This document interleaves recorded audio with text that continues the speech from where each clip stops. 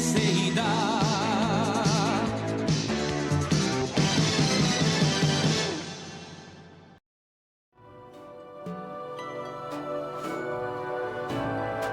Alright folks, we got a treat in store today. I somehow completely missed the release of Galaxy Princess Zorana 11 days ago. Had it on the wish list, looked at my Steam library just about every day for the past month, and somehow the princess must have maxed out her stealth skill, because I didn't find out until yesterday when there was a news at the top of my library saying, hey, in case you missed out on the release discount, here's a bundle. What do you mean release discount? You're out? It's out? So I guess we're lucky that with the Europa Universalis 5, it must be because of going through so many versions of the game since launch, and so many hotfixes and so many beta branches, that maybe it was tracking something that was no longer there. I tried to look at everything else that I could to see what I could possibly manipulate. I tried going into the files and documents directly to look for the crash logs and try to make sense of the error document and everything. And from what I could tell, it feels like the error in Europa Universalis 5 was it was trying to push on something that did not exist that would fire on the 2nd of March 1510, and because it would try to act on something that does not exist, the game would just collapse entirely. Which is to Europa Universalis 5's loss, but to the gain of Galaxy Princess Zorana. It's funny, because I had first learned about Long Live the Queen by way of Crusader Kings 2, because around 2013 is when I discovered Crusader Kings 2, fell in love with it in a big way. And I was like, hey, if you like Crusader Kings 2, here's a princess maker-like that is all about you're a medieval fantasy princess and all these things keep getting you killed, have fun. And lo and behold, I had fun. And so when I heard that Hanako Games was coming out with a sequel to it, set in the far sci-fi fantasy future, but the same world, man, I was excited. Wish-listed instantly, and somehow the wish list failed me. But the princess can't hide any longer. We're gonna play it today. I'm going to fail repeatedly, I'm sure. Version 1.0.9. It's funny, I think when I was looking yesterday, I was at 1.0.8. And so, for a moment, both the EU5 and Galaxy Princess Zorana were joined in unholy matrimony with a bond of 1.0.8. Trophies? Died of alcohol poisoning, died at least once, and a whole bunch of things I have no context for. Novan relative. The configs I took a peek at, I think I might want to keep it at the defaults for now. Save files. Title. Shall we get into it?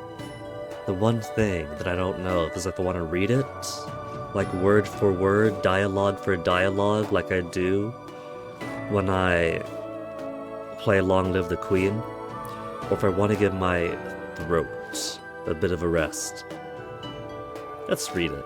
Let's do it. It's gonna be our first time playing the brand new game, the sequel to a game I adored. Now, Hanako Games has lots of other stuff that they've released. I know that I think it was Magical Diary Wolf Hall that I watched Punchy stream a while ago. And apparently he was familiar with Hanako games too. From that angle, from that side of their library. He was more of a Magical Diary fan. So he was aware of Wolf Hall, or of Horse Hall, gave Wolf Hall to play.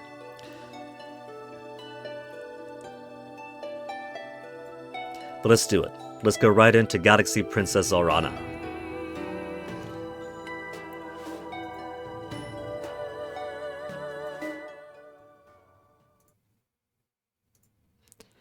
You lie in your curtained bed, trying to relax your mind to sleep, located in deep space right now. Mood, indulgent. What a rotten, rotten day. Your mathematical drills made your head hurt. Your soup was served far too cold, and the heel of your favorite damson purple shoe snapped completely off on your way back to your room, making you stumble in front of your guards. Even your beloved pet. A cunning bionic hawk, a sinuous golden viper, an all-consuming black blob. Oh, we got options. I don't know if this is going to affect stats and stuff. I didn't keep too close attention, because the last I checked in on things was like, yeah, we're making this thing, but it's going to be a long ways away. So, a while ago, if I had only just yesterday found out the game was released at all. Do I want a cunning bionic hawk, a sinuous golden viper, or an all-consuming black blob? An all-consuming black blob is a funny option.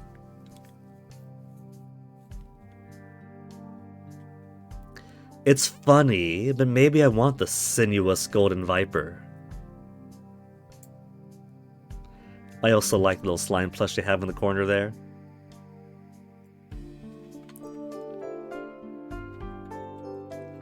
What do I do? What do I do? It's my first choice of the game. Is it gonna be the biggest one? Let's get the all-consuming black blob. Ignored you during feeding time! It's bad enough that you had to leave all your friends and be dragged off to this floating palace just because you're the heir now. What's the point of being an imperial princess if you can't have nice things? Your father, the Emperor, rules over all civilized space. How dare your shoe betray you? We have a whole wall of shoes. We've also got quite a lot of lucre. This is not helping you get to sleep. Relax. Relax. You can get another shoe in the morning. Suddenly, there's a loud chime at your door. You don't care. You're in bed. You're not answering it. To your surprise, your room lights turn on by themselves. Someone out there has a power to override your settings. Sidio? Your Imperial Highness, Princess Zorana.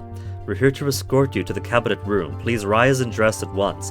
But my purple shoe heel broke. I can't be seen in this state.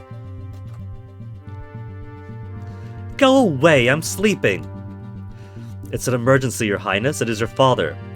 Whatever my father wants, he can tell me in the morning. Not if he's dead, Princess. Princess, your father is gone. What? Mood change from indulgent to compliant. I'll be right there. You make your way to a seat, still dazed. All around, government ministers, logothetes, and civil servants are shouting at each other in agitation. It doesn't seem real. Surely, the real you is still lying safe in bed. Adrift and confused, you stare up at the imperial portraits that overhang the cabinet table. Is that Dad and Mom? Clearly, we inherited Dad's good looks. Father, Mother, I never really knew either of you. Codex update! Your mother died when you were very young. You barely remember her. You have only pictures and her name.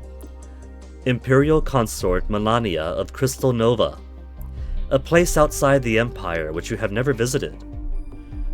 How do I view my codices? I could view my moods. Right now we're compliant, and if this is a binary thing, compliant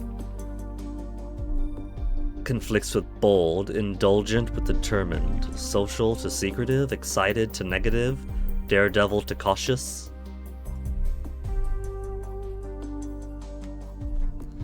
Codex. Crystal Nova is a galactic power consisting of only a single star system, but disproportionately powerful for their size and able to fend off any other power attempting to conquer them. Both their culture and technology are centered on mineral crystals, which they enjoy displaying. Even their weaponry is commonly made of crystal. Currently neither an ally nor enemy of the Celestial Empire, but the two powers are on peaceful terms. Zorana's mother, Imperial Consort Melania, came from a prominent Novan family. Novan, huh? And it was hoped that her marriage would bring the two powers closer together. These dreams faded after her death. Look at other information. Heru. Winged in feathers. Eyes that never blink. Color patterns seem very familiar to non-Heru. Mom. Zorana's mother, who died when Zorana was a child, not a reigning empress, but only the wife of an emperor. Originally a citizen of the Crystal Nova from a prominent family, and her marriage to Dragosen was a result of lengthy negotiations between the two powers. So, there's 6 pages worth of stuff. Naturally, I'm not going to read through all of it. 2 founding species of the Celestial Empire from Mao Prime. Mirkan, one of the 2 founding species of the Celestial Empire, from Kedro Sector, Mirka 1. Dark gray skin, long pointed ears, pale colored hair. Tharkan, 3rd species to join the Empire. Green, hairless skin. Black eyes with colored irises and antennae. Help, help, help.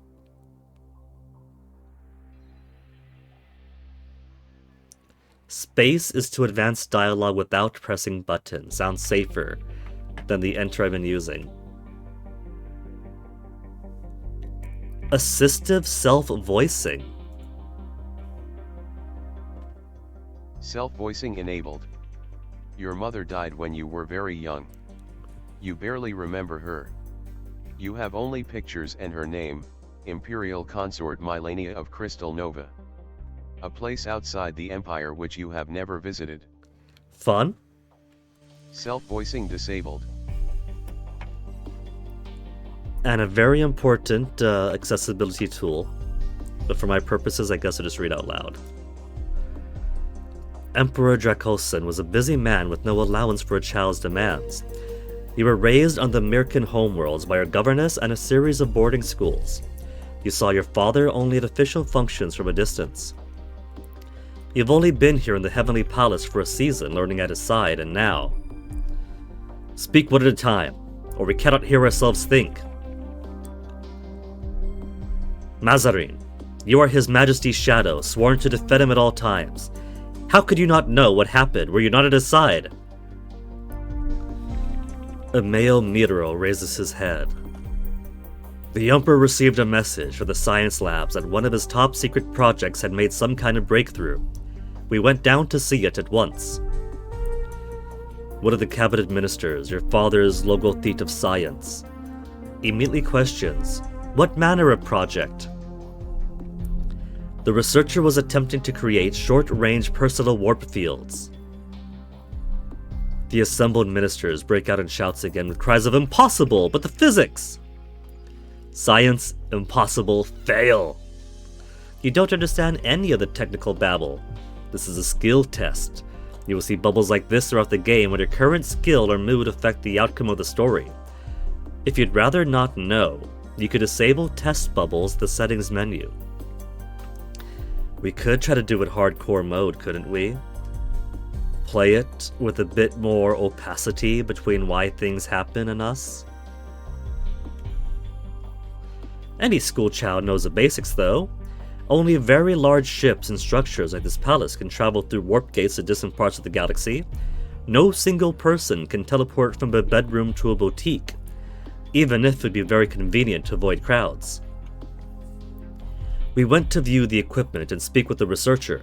Dragelson sent me to another lab to check on some readings. He is my first loyalty, so I obeyed him without question. Now, I need my bitrate to behave without question. What is this? What is this? Come on, come on, I see you there. Tickle, tickle, tickle. Tickle, tickle, tickle. There you go. You have to know how to coax it.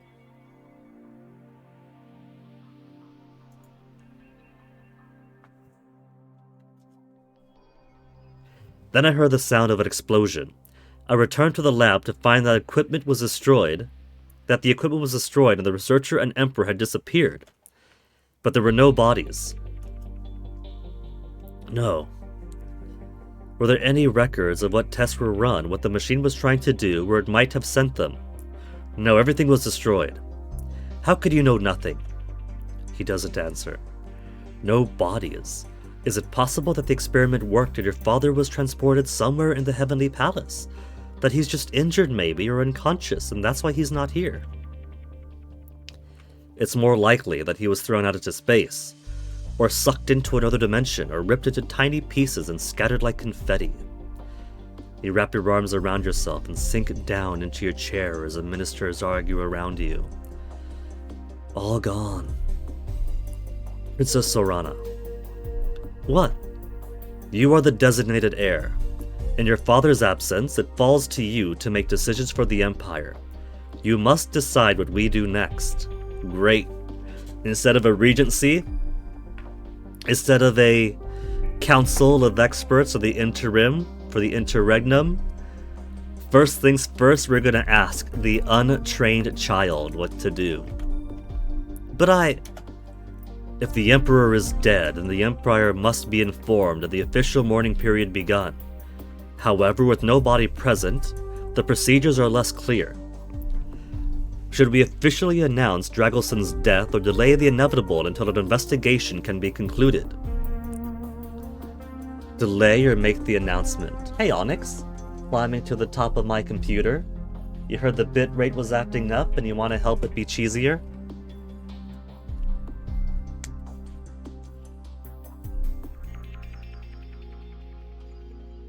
What you smacking your lips for, Onyx? Did you see something juicy out the window?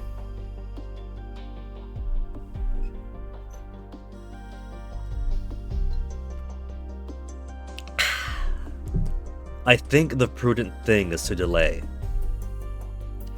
There's probably gonna be a sense of how dare you not announce this immediately, but there's always a chance he might be alive. So we shall delay for now, do an investigation, and if it turns out that my father is either dead or can be considered permanently lost, then we shall make the announcement. It is the middle of the night and no one is sure what's happened yet. Maybe there are clues we haven't seen. There could still be hope. There's no need to rush. Very well. The Celestial Ministry will organize a full investigation. There is a buzz of agreement and plans to sweep the entire palace for any clues to the Emperor's fate. With a special focus on the Science Division. We must also consider the possibility that this was not an accident. A tall woman leans forward, her earrings swaying. She is the Imperial Thresher, head of intelligence of the secret police. You've never really spoken to her. Her reports to your father were always made in private.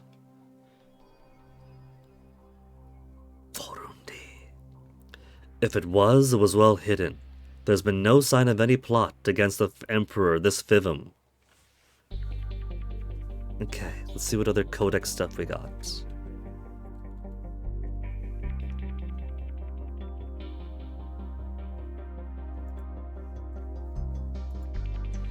Imperial Shadow, more than just a bodyguard, stands as close as second skin. An extension of their master, carrying out their orders without question. May not marry or take lovers. Oath of service has no end, not even in death. Serves and protects into eternity. So the Imperial Shadow is likely, at least the one we've met, still loyal to Dad then, right? At least that's a theory and the sacred duty. They've been cases where the shadow lapse in diligence to refuse an order. Simple failures are executed. The fate of those who knowingly betray their divine calling is far less pleasant. Is that a bit of foreshadowing?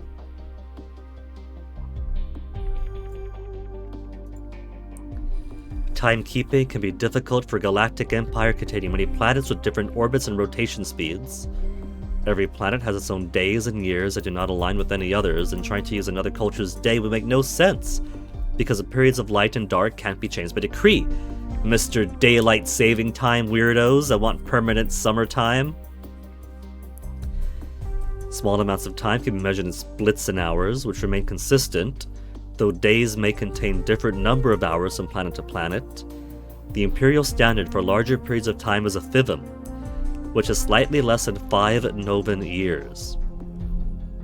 A Mirkan reaches adulthood after they have completed their 4th fivum.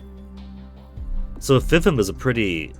Alright, so roughly 20 years old then, is adulthood.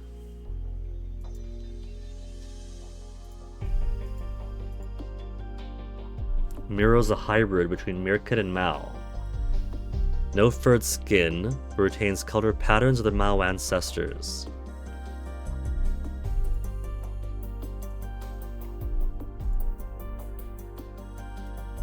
You will pursue it. Is there a log? Because I think I skipped the second half. No, yeah. No sign of a plot against Air for this Fivin, you will pursue it.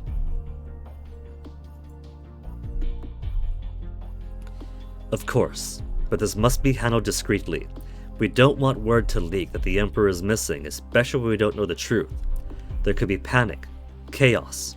Enemies would take advantage. And in such uncertainty, we must devote extra attention to the safety of the air. She turns to you. You don't have your own oath-sworn bodyguard at this point, do you? No, just the regular guards.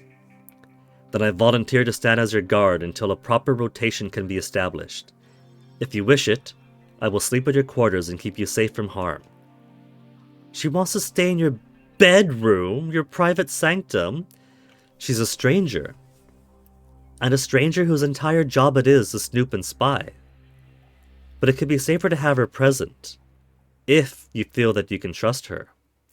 If not, you'd be volunteering for your own execution. Can you trust anyone in this palace?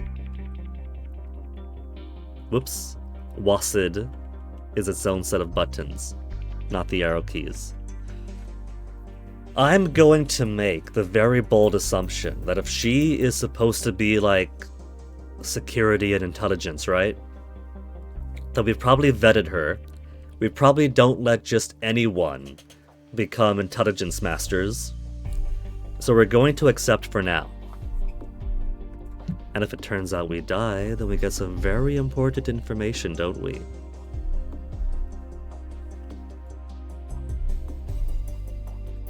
I'm going to accept. I accept your offer. She says nothing, only nods. It is probably best for you to sleep while you can. There'll be little time for it in the future. With the meeting broken up, you disperse into the hallway.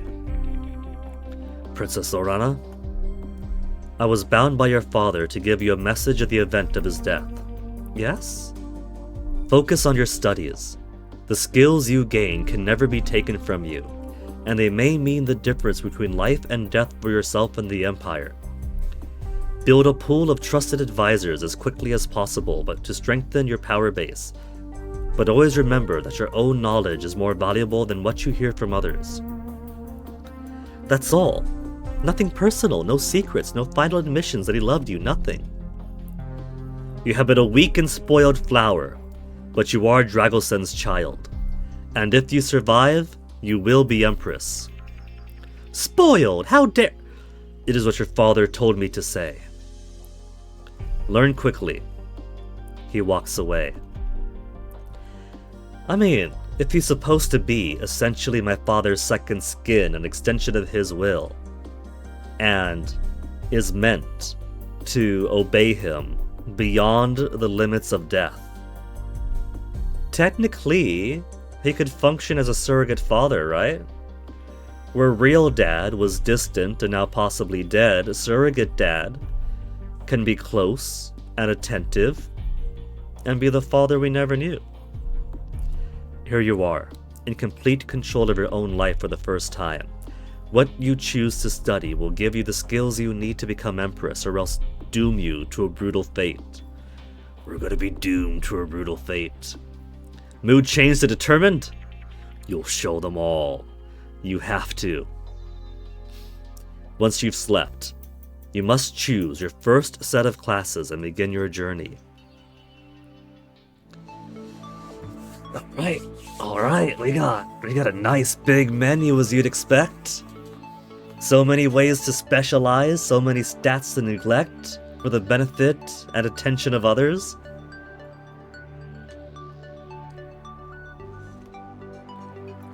Zorana can learn many skills, some faster than others depending on her current mood. Click the question mark next to a skill set for more information. Alright. To study this turn, first and second, we got two options. So currently we're determined. We have interaction that gives rhetoric, etiquette, deception. Combat that gives blade, chain, and unarmed. Chain Combat Master. Body control that gives endurance, pressure points, and contortion. I'm assuming plus has benefit from the current mood, and negative are detrimental and would train slower. Gunnery for ray guns, dart guns, or big guns? Is that a tiny little point in big guns? Yeah, we got 10 points of big guns. It's the only skill she's got, it looks like. Arts is visual, musical, dramatic. Condition for tumbling, strength, and reflexes. Domination. Sports, hunting, wrestling. Determination, is it going to give me domination? Spacious for piloting, operating, and layout. Emotion for empathy, allure, and menace. Hold on. Plus, minus, and X. Maybe X is completely incapable at this mood level.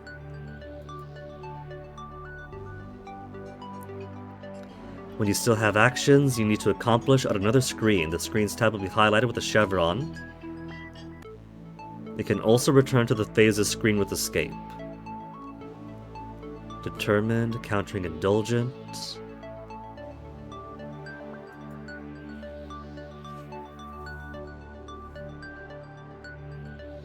I could see arts being further helped by indulgence. She could take the time to practice her dramatics to give in to music or her visual skills. Stealth is hiding and choosing sleight of hand. Environment is survival, scouting terrain, engineering, repair, invention, demolition. Invention, huh? Maybe if we max out invention, we could figure out what happened with Dad. Maybe with repair, we could piece together the pieces.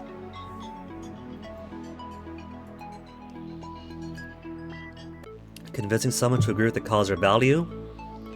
Whipping up support for ward-involved rhetoric, etiquette, understand the nuances of formal manners in order to avoid or give offense as desired.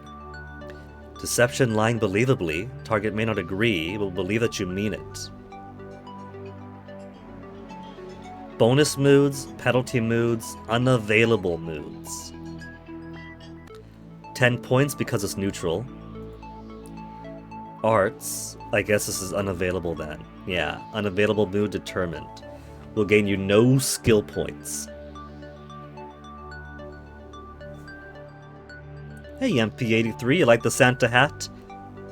I've been wearing it since Friday, MP.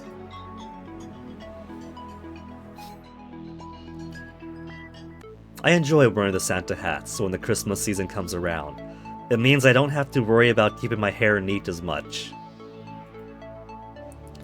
Blades, chains, whips and chains.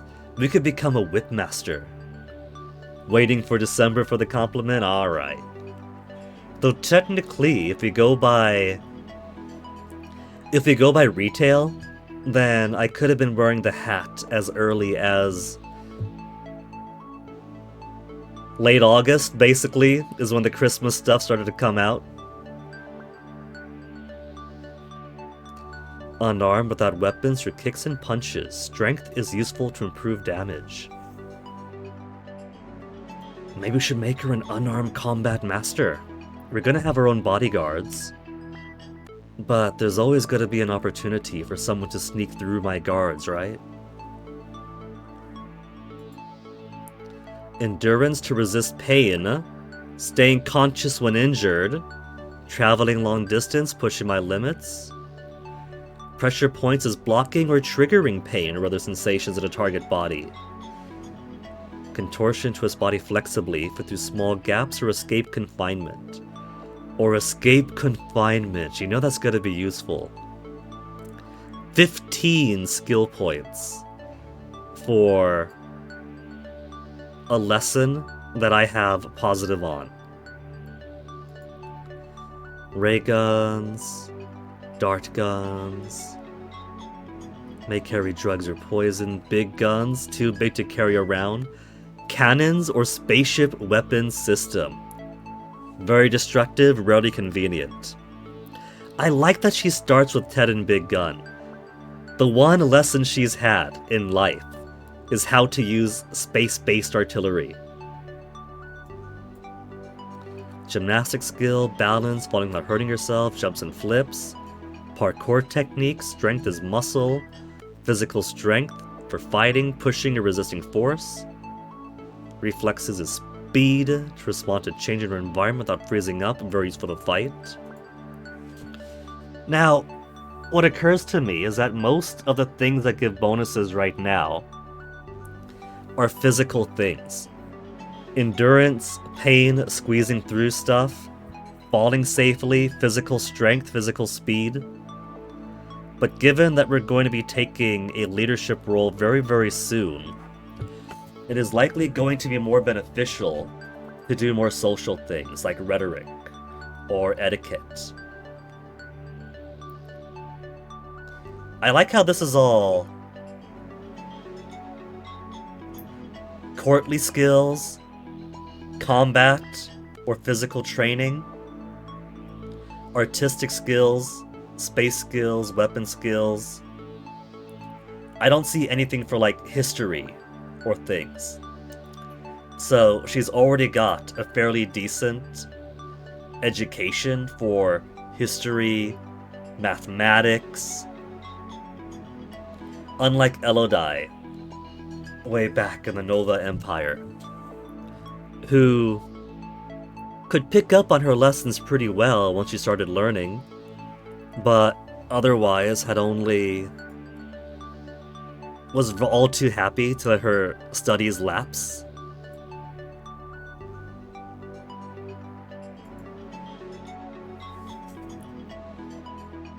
Domination.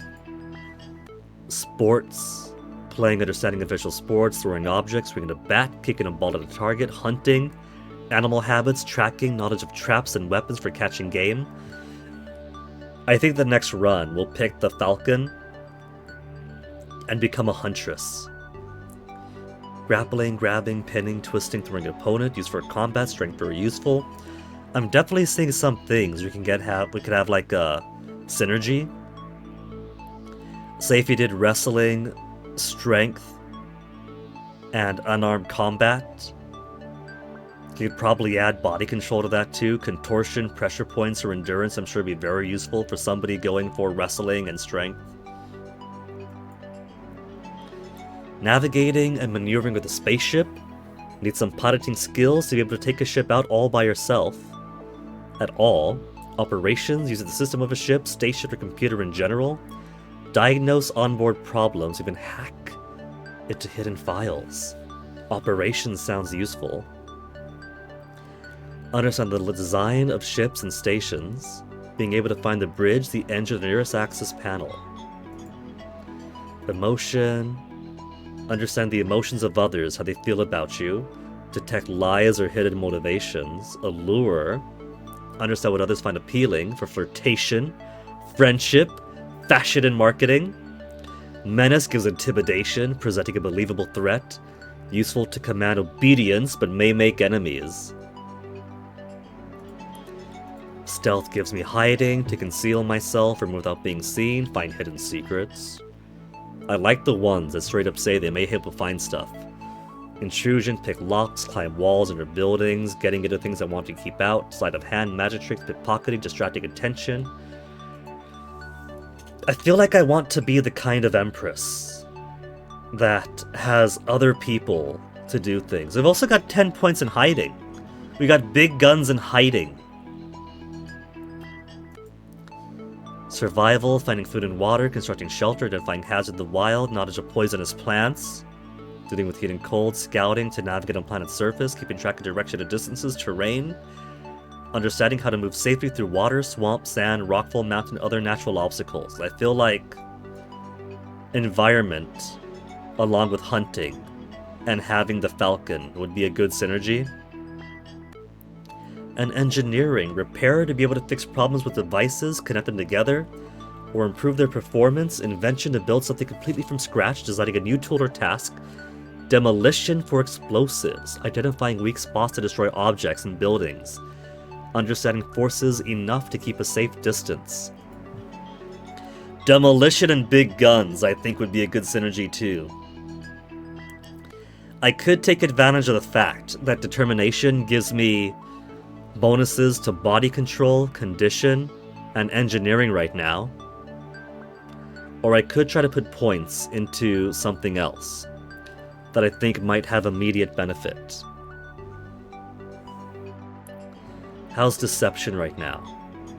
Lying believably. May not agree, but they'll believe that I mean it.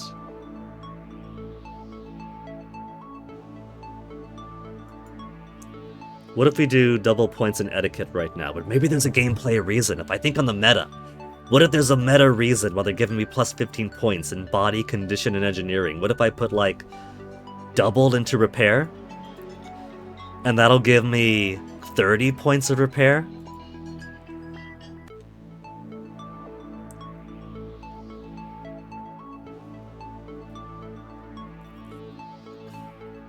If I put it all into big guns, I'll have 40 points of big guns and nothing else.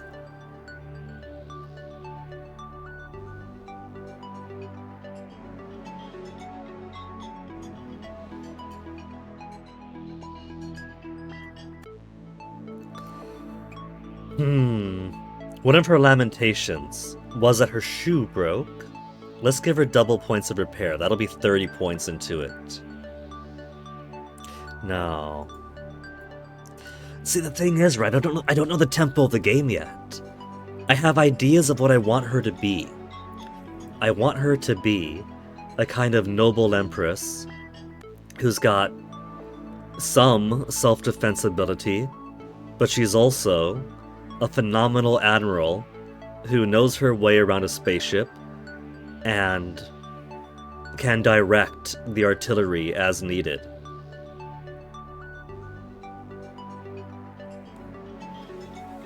I should put full points into dramatics for that. Full points in dramatics for the Admiral Empress.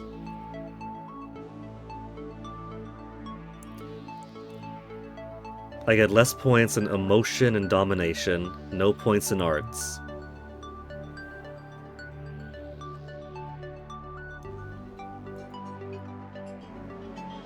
Let's put points into endurance. Push it to the limit first, as we begin our studies.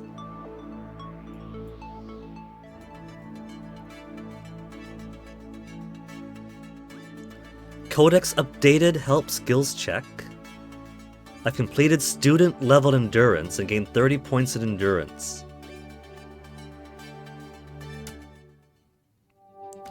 Once again, you lie in your bed. This time, sleep bubbles up easily.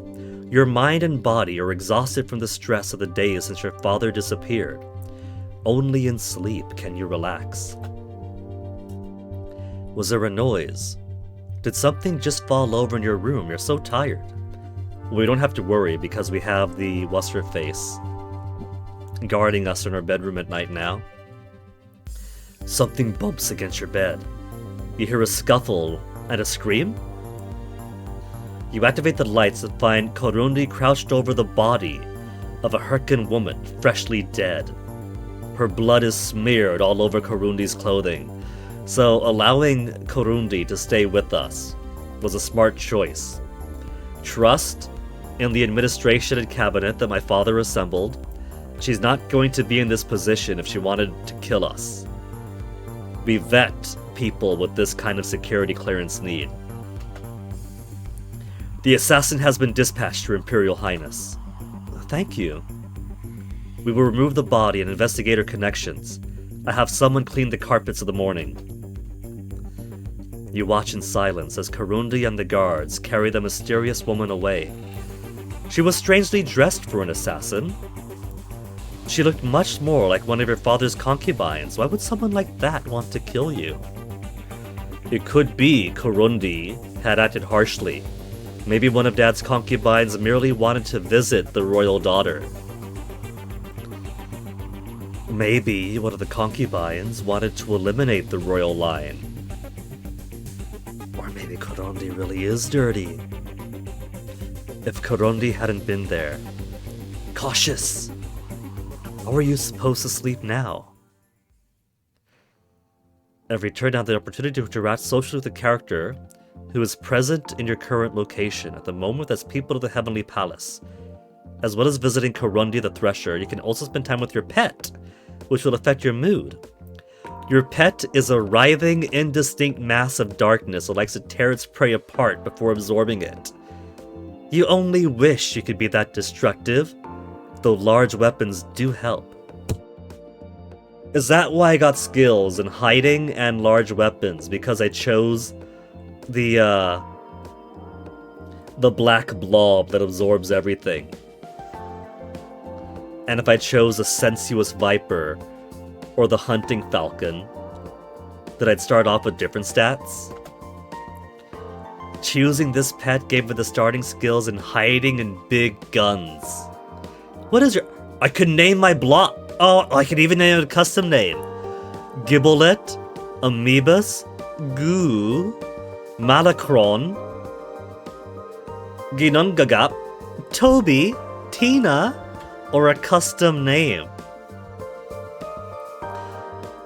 Up to me. I see Onyx is standing in front of the boyfriend's bedroom door staring at it. Onyx, do you want to be let back in? Let me let Onyx back in. He ate some of his lunch, but not all of it, so he probably wants round 2.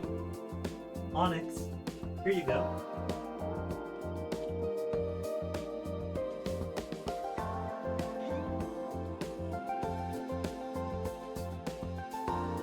Toasty, you can keep napping, it's okay.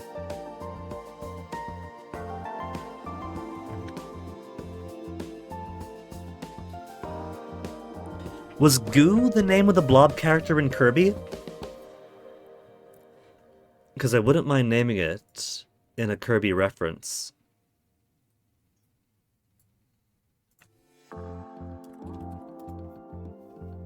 Gooey is the blob's name. So do I name it Gooey? Or do I do something funny like Ginungagup?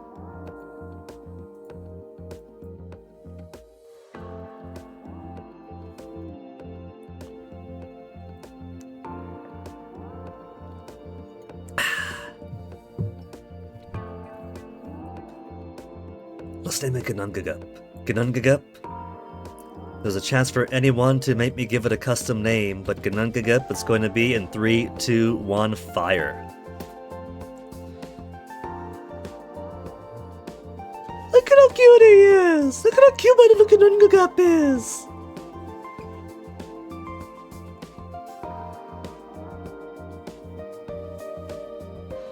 So I'm cautious now, and cautious counters Daredevil.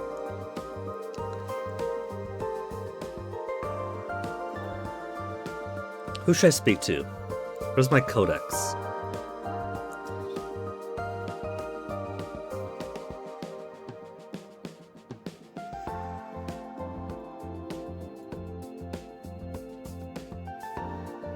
There's Dad, previous ruler of the Celestial Empire, greatly respected, feared throughout the galaxy, an intelligent man known for both ruthlessness and for long-term planning to maneuver his enemies into doing his bidding. Maybe this is part of Dad's plot. Maybe at the end of the game he'd come back like, oh, my daughter, I knew you'd do well. Dragosen's predecessor died while he was a child in his second Fivim. Just like us. Empire was temporarily ruled by a regent until the young Dracosen was capable of assuming control. Okay, so no deets on the people before me if I wanted a refresher on them.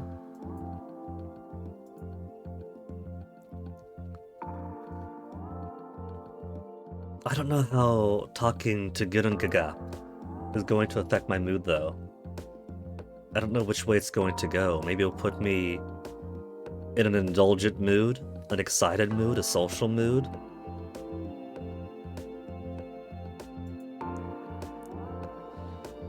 If I press help, it tells me what skills are helped or hurt by the various moods. So with cautious, we could do stealth, environment, engineering. For bonuses, penalties to combat in spaceship and no gunnery at all.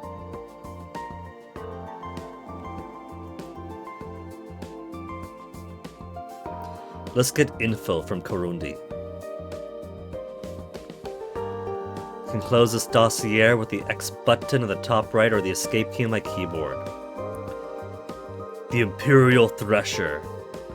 Female from the Empire, Mirkin, not an elector. Grant skill, Intrigue 75. Head of Imperial Security devoted her job. Like I said, she wouldn't become head of Imperial Security if we didn't trust her.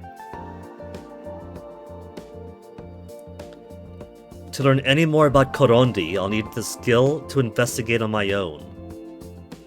What about Gunungagap? Oh, look at how cute he is!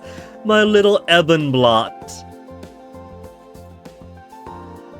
Mazari, not an elector. The Emperor's shadow, so basically Dad.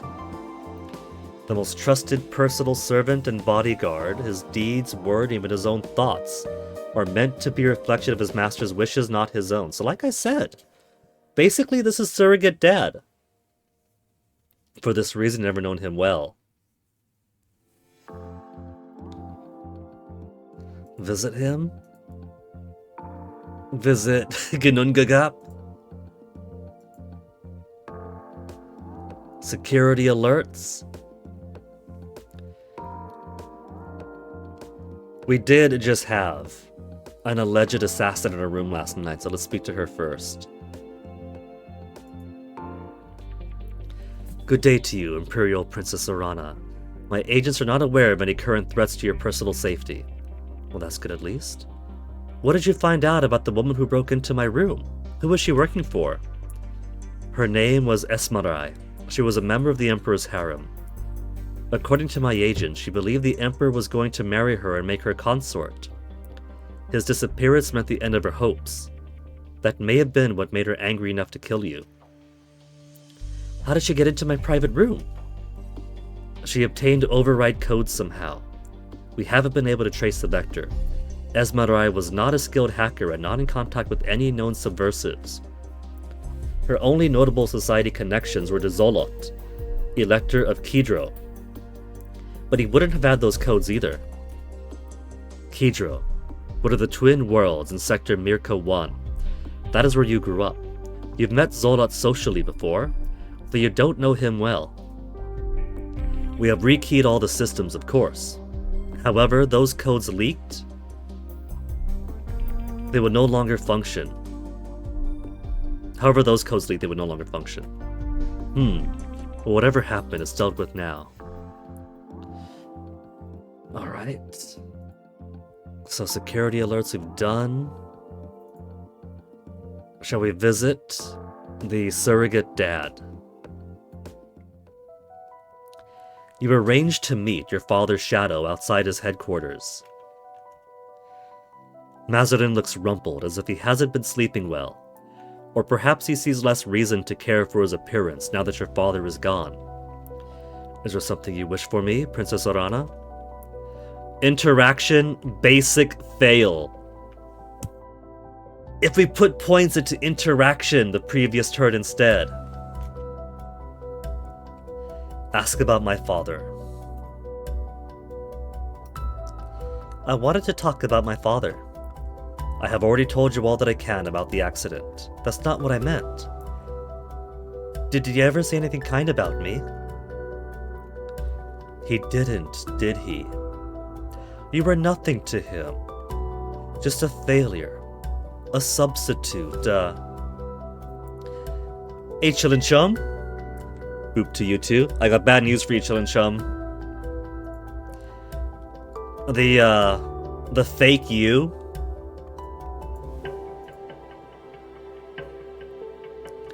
The fake you, Chillin' Chum, has made a move. You are now Hellgate, Chillin' Chum. You've been removed from every other server you were in. I guess he was after your early supporter badge.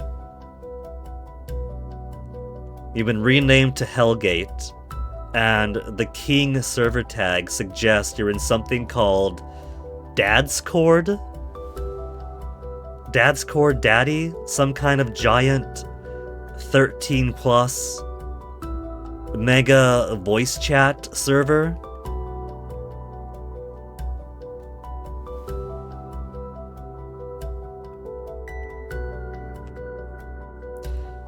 Maybe then, MP. Maybe that's what it's for, because I can't say I know what all this account is doing after having hijacked Chillin' Chum.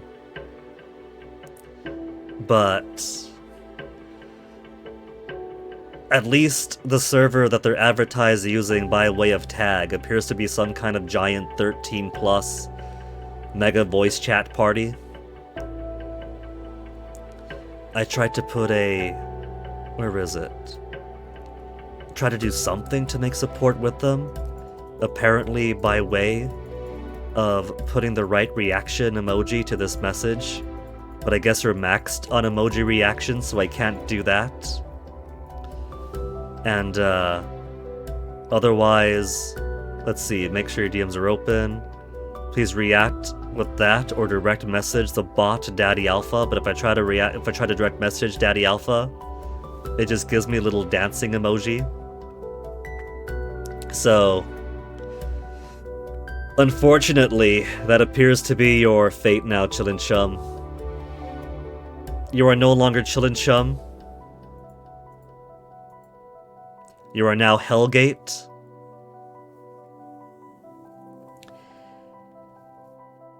And I'm amazed now about how lax Discord is with security. I have no way of actually reporting Hellgate, your old account, and be like, hey, this guy stole my friend's account. I could only report on the profile if the username or picture or something is offensive.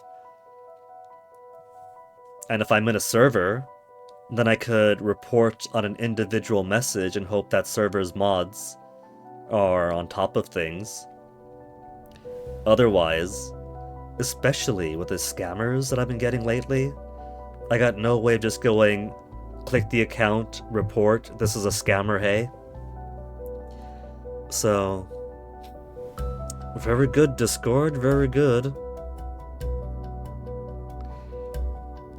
The Emperor has had the highest hopes for you. He believes that you are capable of greatness, that you could become a ruler more powerful than any the Empire has ever known.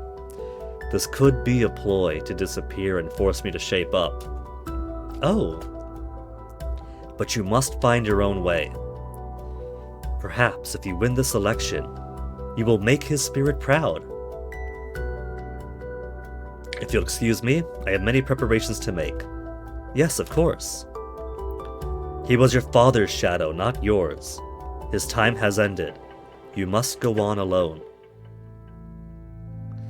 And at each turn you could choose an activity that will change your mood. How do I want to prepare for the turn to come?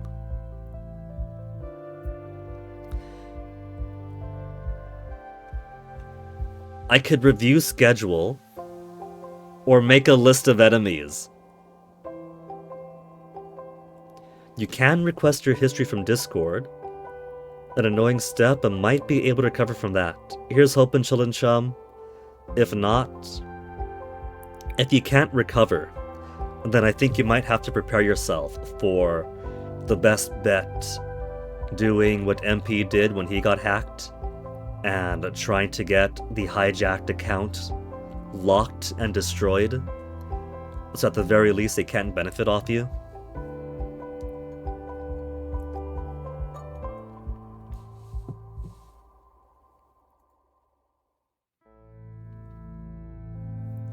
So what do I want to improve on this turn? Interaction and emotion?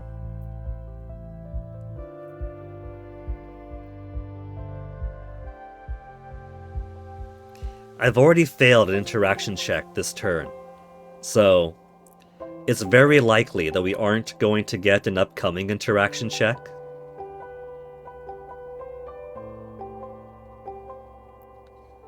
You discovered a game called Shooters Ready. Anime girls at a shooting gallery. Kind of like, what was it? Was it Nikkei? Goddess of Victory, something like that, that's also about anime girls at a shooting gallery? I've only seen Carver play it once to show off its graphics, so I don't know how much overlap there actually are.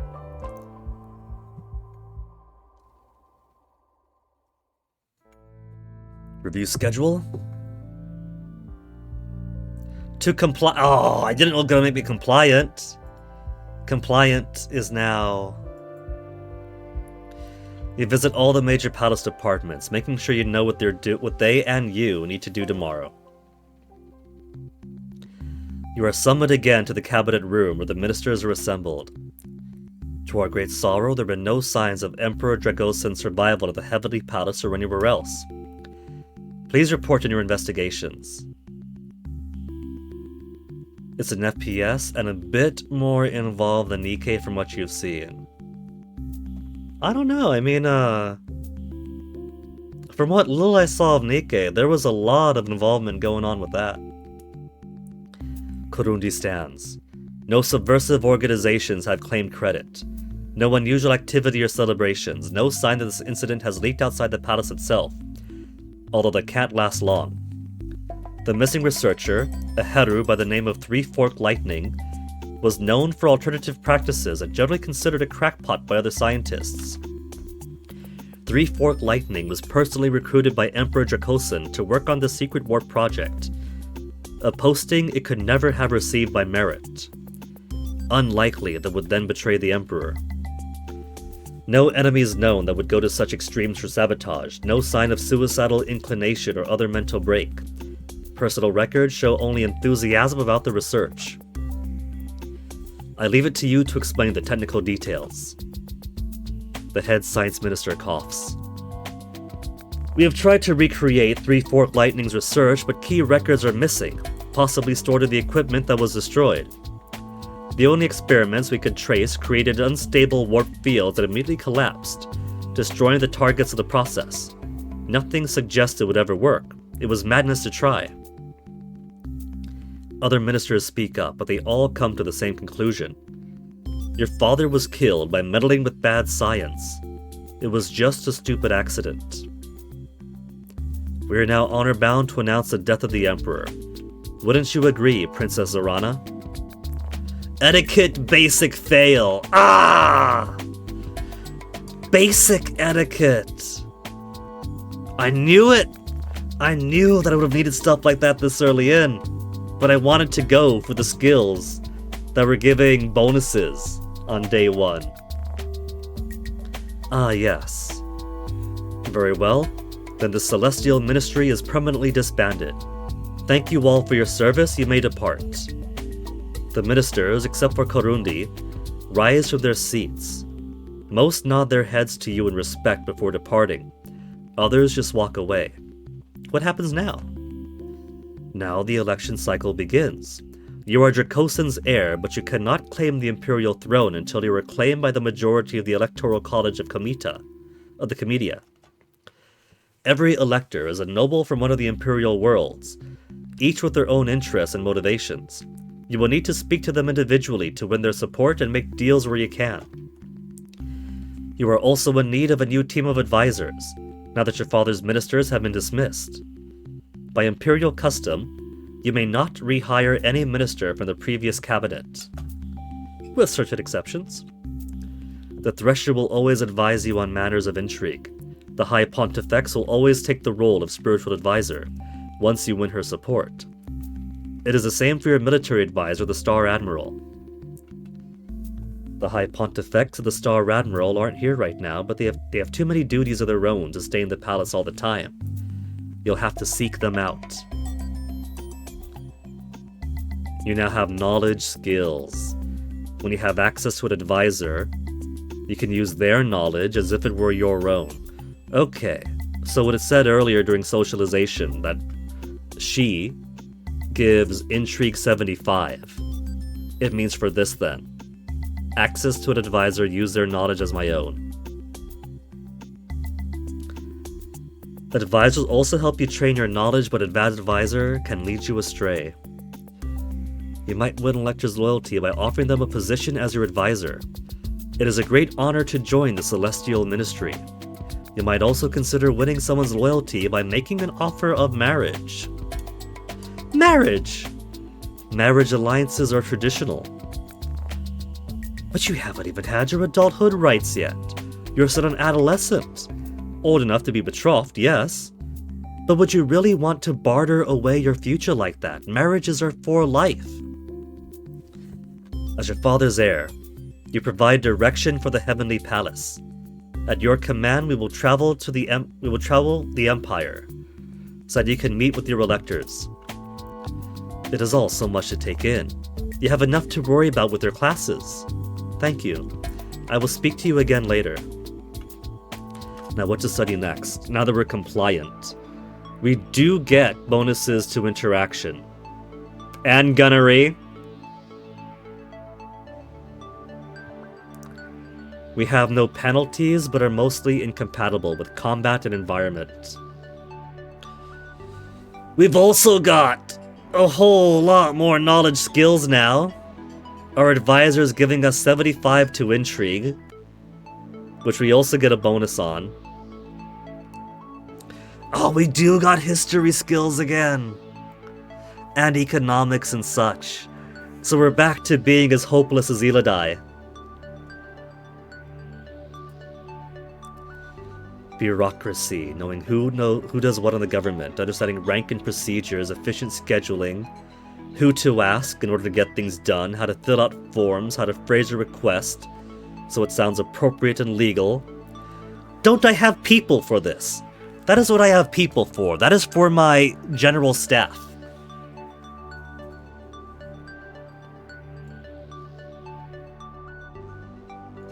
Your learning rate for knowledge skills is not affected by mood, but by how your personal skill compares to any minister assigned to this position. Skill checks will either test your skills or your Lord Chancellor's, whichever is higher. So I gotta find a capable Lord Chancellor to do paperwork for me.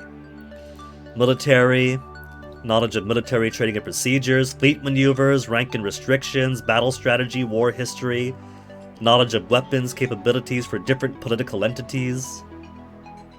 Star Admiral Yakao has now pledged his support. Economics, knowledge of trades, values of various items, salary structures, larger economic theory, taxes, business, rare to obtain rare items.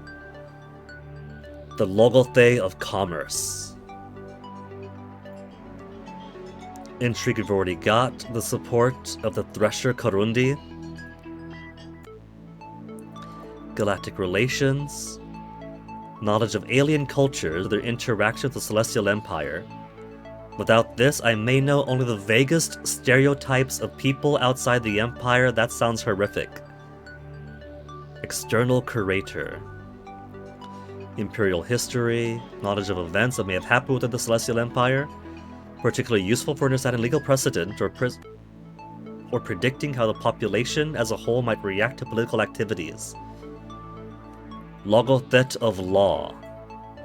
So I gotta find a logothet of law, spirituality, knowledge of religious practices, primarily on Mirka, but also for other cultures. Knowledge of deities, myths, legends, ceremonies, taboos. Not necessarily belief.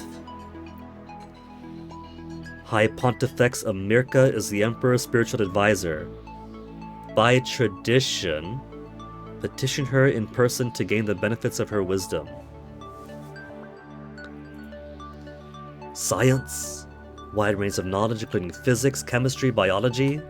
You may not become an expert at all disciplines, but knowledge of science will tell you what is possible and who within the palace labs might be able to help me. Can improve performance in many aspects. Logothet of science and media. Knowledge of popular culture, interconnections of galactic networks, and how to spread a message throughout the Empire. Knowledge of media is crucial to managing your image and delivering propaganda, as well as understanding how your messages are being received by the public. Logothet of culture. So, the easy answer is I want to get ministers in areas of knowledge that I care about and have their stats become my stats.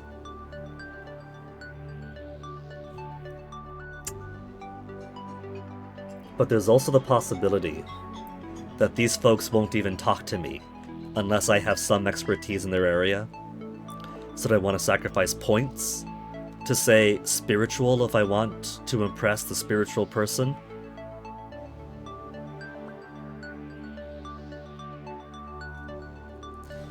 I should have put points into interaction somehow first, at least etiquette. Etiquette would have been alright.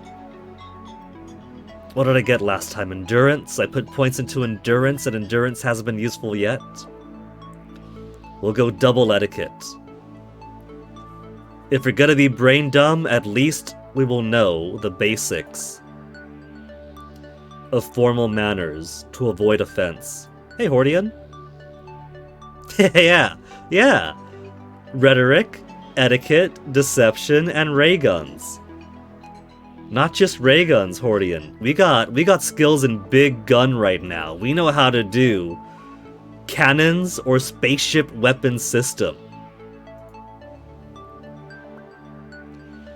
We're a galactic princess, Hordian.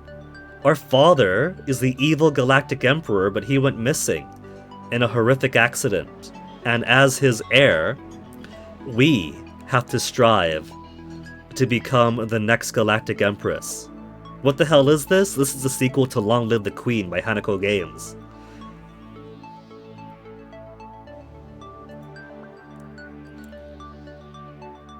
Okay. So, our cabinet's here. We have the support of Korondi, the Imperial Thresher, but she is not an elector. There are 0 votes pledged to us right now, and 30 votes remaining.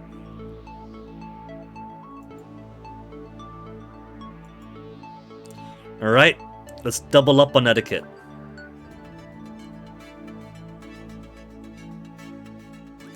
Student level etiquette complete. Princess Zorana. Here are the regular status reports. You eye the stack of papers with some dismay. The Imperial Harem has been cleared. All of your father's former concubines have been sent on their way with appropriate gifts and thanks. Some will no doubt wish to return for the official funeral, but for now it is safer to keep them away from the palace. We don't need any further disruption. That's probably for the best. When is the official funeral? Certain ceremonies to bless the Emperor's passage have been carried out already, but the full state funeral will not take place until a new ruler holds the throne. Until then, the Empire is guided by his spirit. This brings us to an issue which requires your attention. Mazarin, your late father's shadow, has not yet carried out the ceremony to end his life as honor requires. No, we want to keep him around as a surrogate dad. He's basically an extension of my dad. Bureaucracy fail, Imperial history basic fail. It wasn't his fault, it was an accident. There was nothing he could have done. That does not matter. The Emperor's shadow must follow him into death. Have you spoken to Mazarin? He has confined himself to his quarters, fasting in vigil. He claims he is waiting for the Emperor's body to be found before holding the ceremony. You know what? I think this is fair. Because technically, we're assuming the Emperor dead. We haven't found the body.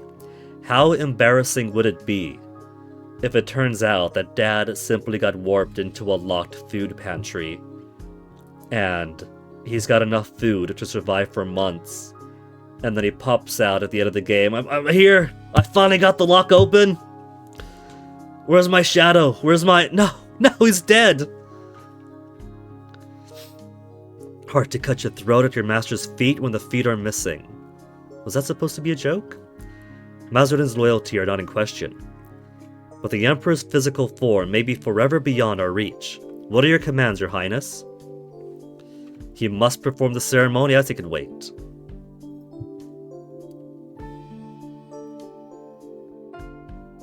If he's basically self-confining himself to quarters, then he's not too in the way. It's not going to cause too much controversy, I don't think. Much as the Emperor's death is assumed, then the Shadow's duty can also be in flux for now. I'm sure Mazarin would rest easier if he could find the Emperor's remains. Until we have final proof of the Emperor's fate, or a new Emperor takes the throne, fair enough. It is not a dishonor to wait. Very well then. You gather the papers and hurry away to your room before you're presented with any more problems. In your room, you check your messages and discover that you've gotten mail from some of your school friends. They said their condolences about your father's death. Of course, the news must be reaching across the Empire by now. It's been a season since you've seen any of your old friends since your father called you away to the Heavenly Palace and named you heir in your brother's place. In my brother's place? Do you suppose that the concubine that came to assassinate me might have been my brother's mother? At school, your two dearest friends were Ksenia and Vasily. Ksenia loved gauzy dresses that blow in the wind and make her look like a dramatic heroine. She's fascinated by rumors of magic and alien powers, and knows more about your Novan heritage than you do. Ksenia was also a far better student than you were, especially when it came to computers. She loves finding out secrets and insists that the crystal she keeps by her keyboard gives her special hacking insights. She's enthusiastic, bubbly, and a bundle of energy. Maybe she is Novan. Maybe she's got her own Luma crystal. Vasily, on the other hand, is much more laid back. He's handsome, artistic, and prefers to charm his way out of situations, rather than do any actual work. He's quite intelligent when he puts his mind to things, but he'd rather use that intelligence to have a good time. Vasily always had devoted fans following in his wake, and he was kind to all of them, but never seriously in love. As far as romance went, you had a crush on... I get to choose who I had a crush on? Who'd I have a crush on? Bubbly Ksenia? Cool, aloof Vasily? Had a crush on both of them? Had a crush on neither of them? Oh man, we got so many options.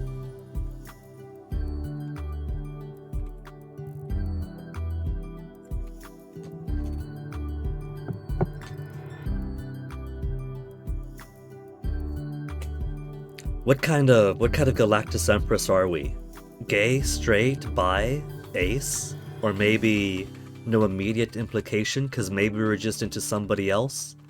Or these are my friends, why would I crush on my friends?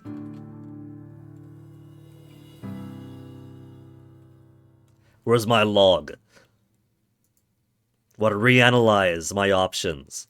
Ksenia, the better student with computers. Loved finding secrets. Loves dresses that make her look like a heroine. Loves magic and aliens. Knows about my Novan heritage. Vasily, laid back, handsome, artistic, the charmer, the schmoozer. Intelligent, but prefers having a good time.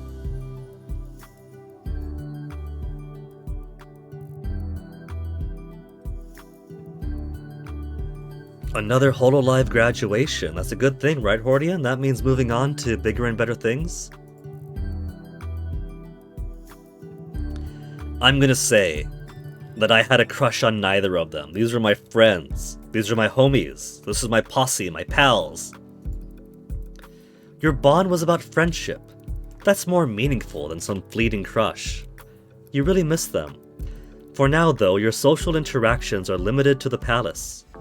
Aww.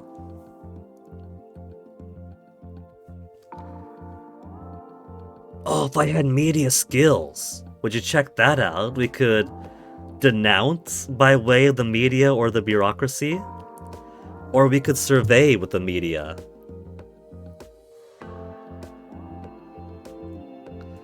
Korondi, we could do more security alerts. Skills granted, Intrigue 75.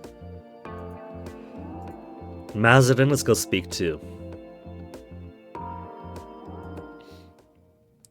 You stop by Mazarin's quarters to try and speak with him, but he won't open the door. Sidio said the Shadow was refusing to leave his quarters and claimed he will not eat or sleep until your father's body is found. Perhaps he is hoping to meet his end that way. In any case, it appears he's not willing to meet with you. Okay, let's play with my Ebon Blot. Ginangagap. Mood change to negative? Negative mood change? You tear apart chunks of meat and throw them to the blot, watching them slowly dissolve in its burbling grasp. If only it were so easy to make all your problems disappear. They tossed a shit ton of work which wasn't supposed to be hers onto her. Isn't that the typical workplace experience? If there's one thing I learned from restaurant work, it's that the better you are at your job and the more you do it good, the more they put onto your plate. Negative. Arts and gunnery, and none to interaction. We could search for traps, or write in the diary. I don't know what search for traps or write in diary will do for my mood, though.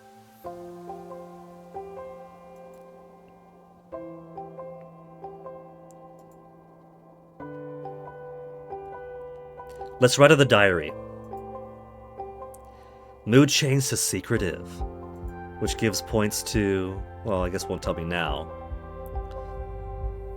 Hold up in your room to record your most secret thoughts in your private diary.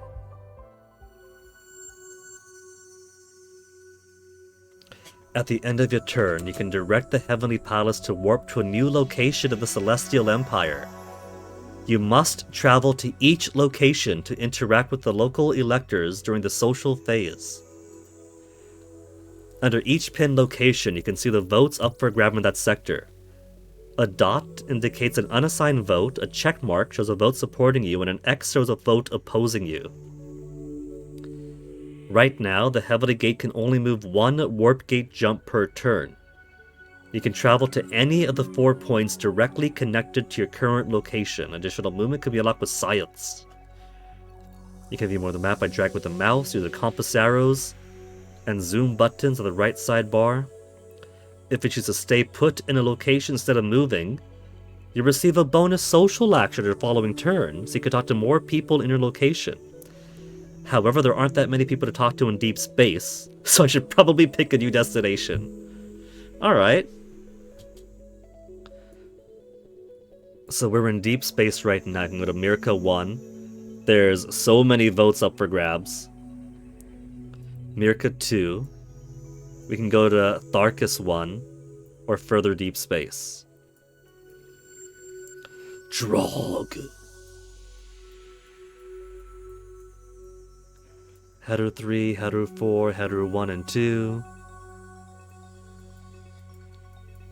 And Crystal Nova, where Mom was from, and my assumption so far, where the first game took place, is not part of the Celestial Empire, and so isn't part of the map.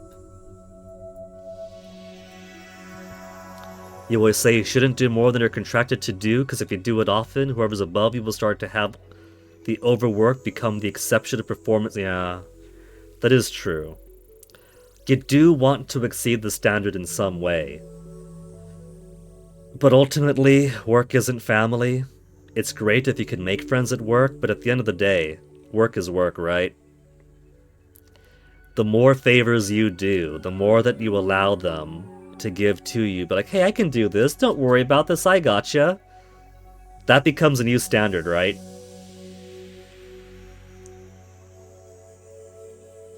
It's kind of like a boyfriend works retail. And of course, because he works TJ Maxx, he's got the hellish task of the only important task is they need to shill the really shitty store credit card. Not just a store card, it's a store credit card they gotta shill onto people. Like, it's an actual credit card with all the plus and minus therein. And so if they do bad, they do bad. If they do good, that good is now the new standard. If they do last week's standard, they're shitty. You can only go more and more and more, and that's the expectation. It's kind of like advice that a sergeant gave me back in basic. When you get your new unit, fuck up early. Because if you fuck up early, that's their expectation of you, and then everything else you do is above that standard.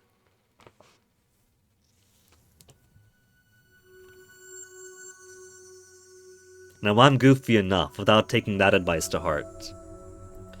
There's fewer votes this way, and I feel like maybe it'd be better to lose some votes early on when the stakes are lower, and then by the time I come around to Mirka 1, Mirka 2 and Mirka 1 especially, that I'll have enough skills to better secure these.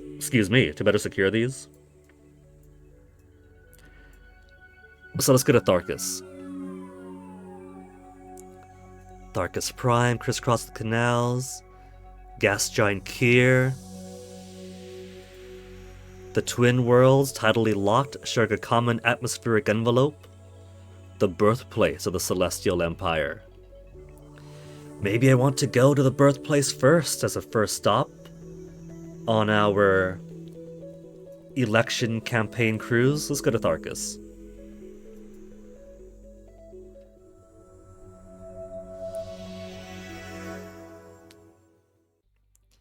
Management shit instead of just being the star. Ugh.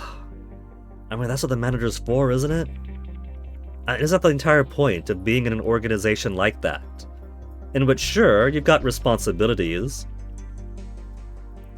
but you have the organization managing your career.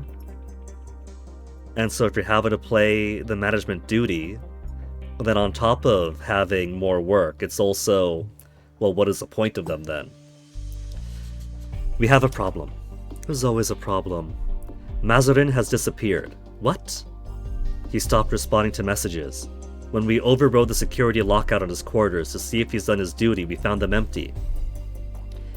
How could an important political person, the Emperor's own shadow, just disappear out of the palace? Weren't you watching him?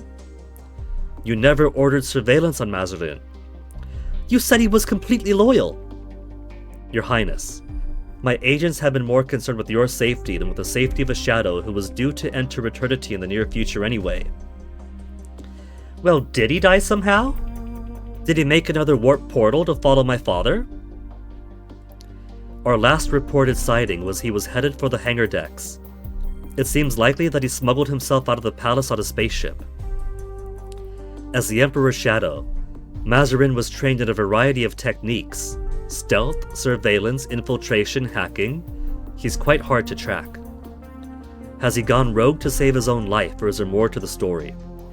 I'm gonna trust in the shadow that Dad chose. I think he's got a purpose for this. Maybe he sussed out where Dad might have warped to.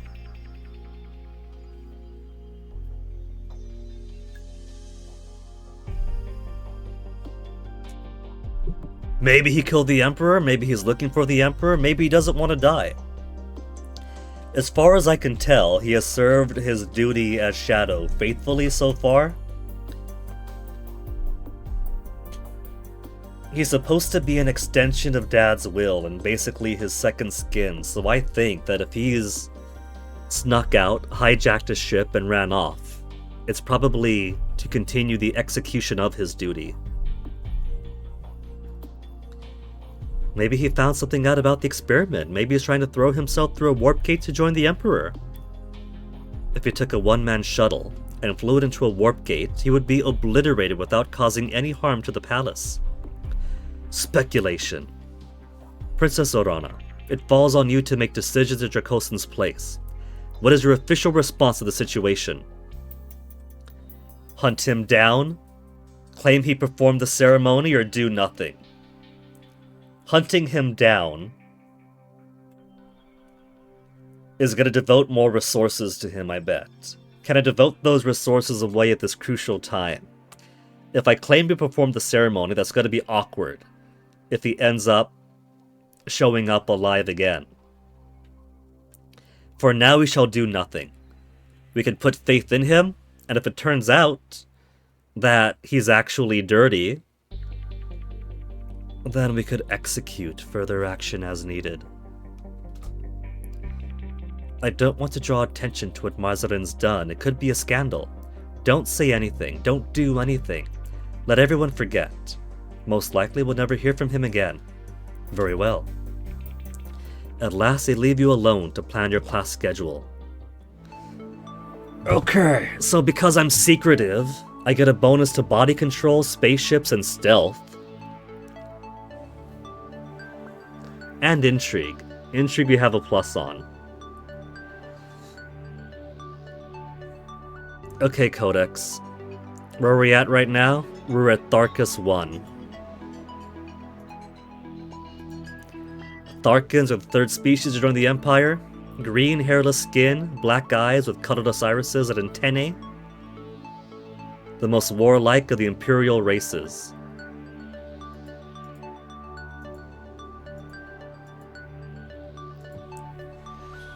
I've got decent etiquette already, I got 30 etiquette, and it seems like the gray bar is how far I could raise it. The way it worked in not in Princess Maker, in Long Live the Queen, is you had your various categories like this, right? But you couldn't just push one stat all the way to 100, you had to like get everyone to 50 first. And then you could raise the stats further up. So if I want better etiquette than 50, then I have to put more devotion to interaction, to reticate, deception also.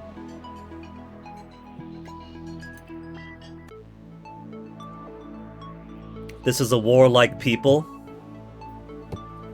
So, strength would probably not be unwarranted. Guns he'd probably appreciate.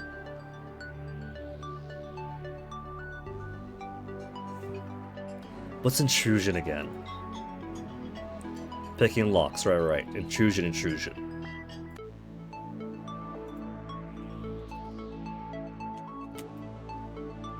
I could put points to pressure point and contortion.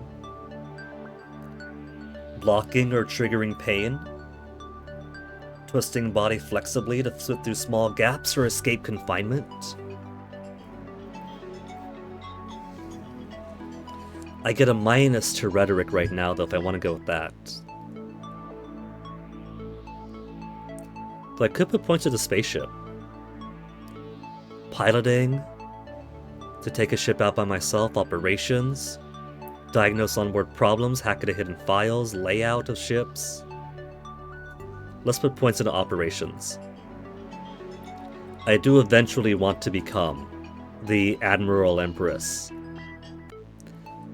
I just have to know the better order to do things in.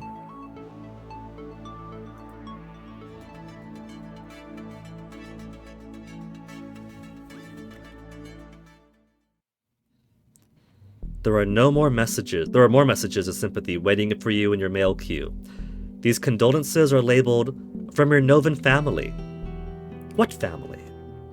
You don't know anything about your mother's relatives on Crystal Nova.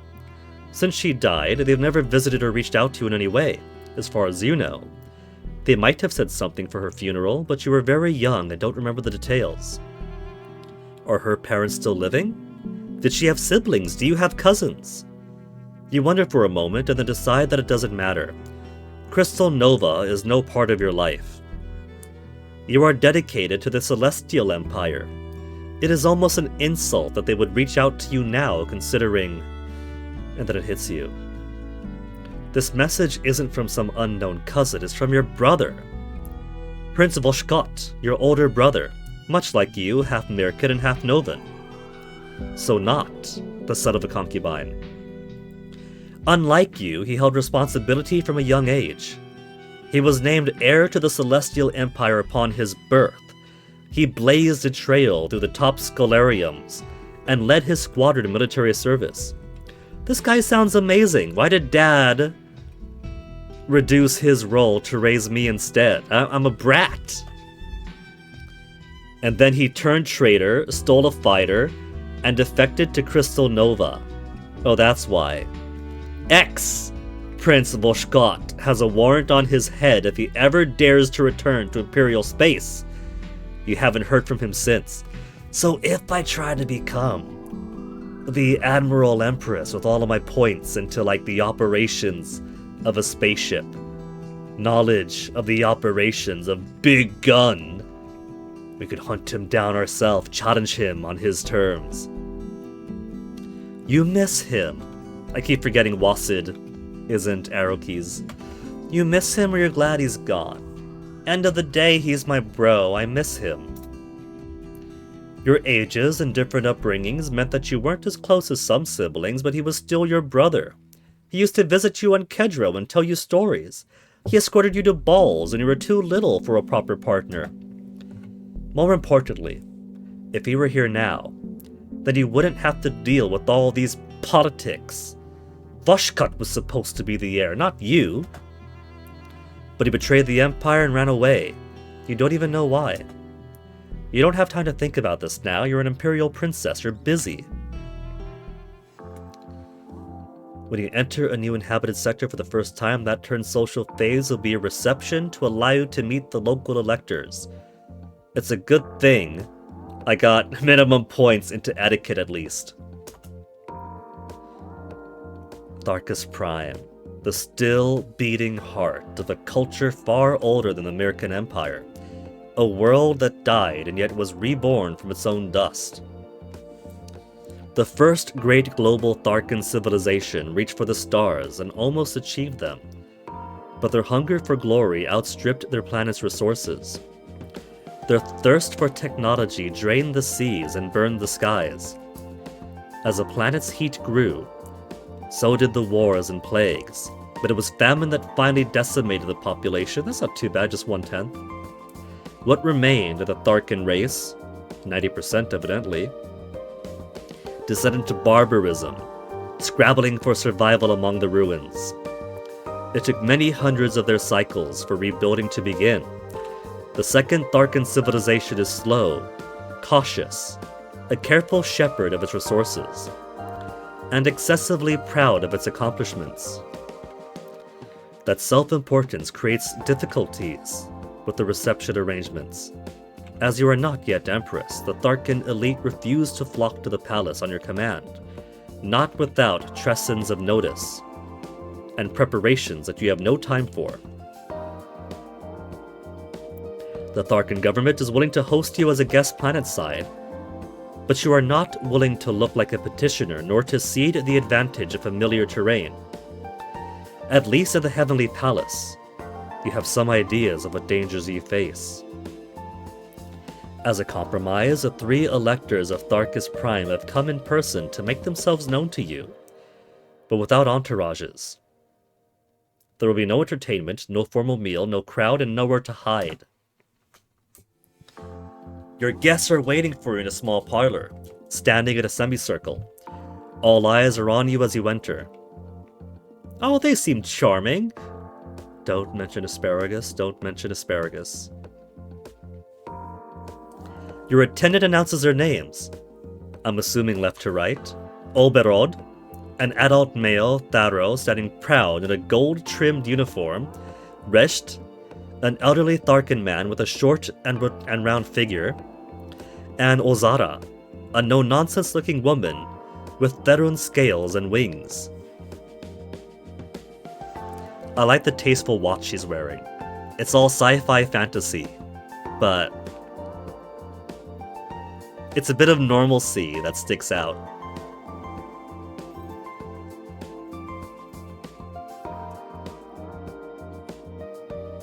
Practiced etiquette failed, but I got the basics. Thank you all for coming. It is a pleasure to meet you.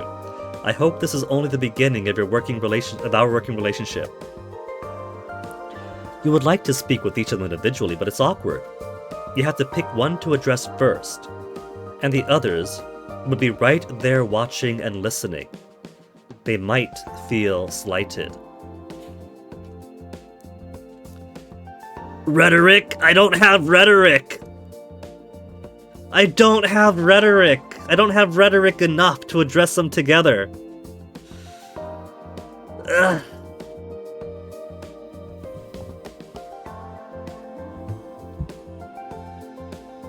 Map, files, logs, stats. What did I do? I got operations of spaceships. This early in, Guinea, we got endurance and operations. Okay. These are all electors, right? We have smiling-looking military man, we got pleasant-looking elder, and the lady's got a stern face. What would be the most appropriate option?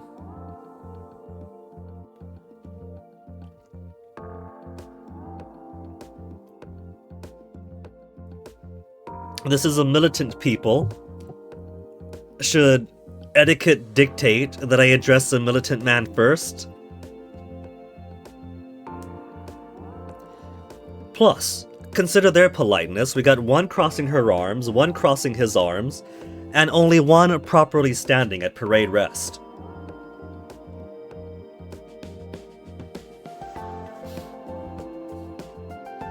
Let's speak to Oberod.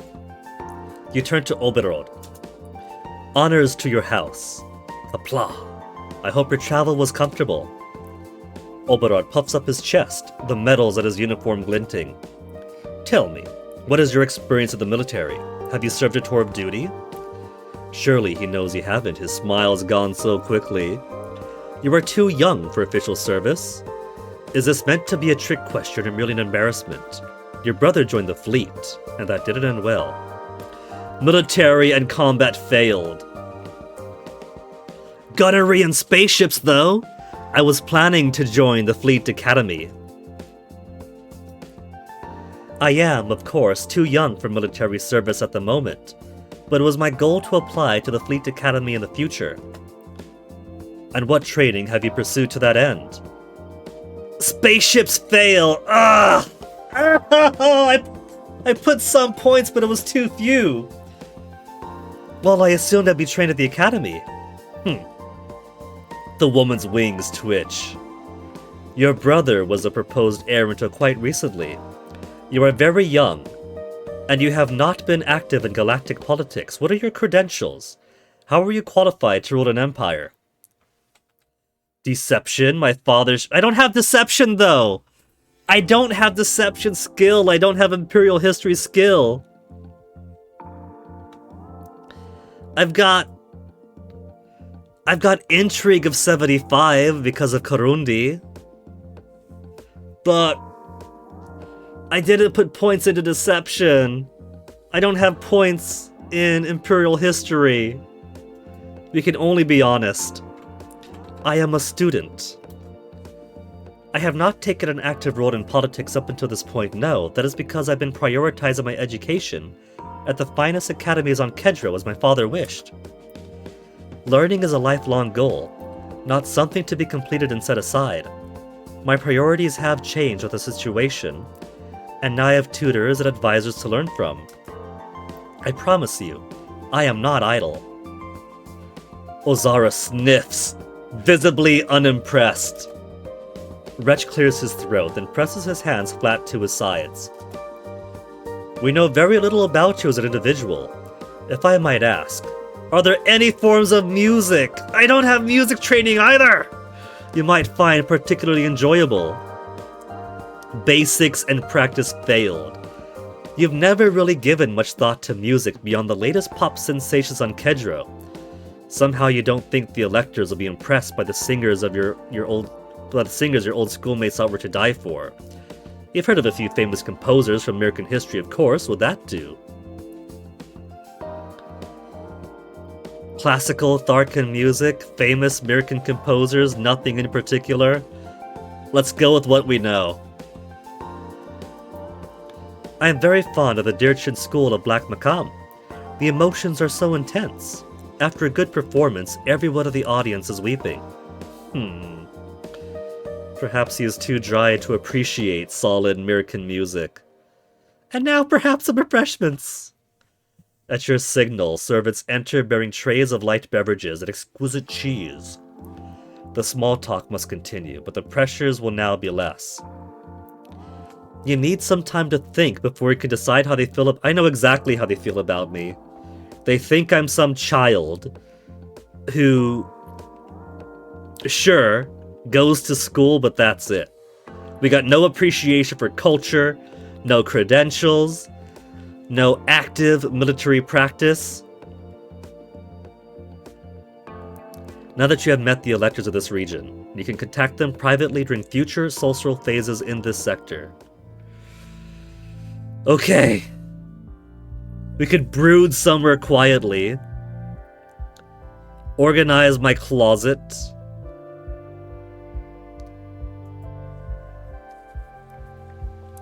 Wait a minute. Do you suppose that the position of the activity determines what trait I get? Like, if I organize my closet, I get determined. If I brood somewhere quietly, I get negative. Maybe it's as straightforward as that. Maybe it's literally pointing to what it helps. Negative give arts and gunnery, a bit too late for both. Determined with condition, body control, and engineering. I have to do something though, I can't just skip ahead.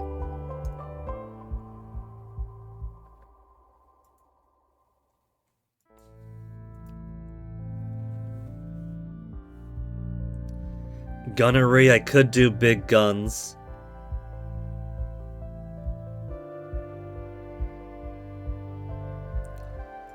I could choose whichever one hurt me less. Emotion, domination, and art, penalized. Condition, body control. X on interaction. So at the very least, I'll be able to put points into interaction if I organize my closet and become determined. Let's do that. You sort through your belongings, carrying some away to storage and organizing others to be more convenient for your use. It helps to clear your head.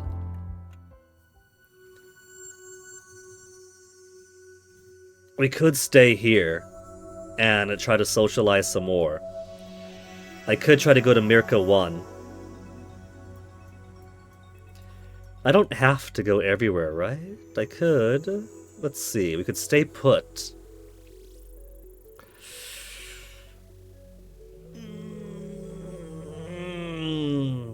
We know what they like here. They like military stuff, they like credentials, they like music.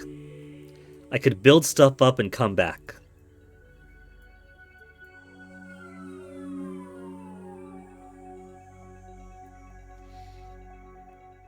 Should we go to Tharkus 3 then?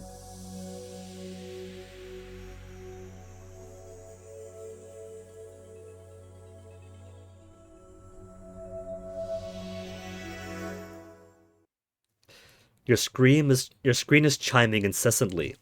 Someone on your contact list is trying to call you. Hello? Oh, is this Vasily? Vasily. Oh, Vasily's a little heartthrob, isn't he? Hello, Zorana. Oh, hello, Vasily. And Kashinia. Kashinia pushes her way into view. Zorana, we're here to support you in your hour of need. Well, we're not here yet. I mean, we're here, but we're not there. Though we could be if you want. What?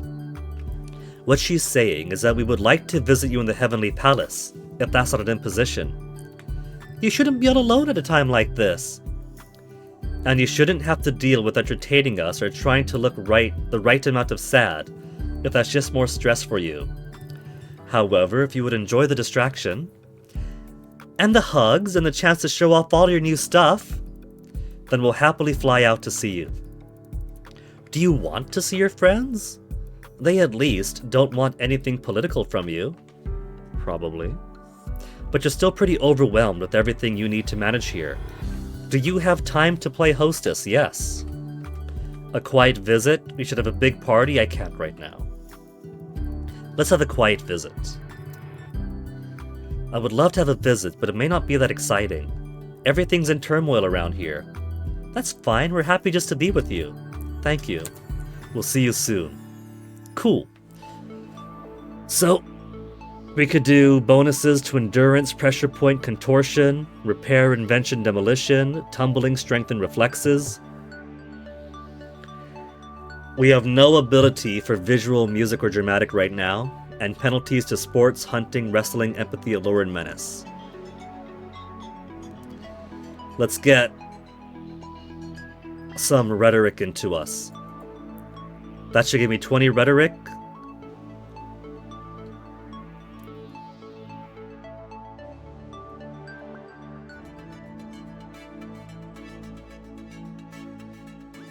Gained basic level rhetoric. You wait eagerly for your friends to disembark. Zorana! She runs up and throws her arms around you in a hug of greeting.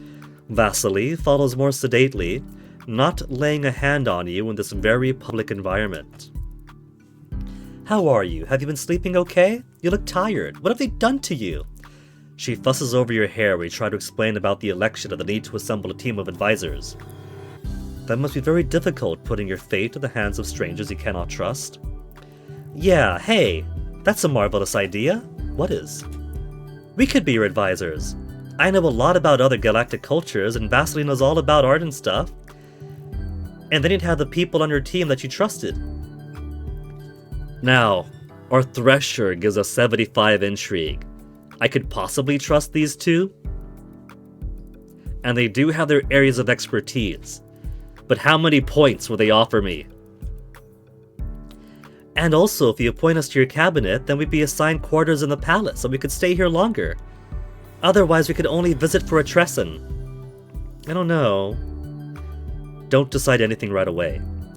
We would be happy to help, even if it's only for a little while. But you have many responsibilities here.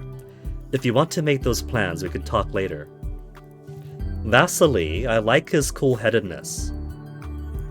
I feel like he would make an excellent, what is it?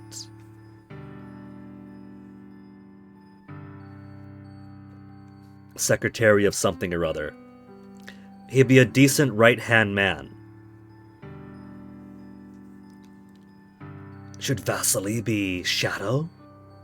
Could it be Husbando? He understands a political need and not to make this decision too rashly.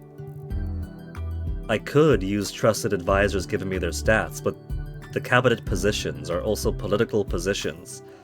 If I fail at everything else, I could at least offer the job to some elector or another to steer their faction my way, right? That's right. For now, you need to show us around your palace. Unfortunately, we have an electoral reception scheduled for this turn, so you can't spend as much time with your friends as you'd like. You never get the chance to talk to them about being political advisors. During the decline and fall of the first global Tharkan civilization, Zavargas would have represented a paradise, a world containing all the water that had once filled their parched canals. The entire surviving population might have fled there had it been possible. Even now, legends persist that some early cosmonauts might have managed a journey and escaped to a happier life. However, no relics from that time period have ever been discovered in the watery depths. History fail. In modern times, Savargas is a well-established community of floating cities and undersea habitats. Its 3 small moons contain research stations, communication relays, and other technological outgrowths, but they are considered part of the greater whole. Savargas has a reputation of being younger and more progressive than the rest of the Tharkan system. Much of the visiting delegation appears to have dressed more for a nightclub than an imperial reception, and the Elector herself is only slightly older than you. Oh, she seems charming. Zorana, hello! So lovely to see you and lovely to be seen. She spins about, showing off colors which to your eyes seem painfully bright. This drab brown is painfully bright to my eyes. Have we seen the Imperial Palace? Welcome to Savargas, Your Imperial Highness. Of course, I'm sorry about your father, but we're very happy to have you. You must be so bored from the long travel and all these arrangements. I hope you don't mind, but I brought along a range of dance partners for you. Have anyone you like. Have all of them. Damn! We failed practice etiquette, but we got the basics at least. Her manners are appalling. Is this meant to be an insult? You are very nearly an empress, not someone to be waved and shouted at. You cannot allow her to treat you this way. I think it's just a local custom. They said that this is the younger, hip part of the sector, right? They just have fun here. They're more social. You raise your head, looking down your nose at her. Madam Elector, the Heavenly Palace is neither a circus nor a nightclub. We are not here to carouse, but to discuss the future of the Celestial Empire, and with that I've lost her vote. Neither of us has the luxury of being a child or of being stupid. I do not underestimate you, and I expect the same courtesy. I see. My apologies, Your Imperial Highness. No offense was intended. You wave a hand. You are forgiven. Now come. We must make the rounds and greet our guests. Sola follows in your wake, more subdued now and causes no further disruption. Her husband, whom she eventually remembers to introduce, is properly deferential. Oh, you got no empathy. You can't tell how she feels about you. She is probably pissed off or disappointed that she wanted to have fun, to enjoy her time with the young empress-to-be, and we acted like such an old baba. Let's see, we could be secretive or bold this turn. Stealth, body control in spaceships, less points to interaction and domination, no emotion. Or bonuses to combat, domination, spaceship, less points to arts and body control, none to stealth.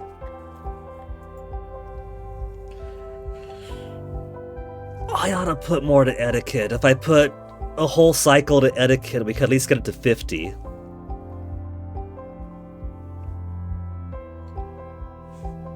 If we had emotion, understand the emotions of others, how they feel about you, detect lies or hidden motivations.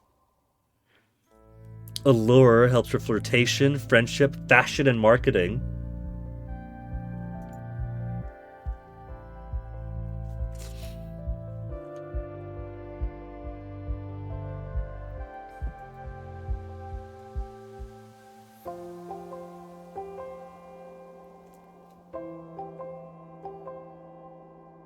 What about this? What if I take a BRB right now? Because it has been a couple of hours, and because of how much reading I'm doing with a game like this, I'm completely out of my tea and half my cups of water. So, let me refresh on one and make another, and I'll be back in a few minutes. And we shall arrange our bumbling future here. We're getting more information though. I think for the first few turns, it might behoove me to simply stay in place and just do some more studies before we go mingle with the people. So, back in a bit. Also, did I change the... I did change the game art, just making sure that I didn't leave it in EU5. Back in a bit, back in a bit.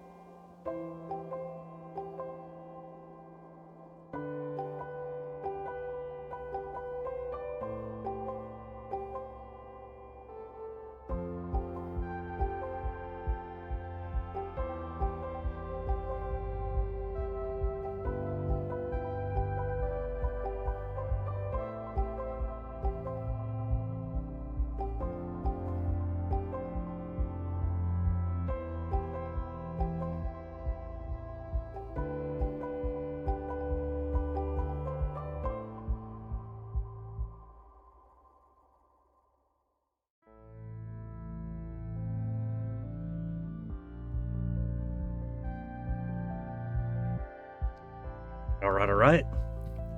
Should we get back to the game? We have to decide what our mood for the cycle is going to be for what skill we want to pick up this week. I think it might actually be worthwhile to spend a few cycles in deep space, building up etiquette high enough, getting some empathy in maybe. If I knew more about spaceships and gunnery, but that'd be like, I'd say several months worth of training to get good enough to impress what's face. We can't learn everything, so we cannot be completely well-rounded. And I don't know how many turns I have either. So what do I want to do for this cycle? I could try to do more operations, dramatics, acting, costume design, plays in theater, substitute for deception.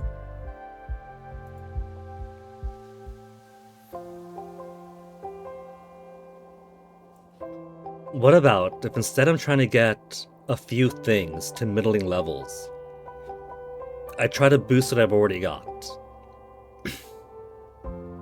So what if we try to get etiquette to 50? I feel like etiquette did enough of, though. Maybe try to get rhetoric higher up?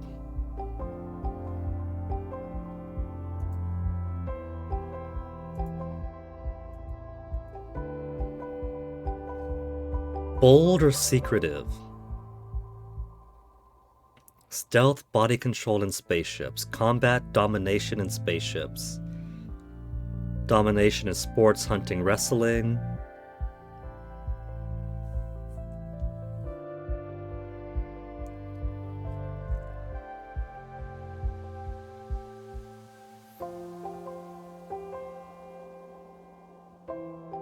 No art, no emotion, no domination. For my current determined.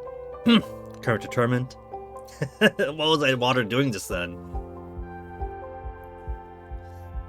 Stealth, body control in spaceships.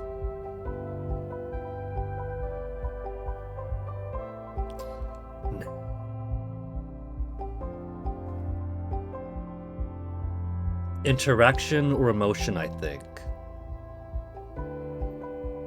I gotta get more allure in, I think.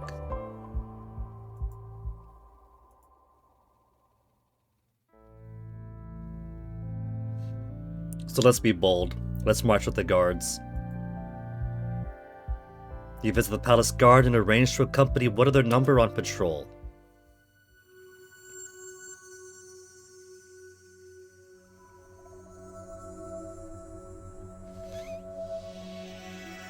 Let's stay put for now.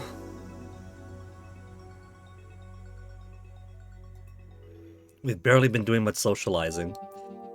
You make your way to the cabinet room yawning. Kashenia and Vasily left late last night, but Sadeo dragged you out of bed first thing in the morning for an important meeting. We have received a message for the Star Admiral. Ah, right. You need to meet with him to discuss your candidacy for the throne. He doesn't have an official electoral vote, but as head of the Imperial military, his support or lack of it will affect how others see you. He reports that an Iskvatal has been sighted far past the Drog system, in unaffiliated space. What's an Iskvatal? The Vesturch eyes you oddly. A space-dwelling organism which feeds off of solar radiation. They are drawn to stars to feed, and a swarm of them can block out a great deal of light, disrupting the ecology of any planet, which nearly wiped out the entire Novan civilization. Oh. Just because you're half Novan doesn't mean you've researched Novan history. The creatures aren't currently on a direct course for the Imperial space, but their movement patterns are unpredictable. They could approach Draug. It's a single Iskvatel, and the Draug system has no planets to threaten. The danger is not high. Spirituality basic fail. Admiral Yakawa awaits your instructions. What do you want the Star Admiral and his flagship to do? Attack the Iskvatal? Take a position in Draug's sector?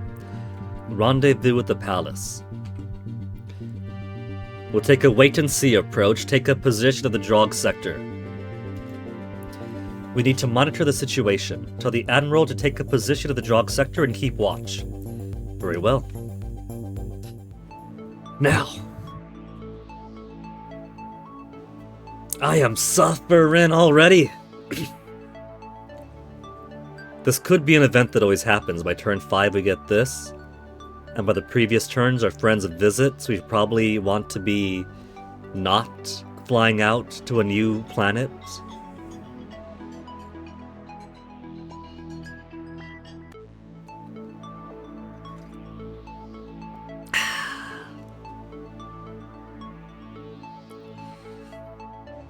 Let's get a lure going. We'll get a lure to 20.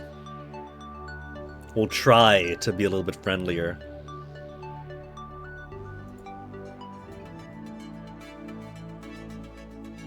Basic level allure.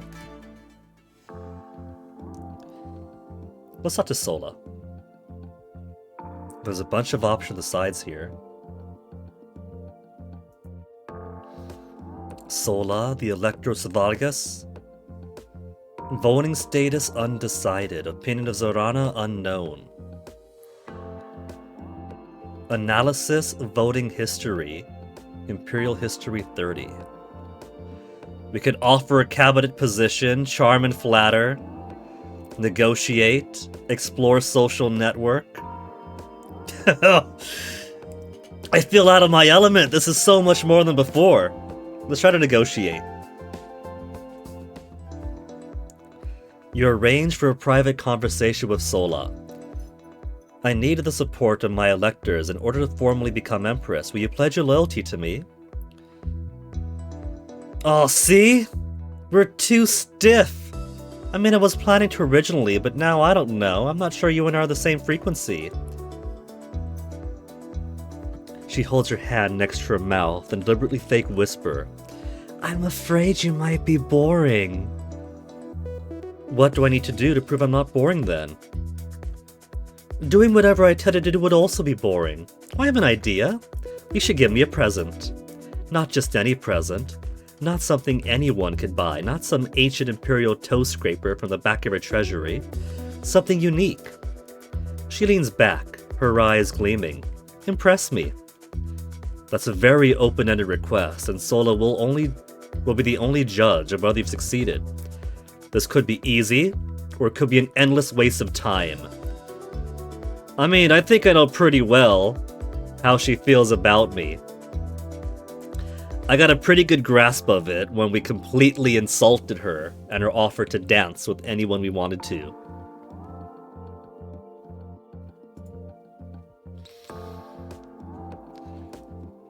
Any security alerts? Good day to you, Imperial Princess Zorana. My agents are not aware of any current threats to your personal safety. Okay, just that. And I guess here's how many turns we get. 1, 2, 3 because we stayed put. What about charm and flatter? You engage Soul in private conversation and attempt to charm with their personal appeal. We got basic. Allure expert fail. You're totally not my type. Americans can be attractive. Your blueness is so exotic, but it's boys that I like. Do Tharkans really think you look blue? How odd. Well, we just keep failing her. Should we be determined or daredevil? Combat and environment? Or condition, body control, and engineering? No emotion, no domination, no art. No interaction, weaker arts.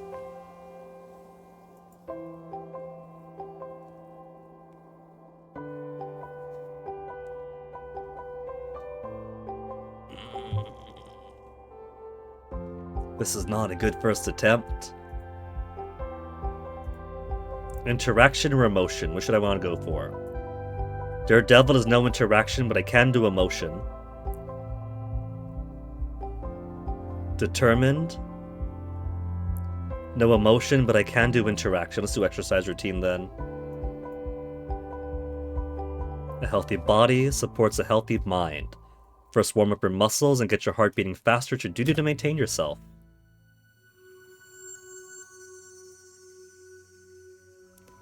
There's Mao, we got a bit of deep space.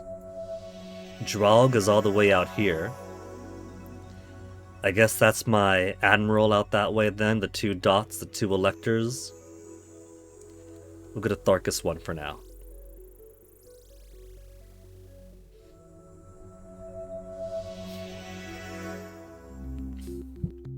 Your Imperial Highness, a request for aid has been sent to the Heavenly Palace by our embassy in Chakuk space. The Chakuk are big and blue and have horns. That's about all you know of them. We perceive differently, don't we? 'Cause she's surprised that other creatures see us as blue, and when What's-Her-Face had a pretty drab brown dress, we took it to be very brightly colored. Their space borders a celestial empire, but you've never seen one of their homeworlds. They have apprehended a Tharkan merchant, a citizen of Savargas, and are holding him on charges of smuggling recreational drugs to their space without paying the proper fees. Etiquette plus economics, deception plus economics. The charges appear to be valid. The Chakuk wish to sentence him to a lifetime of hard labor. The merchant is pleading for your intervention. Lifetime enslavement seems like a harsh punishment for not paying taxes on a shipment. Shouldn't he have just been fined? What is your response? Everything fail. You're obviously nowhere near the situation. What could you actually do about it? We don't have menace or media. Send legal aid, negotiate. We'll send legal aid to the merchant. All we can do is send a legal advocate to assist the merchant in the Chakuk court. He has to face the law. You're not about to start a galactic incident, especially when he's guilty anyway. Very well. Have a good day. Okay. Emotion, we got a minus. Let's get rhetoric to 40. Or should I do 30 for rhetoric, 10 to deception, and then next turn we could do deception to 30?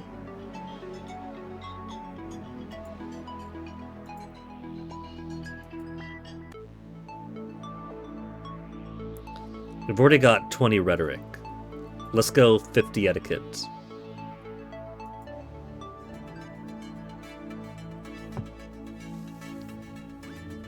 Practiced level etiquette. I can only be practiced right now. The primary function of the inter-system planets has always been to supply resources to the home world, after the rise and fall of the first great Tharkan civilization was stripped it nearly bare. Both worlds are far wetter than Tharkus Prime and contain great mineral wealth. The first planet, Chakagola, is a boiling sea above a volcanic core which spits out hot metal bombs and rare alloys. The second planet, Gakthun, resembles a vast swampland with a wide variety of plant and animal life. These worlds are immense strategic importance, but will never have the same prestige, the same sense of history and epic struggle. The elite, had some soup on BRB. The elite are wealthy and powerful, but always fix their gazes on the true nobility elsewhere. Etiquette practiced! Strict observance of manners and old-fashioned protocol is likely to impress the local electors. As the most important person in attendance, you wait for the festivities to be in full swing before making your grand entrance. Once all eyes are upon you, you speak words of welcome, then grant them permission to return to their own conversation. You are not yet Empress enough to command the whole assembly to silence for hours. You sweep your gaze over the assembled guests, picking the electors out of the crowd. Oletko, Elector of Chakagola, is easy enough to identify. A man of mature age. He is unusually tall, even for a Tharo. His frame does not look at all muscular, but he is almost certainly far stronger than you. Oletko is unmarried, though a much younger male appears to be attending with him. That might be his son, but he looks purely Tharkan. More likely, he is a new companion, or even a recent addition to the Elector's harem. The other Elector, Lorcus, is a well-dressed middle-aged Tharkan woman with a glass of blue wine in her hand. She is married, but her husband is not with her. He appears to be on the far side of the room, enjoying himself in the company of other women. Noticing your attention, she immediately makes her way over to you. Greetings and welcome, Your Imperial Highness. It has been a long time. Have you met her before? You don't remember her at all. Of course, everyone in the Empire knows who you are, and until recently you were more interested in remembering your friends' schedules than remembering the face of every politician in the Empire. I keep trying to do S for down. Ask about the details. I'm sorry, but when did we meet before? It was at the ceremony of remembrance for the Empress. Oh, of course. It was a difficult time for you. I'm sure you don't remember me. You haven't wanted to remember much of anything about that time. You were a child, confused by the loss of a mostly absent parent, and angry at the way strangers wanted to fawn over you. Negative mood! And now here you are, living it all over again. Older, but even more alone. My condolences on your father's passing. He was truly a great man. Affected by mood negative. It hurts to hear your father praised, considering what he's done to your life. He may have been a great man, but he was not a great father. We scarcely even met. He was a stranger to me. Did he not train you as his heir? Interaction, student, success. We have enough interaction to hold our tongue. You don't want to remind anyone of how unprepared you were for this. You must step smoothly so you don't look defensive. Oh, he directed my education, of course. I've had the finest tutors, attended the best academies, all perfectly well organized. He was always very busy attending the needs of the Empire, so he placed me in the hands of experts. But in the process, we lost that personal connection. Smooth, Zorana, smooth! It is something that I hope I could improve upon when the day comes for me to raise my own children. Very wise of you. Ah, I see Oletko hovering nearby. I had better stop monopolizing your attention before he feels the need to plot his revenge. The two electors must engage in a certain amount of competition for prestige. I look forward to speaking with you again in the future. She bows to you and retreats, politely stepping away to avoid turning her back to you. Can't tell how she feels. Oh, he's tall enough it had to bump the camera up a little. The elector of Chakagola is swift to step into your circle of attention once his semi-rival has withdrawn. A bit too close. You need to crane your neck up to look him in the eye. He is infernally tall. Menace and body control fail. Uncomfortable, you take a small step backwards. His shaggy green face looks pinched in as if he's bitten into something unpleasant. Perhaps it's a sign of age, for his low rumbling voice sounds polite enough. You honor the Tharkan system with your presence, Your Imperial Highness. It is my pleasure to be here. The younger man who was with Oletko earlier is no longer in attendance. He didn't bring his companion over to be introduced. Does that mean something? Truly, it was a day of great sorrow when your father left us. There's a hint of disapproval in that statement. A sad day because I bet you would inherit? What would he know? He's never even met you before. And you doubt he was any sort of confidant of your father's. Or was he? Did you know him well? Were you particularly close to my father then? He pauses. I cannot claim that privilege. I am only a humble servant of the Imperial Comitia. Indeed. Who does this pompous green giant think he is anyway? Humble he is most certainly not. I look forward to speaking with you again later. The tall male recognizes his dismissal and withdraws. You take a deep breath, restoring your calm. there are still hours of social interaction left ahead of you. As you turn in search of other dignitaries, you briefly meet the gaze of the young Tharkan man who stands once again by Oletko's side. He shoots you a friendly grin and tilts his head, encouraging you to come closer. You quickly turn away. That is a complication you do not need. Instead, you move on to the Primaseer of Gaththon, a notorious bore. This may be a long evening. Alright. Secretive or cautious? Stealth, environment, engineering up, combat spaceships down, gunnery prohibited?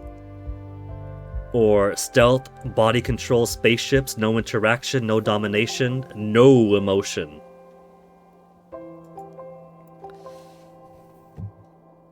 Etiquette is serving me well. We're enough of a student of interaction that we could survive basic encounters.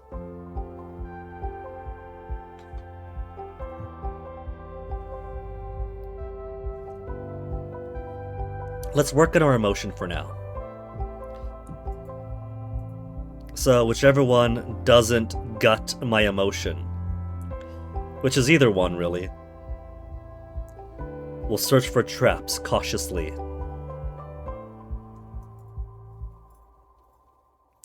You examine your room in detail, hunting for any hidden traps or monitoring devices. One can never be too careful.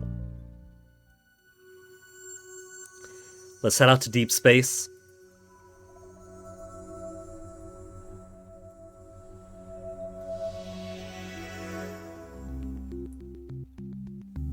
Good morning, Your Imperial Highness. We must now discuss the matter of the Jubilee holiday. The celebration of my father's birth star rising. As we officially have no emperor at the moment, it would not be unreasonable to postpone the Jubilee until after a successful election. We could maintain the current schedule and celebrate in honor of Emperor Dracosin on turn 28. Or, using your position as the Emperor's daughter, you can move the Jubilee to match your own birth star in turn 15.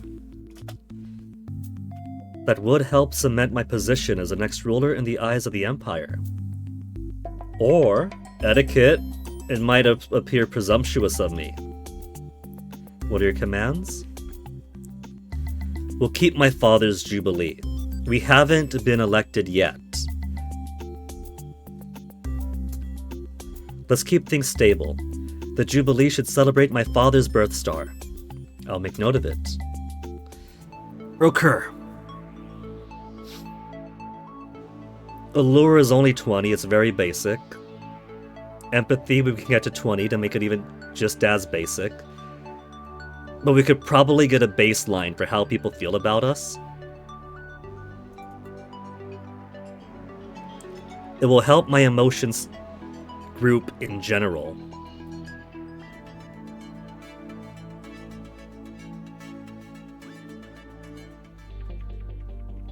We have received a report from Star Admiral.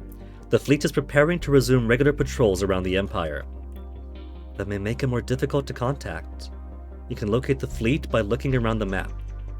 Your Highness, I need your input on a matter of security. A largely unimportant matter, but one that you might wish to exercise discretion while handling. A visitor to the palace, a Hyrcan laborer, became publicly intoxicated and made a nuisance of himself. Among other things, he was loudly shouting that Emperor Dracosin had been murdered by your hand. What? Obviously drunk nonsense. But as it concerns your reputation, you might wish to take a personal hand in the matter. We have him in custody awaiting your decision. Obviously, you did not murder your father. Is it possible someone did? Does this Hyrcan know anything? Is there truth in the wine? Or is it drunken rambling? Punish for drunkenness only, punish for slander, interrogate him for clues. I feel like punish for drunkenness would be the most sensible thing to do. If we care that he was a public nuisance, but not that he was spreading rumors, then it shows that we're not so desperate to hide the rumor of our guilt. But what if he has clues? He's also very likely just some random drunk. I can't be looking for spies in every single shadow. People say foolish things if they had too much to drink. Treating it like a serious matter would only look more suspicious. How would security normally handle someone being drunk and obnoxious? Locked up overnight and fined for causing an inconvenience. Do that then. Alright, Korondi. Any security alerts to worry about? Good day to you, Imperial Princess Zorana. My agent's not aware of any customers. Alright. Gnongap, I don't know what mood he's gonna give me.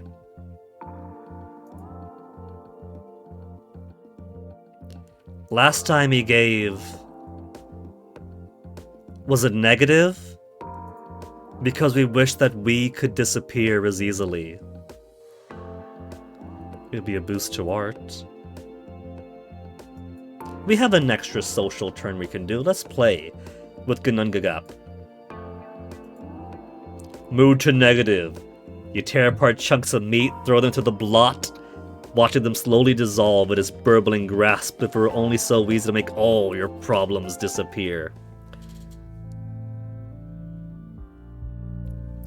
Okay. But I have to do something. I can't do nothing. So, cautious or secretive? Stealth environment engineering or stealth body control in spaceships? No emotions if I'm secretive. So let's search for traps again.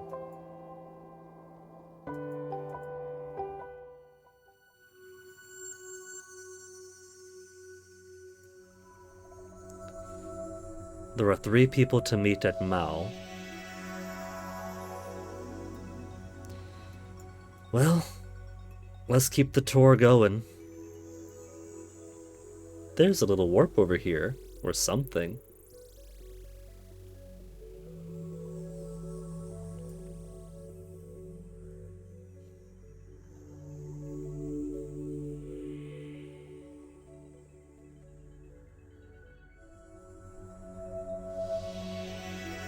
I got a sneeze coming on, hold on.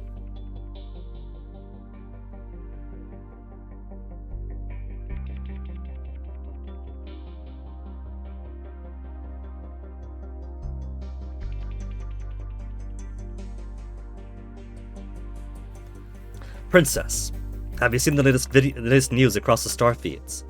I just got up. This concerns your father. The Vestarch beckons you closer to look at the feed display. The sound has been muted, but on the screen you can see an unfamiliar American woman cradling an infant. The text scrolling across the bottom reads, Emperor Drakelson, secret heir? The woman claims to have conceived the Emperor's son, and requested palace aid in claiming his birthright. Who is she? Is that one of my father's concubines?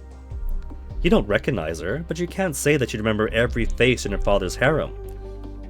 That was not an area of his life that you paid much attention to. No. An unmarried woman of a common family and middling income. She apparently came into contact with the Emperor during one of his visits to Andro. The child's genetics have not yet been verified.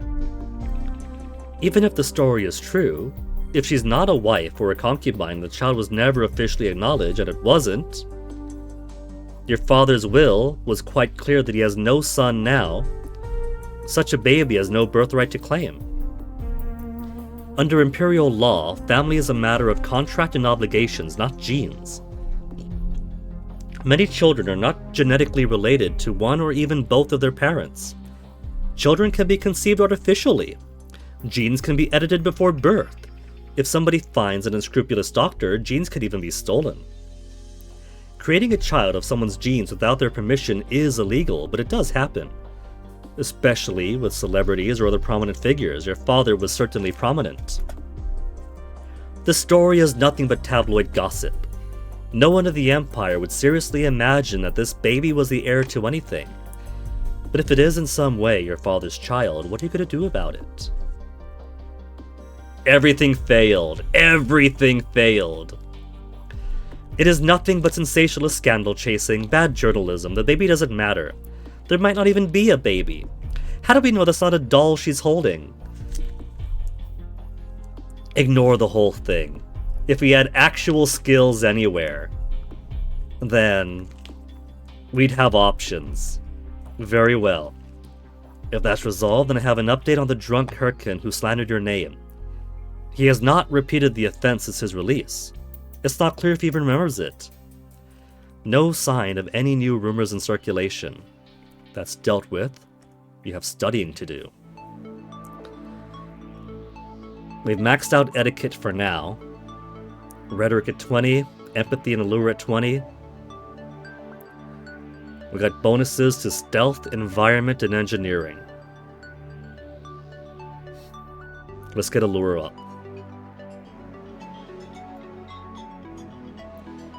I don't have to wait for advisors. I could put points into media, galactic relations, imperial history. There doesn't appear to be a max on these.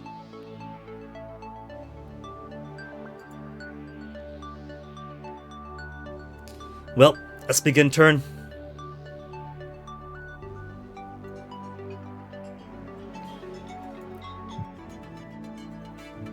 Getting allure to 40. Student level allure. You've received a report from the Imperial Thresher. Her agents have heard rumors that Mazarin, the rogue shadow that served your father, was sighted en route to the Twin Worlds. However, none of these rumors came from anyone who knew him well enough to be certain of his identity. By the time the agents were dispatched, the former shadow was nowhere to be found, if he was ever there at all. There was no cause for concern. The Thresher would continue to monitor the situation. The Mao, the first alien race to be discovered and admitted to the nascent Celestial Star Empire. At least that's the American perspective. The Mao consider themselves equal founders, for without them there was no empire, only Mirka. The Mao system contains one large inhabited world, its moon, which features heavily in Mao religion practices, and a chaotic asteroid belt too dangerous for large ships to explore. There are no other planets suitable for colonization. The electors of Mao Prime are pleased to visit the Heavenly Palace and make themselves known to you. The third elector of the system, however, is a religious leader, the chief witch or head shaman. For that meeting, you will need to make a pilgrimage to the Blind Eye, the ever-clouded moon. As the Heavenly Palace is frequently visited the Mao sector, the palace staff are quite capable of designing sectors, designing decor and refreshments that will be acceptable to the local guests. They do, however, pose you a question, and since I have no practice in spirituality, Mao, even more so than full-blooded Mirkans, have excellent night vision. For social gatherings and entertainment, they prefer very dim lighting. Your own eyesight, however, is less adapted to the dark. If you can't see what you're doing, you might embarrass yourself somehow. Vision enhancers are only possible with engineering and visual arts. I could either embarrass myself by stumbling around or embarrass myself by not catering to their designs. Dark reception it is. It is more important to keep your guest happy and comfortable. You'll just have to be careful how you move around. The hall looks mysterious in the dark, which you can see even anyway. The reception gets underway, to the apparent enjoyment of all. Many who live in the Heavenly Palace appear to have connections on Mao Prime, and conversation throbs pleasantly throughout the room. You offer polite greeting to anyone who comes your way, but you do need to locate the electors. Unfortunately, one Mao looks much the same as another in the dark. Etiquette! Most of the guests can see far better than you, and so can the attendants. More importantly, it is your job to keep an eye on all the high-ranking guests in case they require any additional service. The waiter you prevailed upon is only too happy to assist you in locating an elector, and has no reason to guess that your request was a result of weak vision, rather than a desire for efficiency. Oh, we got cat people! Erelati, Elector of Mao Prime, is a mature woman, but the flesh of added Phevims does not make her soft. The man with her, most likely her husband, is clearly in her shadow. She talks, and he only nods. When she sees you, she comes forward, and he fades into the background. Greetings and salutations, Your Imperial Highness. Are you enjoying your party? Empathy, expert in practice failed, etiquette grand failed. Thank you, I'm having a lovely time. I'm losing everybody's support. The Imperial family is always welcome when they visit our sector in search of knowledge and enlightenment. She is hinting. Is she hinting that she wants to become one of your advisors? A reception like this would not be the appropriate time to make an official appointment. We'll change the subject for now. Trading subtle hints and barbs is too risky. Better to keep the conversation light. I have seen such beautiful pictures of Mal Prime, but I have never before had the chance to visit. Are there any sites you'd particularly recommend? I rarely have time for sightseeing. She disapproves somehow. Does nothing please her? If you'll excuse me. Failed! She raises an empty glass to you, then turns in search of an attendant. Empathy basic success. You can't tell how she's feeling still. Empathy basic success as you can't tell. As soon as she leaves your circle of conversation, someone else bounds in to take her place. Your Imperial Highness! The second Mal-Elector bows to you, then bounces back up, brimming with energy. It is an honor to meet you. I only wish the circumstances were better. My sympathies for your father, of course. Have you visited Mal before? You blink, thrown a bit off stride by such rapid-fire enthusiasm, and he laughs. I promise I've had not more than one drink so far. I'm just excited. May I introduce you to my lovely wife? Etiquette success! That's the wrong way around. You have the higher rank. He should introduce his wife to you, not you to her. Otherwise, it would be a clear slight on your status. But I failed all the same on empathy. It might be a mistake, but it might also be an insult or a prank of some kind. He looks like the sort of young man who would carry out a dare. I should stop trying to use Wassid. I keep making screenshots. We shall correct him. You may introduce her to me.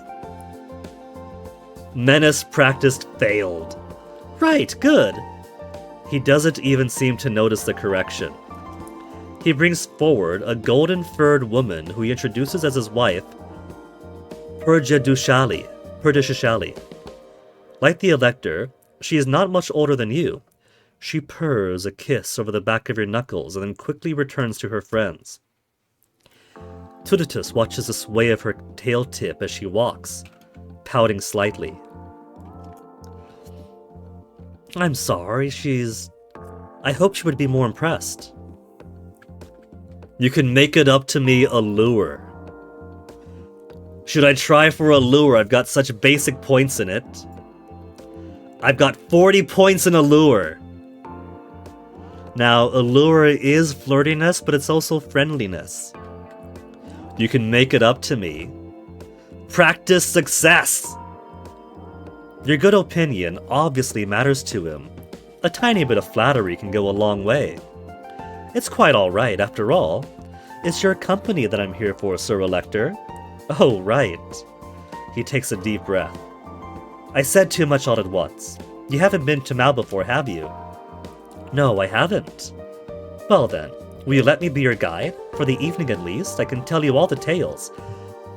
We finally have somebody in our good graces. Do you want to spend the rest of the reception with him? Etiquette would suggest moving on, or we could stay with Tuditust. What should we do? Should we be a home wrecker? We have so few allies as it is.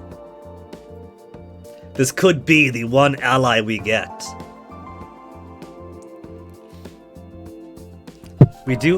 I keep smacking the microphone. We do have 50 etiquette. Etiquette is our best stat so far.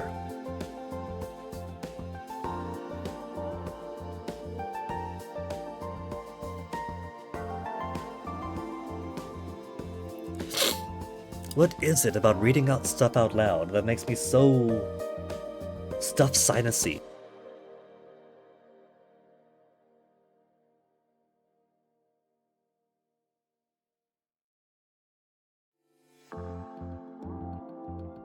Like, talking for hours no problem, as EU5 showed.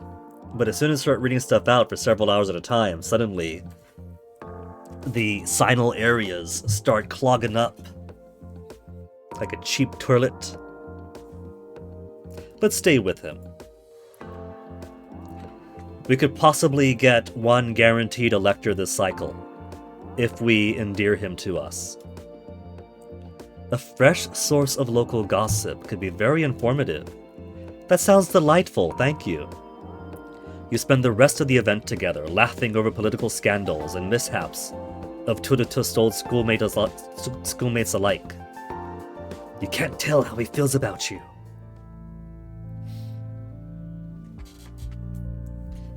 Okay, so Allure, I think, is alright. Menace has been failing me a few times. Compliant would help interaction. The rare thing that helps interaction. Okay, so I think how this is working then is it's just going off of what's adjacent to my current one. Because we're cautious, we could become more compliant or more negative. We can't make big swoops of mood like we could in Long Live the Queen, where it gave you various bars going up and down, and whichever one was more dominant at that time was the one that won out for your mood, and so you can manage your moods. Here, it's more going around in a circle, so if I want better emotion, we can go compliant and then indulgent.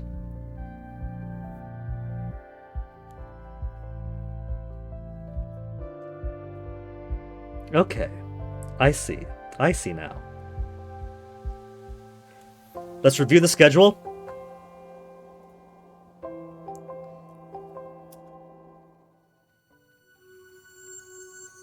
And we shall make a move towards deep space.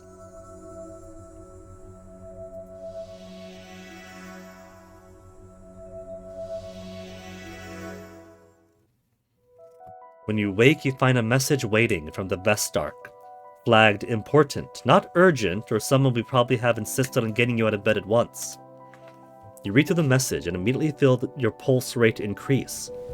A major Starfeed producer has requested access to an interview with you for a biographical special. You can't afford to say no to this. It's a chance to make a positive impression across the entire Empire. This could shape the course of the election. Unfortunately, you don't have long to prepare. The reporter will arrive after this turn's classes. I should put points to media. We have rhetoric of the most basic sort, etiquette pretty high up. We got decent allure, no menace.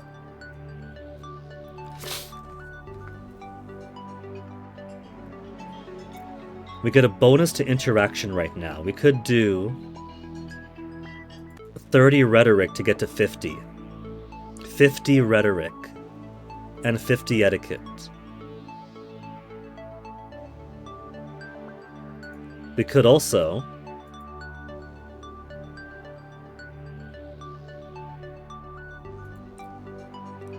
we're going to speak to the media, right?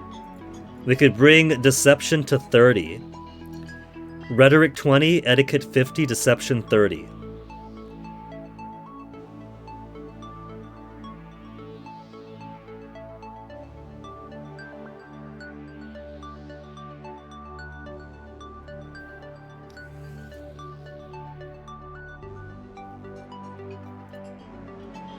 Let's get rhetoric up.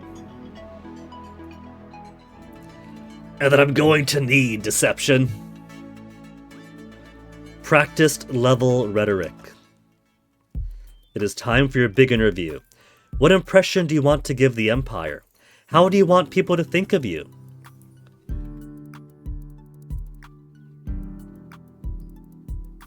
The incompatibilities here. Menace plus military for strong commander. Rhetoric and imperial history for a wise leader. Allure plus the yards for beautiful princess. I've got no menace. I've got rhetoric and I've got allure, but I've got no imperial history, I've got no arts. We're maxed out on rhetoric, so let's try to BS being a wise leader.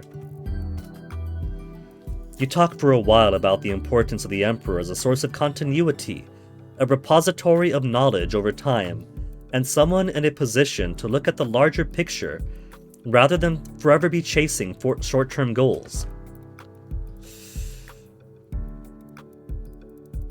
Unfortunately, you fumble when asked for examples to demonstrate your point. Being wise and calm is just obviously a good thing, isn't it?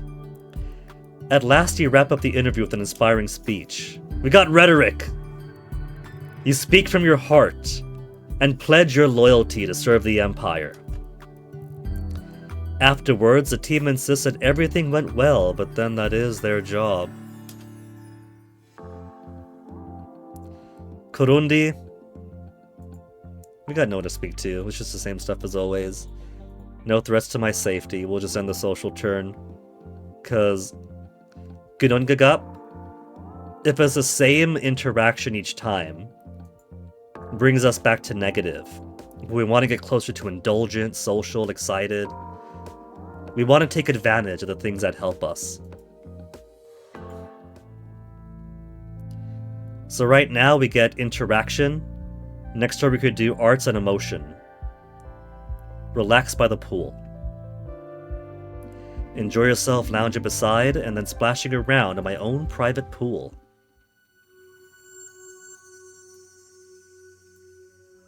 To Mirka 2.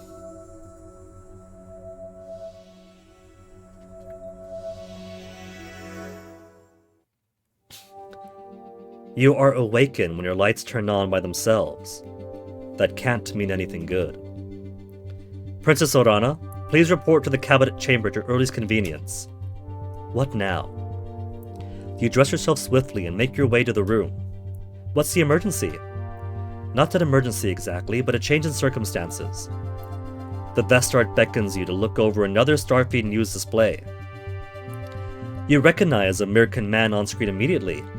It's Lukomir, Elector of Kedro. Lukomir is a well-connected scion from a long line of politicians. The academy you attended until recently lay within the territory he represents, and he was a frequent speaker at the graduation ceremonies. Among the wider public, he has a reputation for being an affable toff, prone to minor gaffes and sporting a mop of eternally unruly hair. Boris? Commoners think he's a bit of an idiot, but they think of him fondly. It is Boris! The Vestart brings up the sounds he could hear him speaking. Descendant of the Empress Platina the Great, I formally announce my candidacy for the Celestial Throne. He's entering the election? It's more of a confirmation than a question. Of course that's what he's doing. You knew his family had imperial ties. Your distant cousins multiple times over, thanks to the interconnections of American politics. Imperial blood isn't even a legal requirement to stand for election, although it certainly helps to gather support. You are your father's designated heir, but you're still a young and untried girl. Lukomir is an adult with friends across the Empire. Is it possible he could defeat you? How bad is this?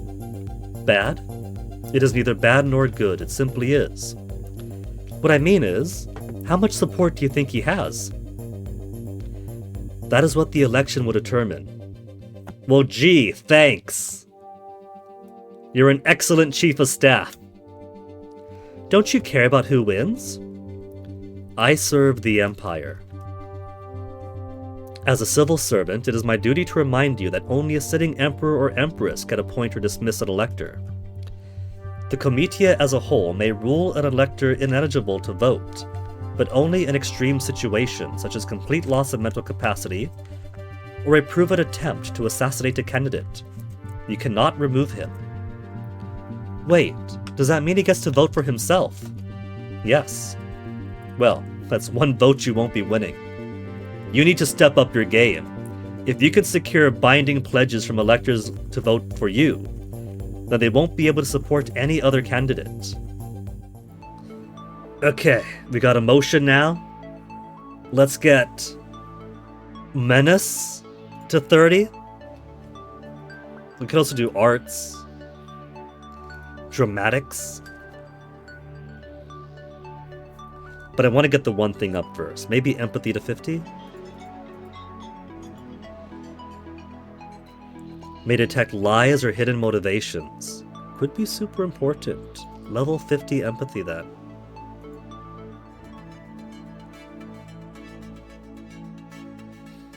Practiced level empathy complete. You return to your room to find an important message light flashing. When you pull up the message, the sender's name appears to be a sequence of random glyphs. How did this get past security filters? Are these symbols an abbreviation for an obscure government department? There's a short video attached to the message, something about Lucomir's candidacy maybe. You open the file and freeze. Those figures on the screen. They are your parents. This is not a loving message to the future daughter. It's a recording of an argument. They're in the palace. You recognize your father's room, though the decorations have changed a little. This was clearly Fivms ago, and they're talking about you. Your father speaks. Now that your daughter has been born, and your mother cuts him off, angry in a way you've never seen her in any photograph before. That thing is not my daughter, it is your creature, and I refuse to have any part in it. And then the file cuts off. She did mention that you could basically create your own scions. Maybe we were a genetic creation.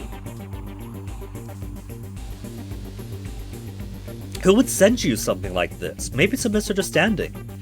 It's only a few moments out of context. Maybe they weren't talking about you after all.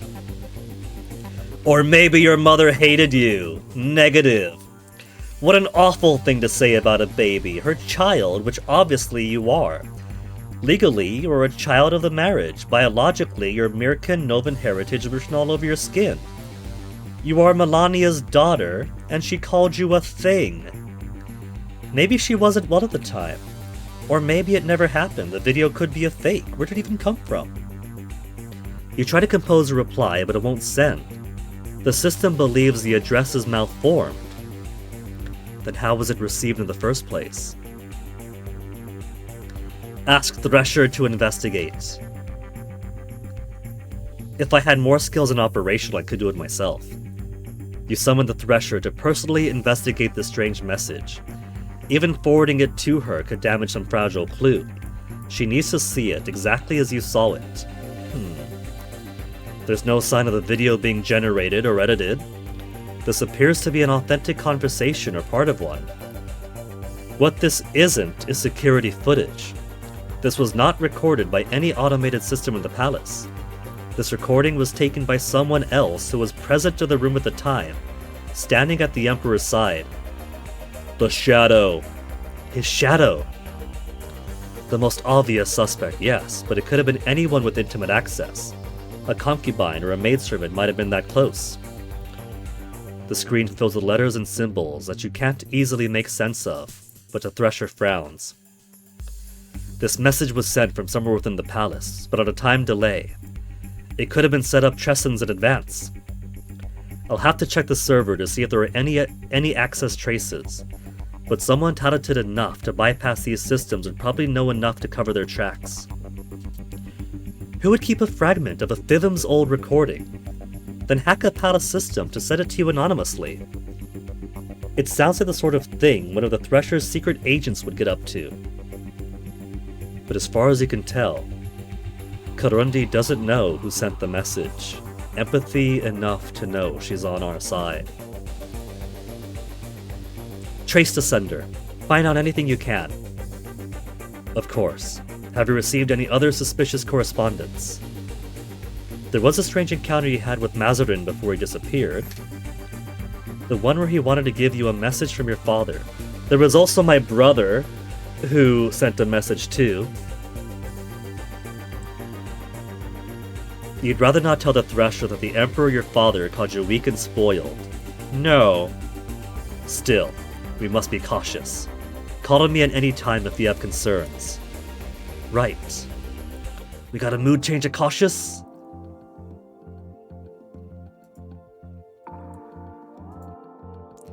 In the early days of American space exploration, before the Celestial Star Empire was born, the first colony outside the Twin Worlds was built on Sijna, rocky moon of the untouchable gas giant Kyr. It represented not only an exotic mineral resource, but also a gateway to the larger universe. Political and technological developments over the centuries have relegated it to little more than a waypoint for galactic travel. The mining operation continues, but Sijna is no longer a thrilling frontier. Despite or because of its proximity to the Twin Worlds, it is very rare for Sijna to receive an imperial visit. Dignitaries from this locale usually make their way to Kedro or Andro for audiences. Thus, while Sijna rates only one elector, this reception is the dream of a lifetime for every minor official and regional business director headquartered on the moon. Invitations were in intense demand. It seems like half the guests wish to speak with you about some manner of investment opportunities. You have far more important things to do with your time. You turn them all away unheard. There is only one guest at this reception with a critical role to play in the near future. You scan the crowd, seeking. Your eyes fall upon a tall, willowy woman whose hair has a gleam of platinum. Makeup enhances the keenness of her gaze, making her age hard to guess beyond adult. Her silk gown is colored like a cascade of flower petals. Colored like a cascade of flower petals. It's all black and gold. I think she could see colors that we cannot. At her side is a middle-aged woman with a pleasant smile. No, this is a dark-colored dress. So maybe just look at her first. Wearing a dark-colored dress of demure sophistication. Thin traceries of silver jewelry glint when they catch the light. This is Mirel, Elector of Sijna. Your Imperial Highness, it is my great pleasure to welcome you here. May I introduce my wife, Bianji? You exchange pleasantries. Have you ever visited Sijna before? You have, actually. But only as part of a school trip. An educational excursion to the old frontier. You're not sure that's what she wants to hear. Tell the truth, etiquette. As far as I know, I put no points to deception, right? No, we didn't. We shall tell the truth elegantly. When I first entered secondary school, we went on an overnight trip to Sijna to visit the museum and see the original landing sites. For many students, it was their step out among the stars, as it was for our people long ago. Well said. A chime interrupts your conversation, signaling that the first of the scheduled speeches is about to begin. I look forward to speaking with you in more detail later, Your Imperial Highness. So this is Morel. Morel has... let me see.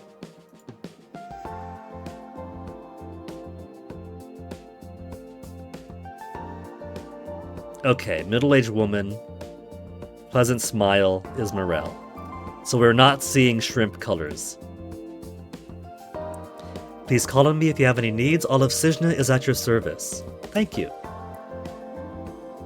You sense she probably has positive feelings about you. Zolot, Elector of Kedro, has pledged his vote to Lukomir, Elector of Kedro. Damn it! Votes to... Can I vote for myself? I'm a vote, right? No, because he's an elector. An elector could vote for himself, but I can't vote for myself. There's 28 to go. Interaction or arts? Let's get more interaction. Review the schedule.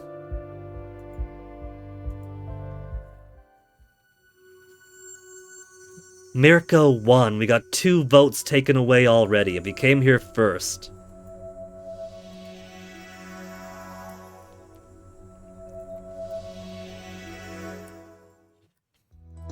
You want to see me? Yes, Your Highness. This is largely a formality, but it requires your approval and signature. The most recent Logothet of Science, who was your father's minister, has been offered a research directorship in Heru 2 sector. Heru 2? You haven't visited there yet, but by reputation, there's practically no there to visit. No habitable planets, no major population centers. Having been so recently a member of the Celestial Ministry with privileged information, means that this individual must seek imperial approval before accepting any such position. It is a matter of security. You don't know anything about what the past Logothet of Science did. Apparently not much. Considering the lack of information about your father's foolish experiments, you have no idea what top-secret plans might have been brought before the Ministry, or how this appointment could affect your future. You'll have to take a guess. I'm going to refuse permission.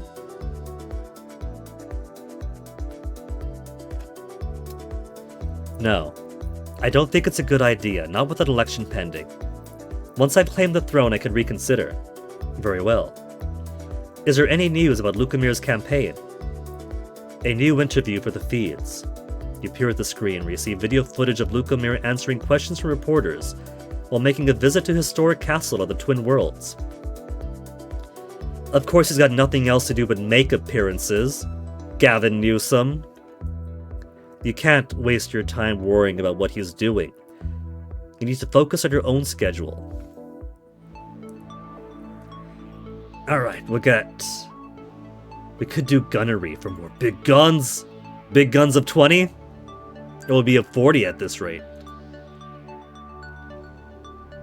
Interaction and gunnery are the only ones, so let's do deception.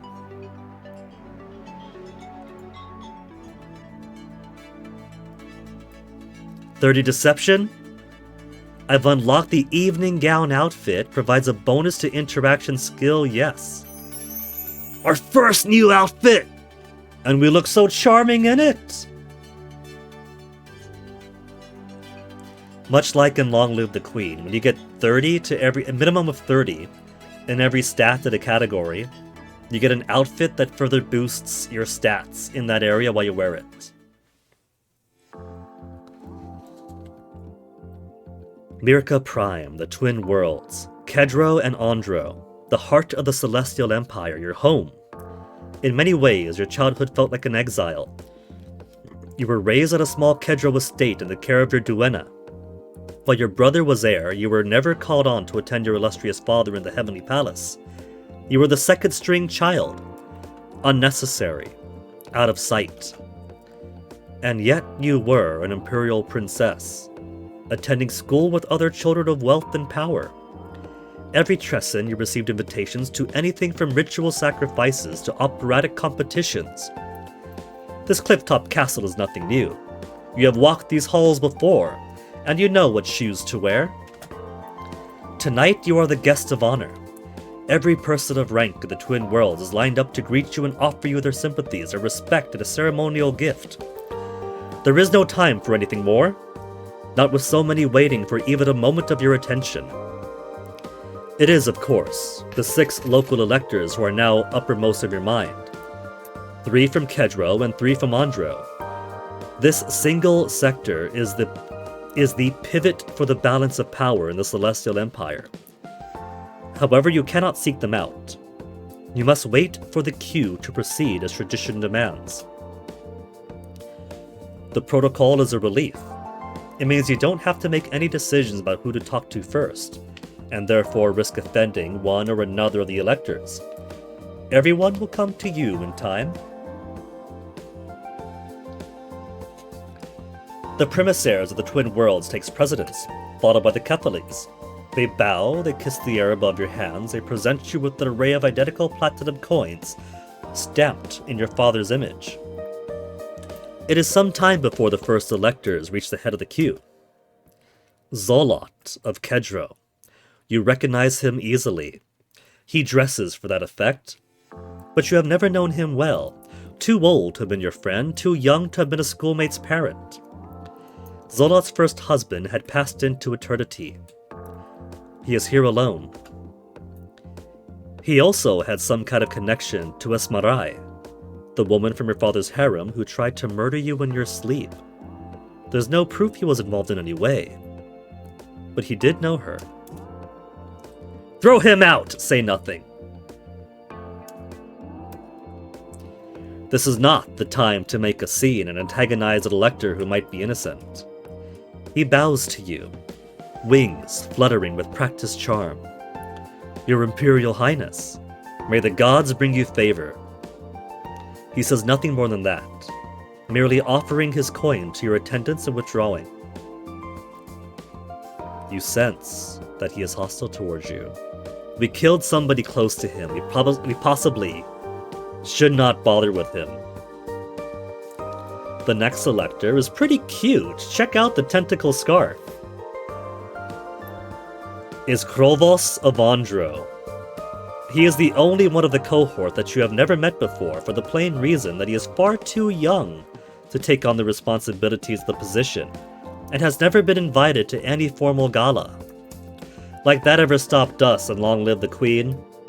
Dragged out of school because mom died, foisted onto the throne, have to attend every gala, surviving assassination attempts on the way over. You vaguely heard about the death of the Regent of Andro's child elector last season. But shouldn't somebody else have been appointed to the position? For Krovos to be here alone implies he stepped into the full role. There is precedent for allowing adolescent heirs to take up positions when necessary. You yourself have not had your adulthood rights. But Krovos is only a child. It is most unusual. Hello, Your Highness. How are you? There is no possible way that Krovos got there without being told to impress you as Imperial Highness.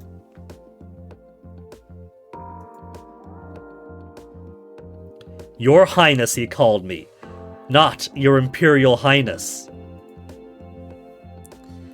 Even if he has no regent to advise him, the castle staff would have made gentle reminders for those waiting in the queue. Is this a careless mistake or an insult? He doesn't seem nervous. Does he not realize? We shall tolerate the mistake. He's such a little boy, younger than you, and he's all alone. You can be generous. I am very well, thank you. He grins. Look at that small little smile on his face. He's just a little baby. He's a little baby, happy to do the ritual correctly, even if he got a step wrong.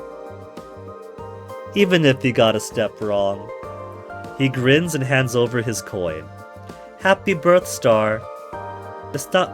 Oh, never mind. He doesn't even know why. He thinks it's a birthday party. I think we could easily get this kid's vote. That will be one vote for me. The little boy wanders off, his task complete. You sense that he probably has negative really? The next elector who approaches is Vater, also of Andro. He is an older male who's never married and has no children that he know of. He's always seemed kind. Your Imperial Highness, it is my great pleasure to see you here tonight. I hope to see you carry on the legacy of both your parents. Thank you.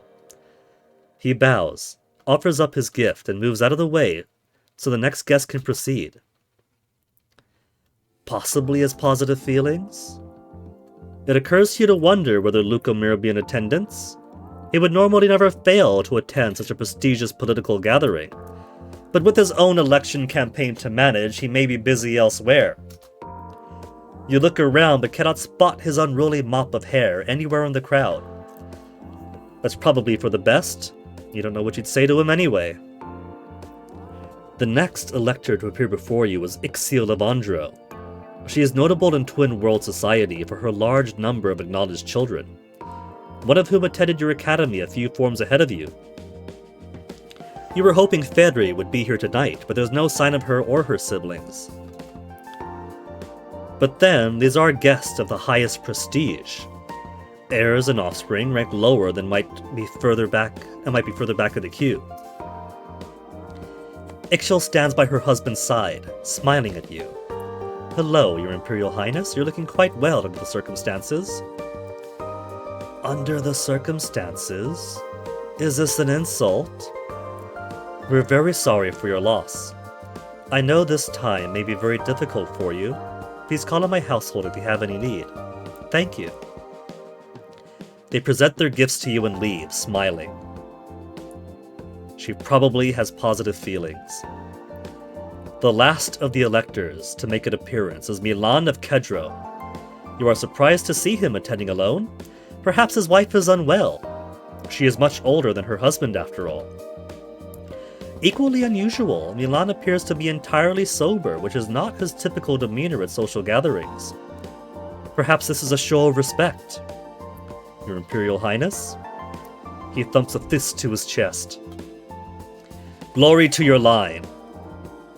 You nod in acknowledgement, and he hands over his ceremonial coin. Until another meeting, he marches away with a purposeful motion, his back straight. You sense that he is hostile toward you.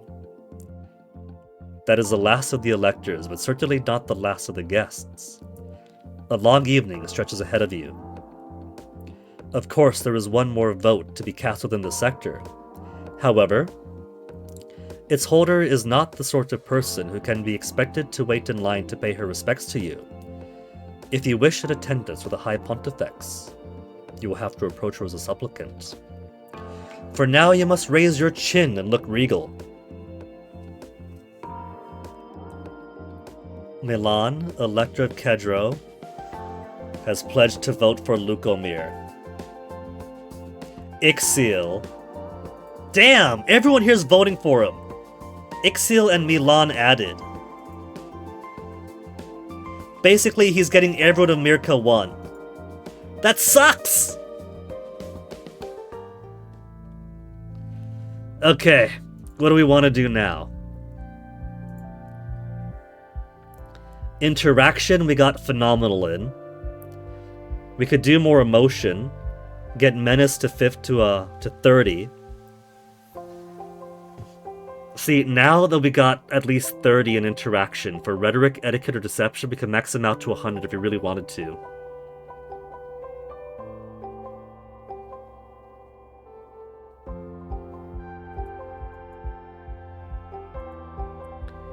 Indulgent would give arts and emotion. Cautious, stealth, environment, and engineering. Let's relax by the pool for now. We'll get some baseline stuff.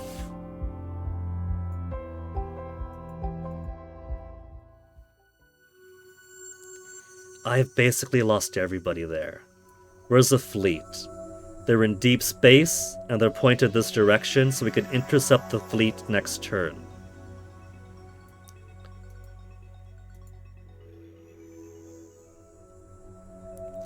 Entering deep space sector.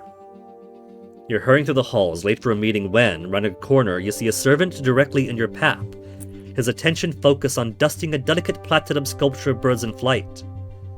Tumble, reflexes fail, reflexes in arm fail, contortion fail. Look out! It's too late to stop. This is basically a reflection of a scene early on in Long Live the Queen where you bump into the maid. You thump into the servant's side. His arms fly up by instinct, trying to prevent himself from falling over and jostle the sculpture, which tilts, falls, and crashes onto the floor, cracking a wing right off one of the birds. The servant stares at you in horror.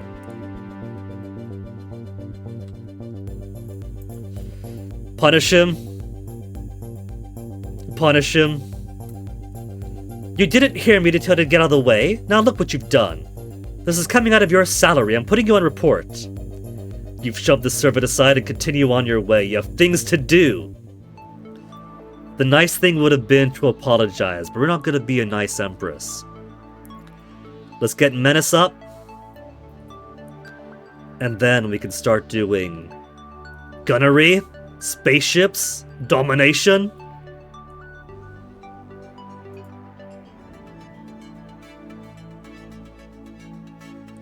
Unlock the emotion outfit. Let's see it. If this doesn't make her look like some kind of ancient warlord.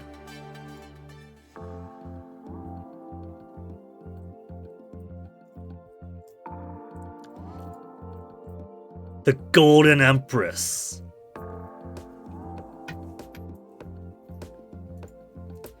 Gives me empathy, allure, and menace higher. I think we'll keep it as is then. As far as moods go, we could bring it up to social for interaction and emotion. Bring it back down to negative for arts and gunnery. And then tilt towards the right. So let's talk to Gudin Gagap. Mood change to negative. And then see what Korondi has. Any more security alerts? We have reports suggesting multiple threats against your life. You should avoid any potentially hazardous situations that might be exploited. Consider carefully whether anyone you know might be an enemy. Mood change to cautious. I don't want cautious.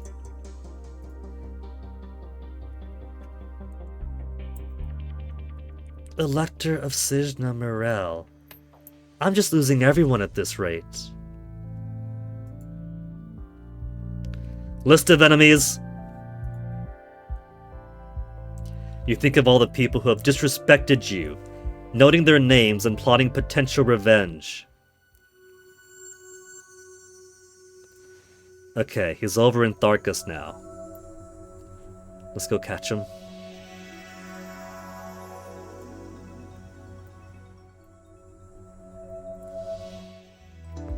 Your Imperial Highness, some gifts have been sent to you in honor of your approaching birth star.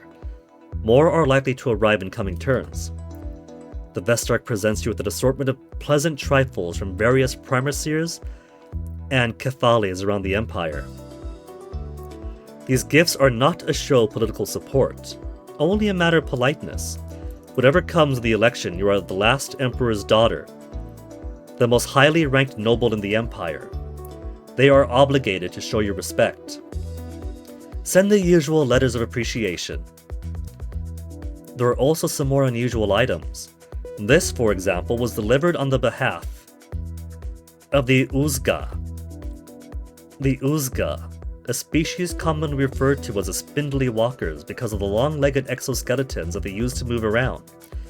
Their natural bodies are small, round, and squishy, with short tentacles that can barely drag their bulks over the ground. You don't know much else about them. The lab shows no signs of explosives or other obvious dangers, but they're not certain what it is meant to be. The object appears to be a large sphere of glass or clear crystal which is hollow, containing mostly air and a small pile of metallic-looking flakes.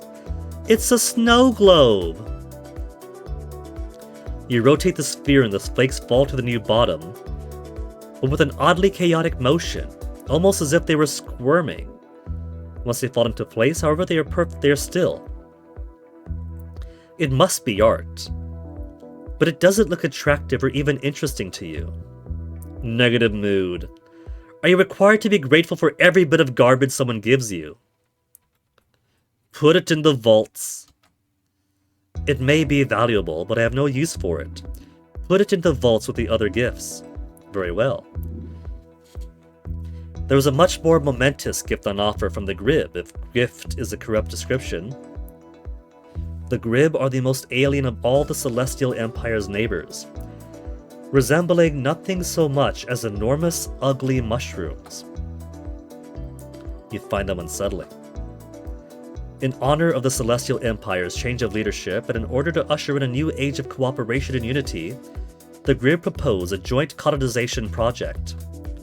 They wish to invite approximately 5,000 Imperial citizens to establish a self-governing settlement on one of their underdeveloped frontier worlds, which lies a few jumps away from Heru Prime. This is highly unusual.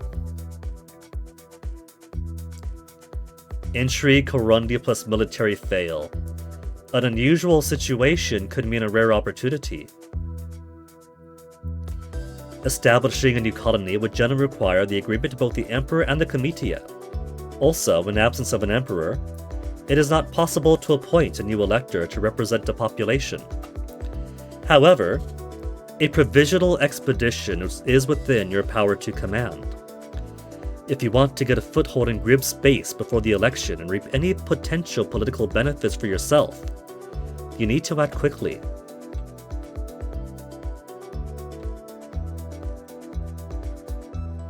Etiquette is delayed until after the election. I say we accept. This is an opportunity we can't afford to miss. We should arrange an expedition to lay groundwork for a future colony. We're bold now. It will require time and resources to make any progress in that department. There is also the question of what people you would send. Many Imperial citizens will be interested in exploring the frontier if they are promised the right to own land and generous Imperial funding to provide homes quickly. An expensive endeavor, but potentially rewarding. Because this potential colony will be closest to the Heru system, you could present it to the Heru as an opportunity to expand their culture. That could motivate them to fund the project themselves.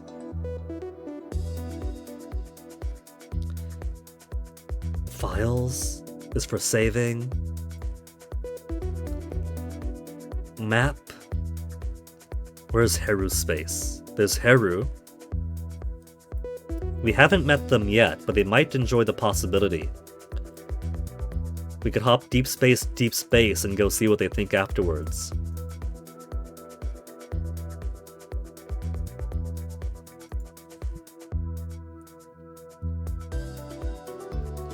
Where's my codex? Where's my codex?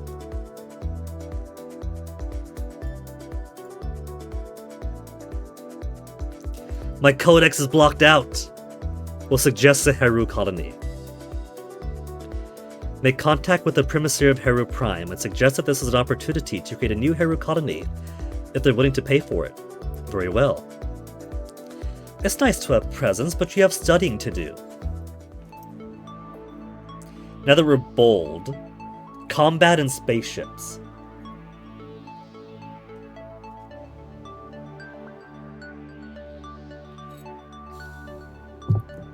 Let's try to get spaceship. We could also do domination. We could do wrestling and unarmed. Let's do piloting first. We'll do piloting or layouts. I've already got operations up. I do want to get spaceships.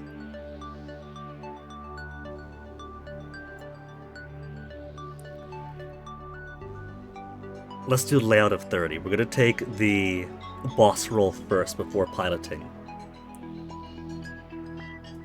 No, let's do some piloting. Get our pilot license.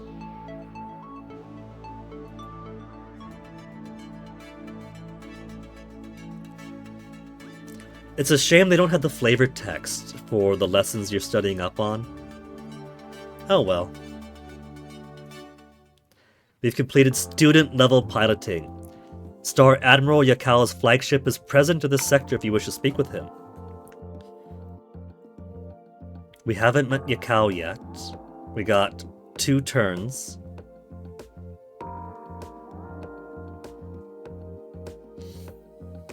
Alright. Patrol the Imperial Rim. Not an elector, though.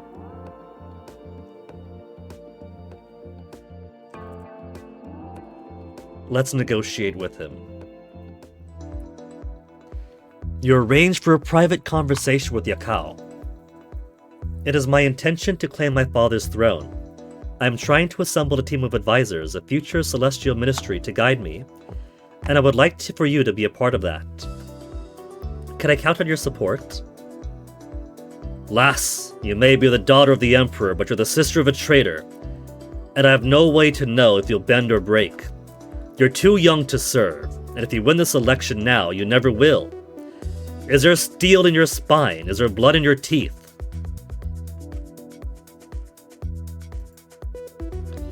I survived an assassin. Assassins have tried to kill me already, and I haven't let them stop me. So you don't crumple at least. You hold your tongue.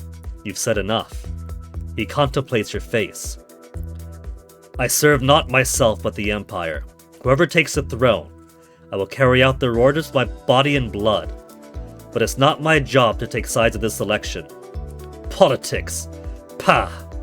He spits to the side. Is there anything I can do to change your mind and show that I'm worth supporting? Prove your mettle. Will you take on one of my pilots in a strike fighter? A challenge of space combat maneuvers. You can't afford to show any fear to this man. We did get some skills in piloting, and we know about the operations of spaceship. Agree. Daredevil, challenge accepted. Call me when you're ready to fly. He cuts the connection. Are your technical skills really good enough for that? Empathy graduate success. You sense his feelings towards you leaning negative. Assigned you a quest, Top Gun. Well, we got student level piloting and operations. We should get big guns then, next.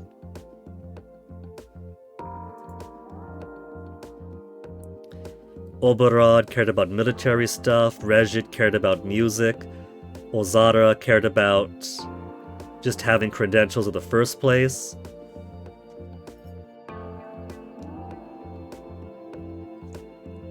We could try to charm folk. Ozara? Undecided, unknown.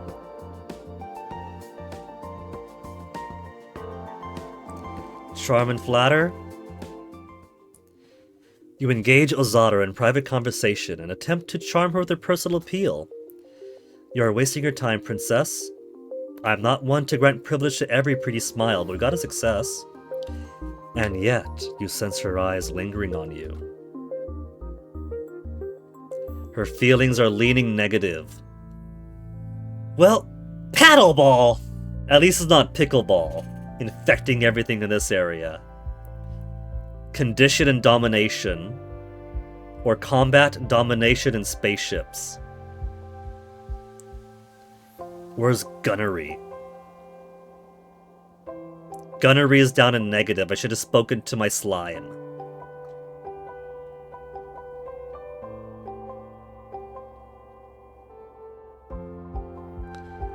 Guard training, we'll do more spaceship.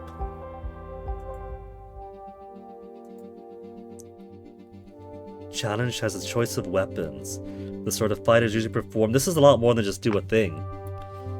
With long swords, but some prefer to use hands and feet. Chain basic fail. We're equally bad at everything. We do no weapons. You know basically nothing about how to fight other than what you've seen in drama. Still, you're a princess who's gonna be afraid to hit you too hard. You can dance around for a bit, throw a few punches, and yield if you've had enough. You bounce to your feet, shaking your fists like you're beating an invisible drum in front of you. You don't even see his foot move before the impact snaps your neck.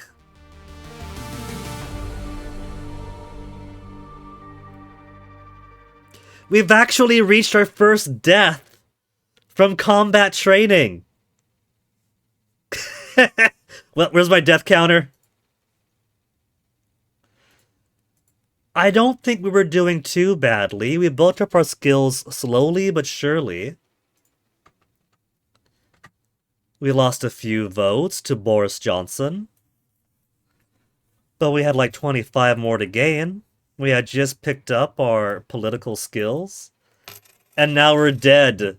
Completely and utterly demolished in guard training.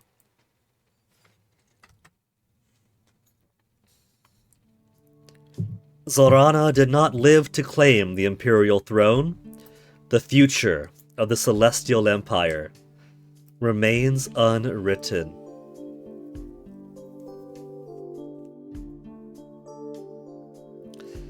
Well, I think this is a pretty good spot to grab another BRB. We'll give this one extra attempt today. But first I gotta pee.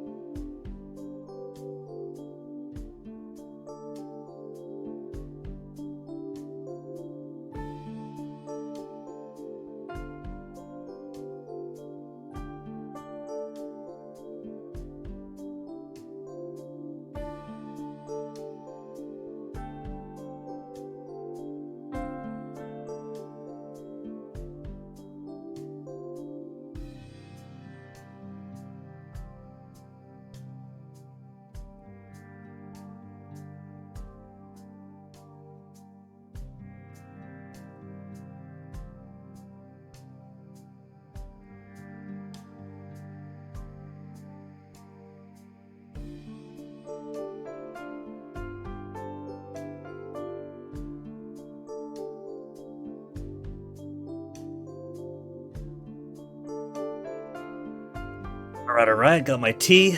Cats are fed. Shall we give this a second attempt of claiming the Imperial throne? It doesn't have to end this way. Train different skills, make different choices. The mistake I made was trying to train with the guards. With no skill, that's a death sentence. I could restart turn 13. So I don't have to start from the beginning, huh? I could go back down to the title, or I could restart turn 13.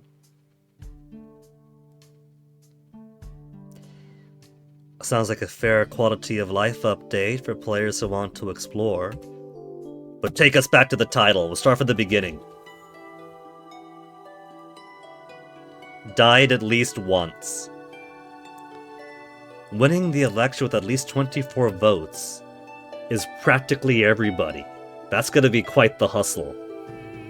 Died by 10 different methods.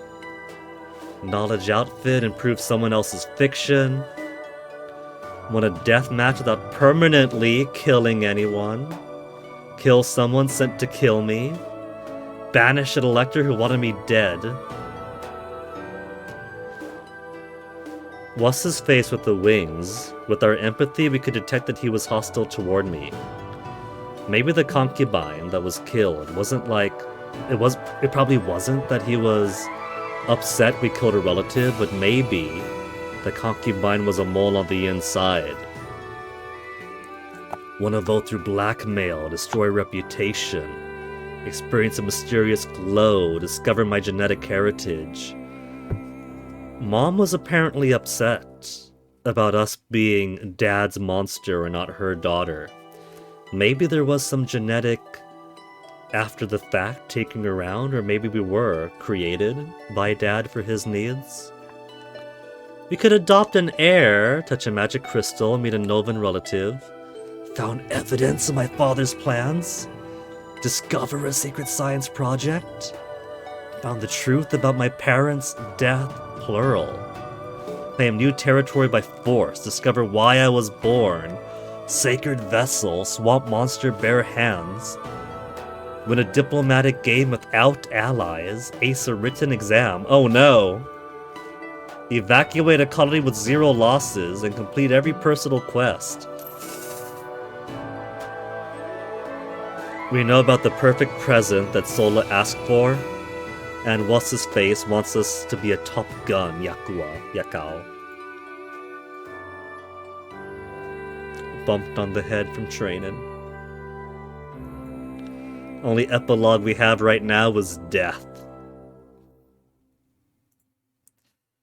Okay, let's try it again. Is this my skip button? That is my skip button.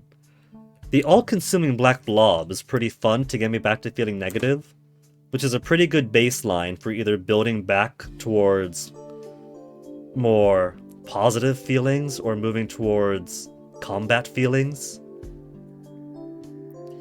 Bionic Hawk, Golden Viper, or go with the same all-consuming black blob?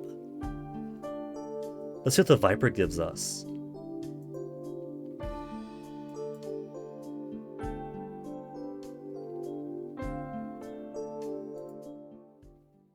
Compliant, science impossible fail. We'll delay the news again. Accept Korondi's protection. Maybe if I don't accept Korondi's protection, then we'll actually get killed tonight. We'll accept for now. We'll keep much the same stuff as before.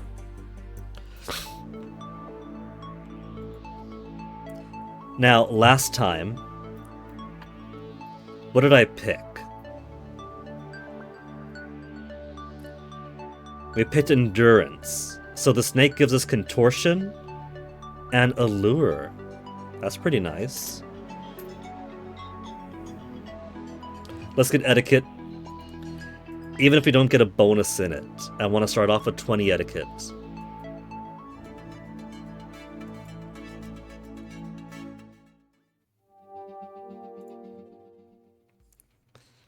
Pet snakes to twine itself around your arm or curl into luxurious coils upon a pillow. Your own body isn't quite as flexible, but it's fun to imagine. You enjoy relaxing together. Gave skills in allure and contortion. What should we name the Viper? Garafina, Ka, Dream, Slither, Cersolier, Emalania, Majabi. When I had a snake, we named it Nagaina.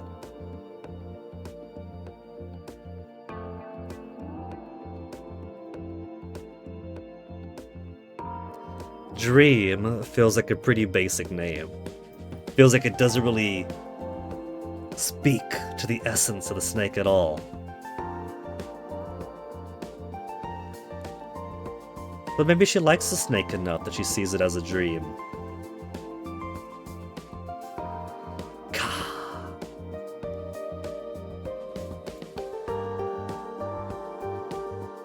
Twine itself.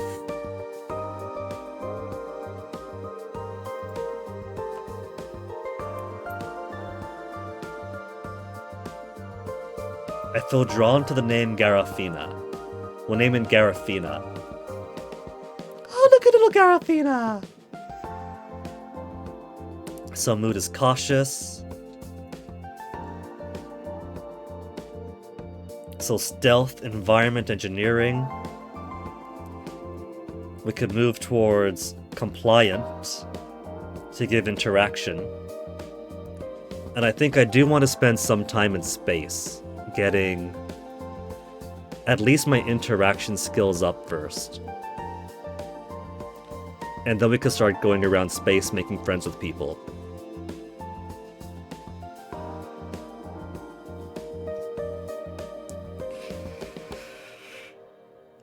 We had enough etiquette when going to that far left bottom corner of space to recognize that, wait, things are going way too fast. What do you mean I get to dance with everybody? This isn't proper, and thus we became boring.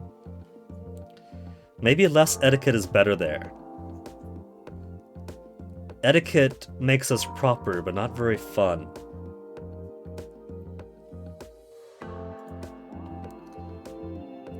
For now, Mazarine. There was an etiquette check we failed with him the last time, though, so we might get something different now. Hey, Toasty. Where you going, Toast? To the stool?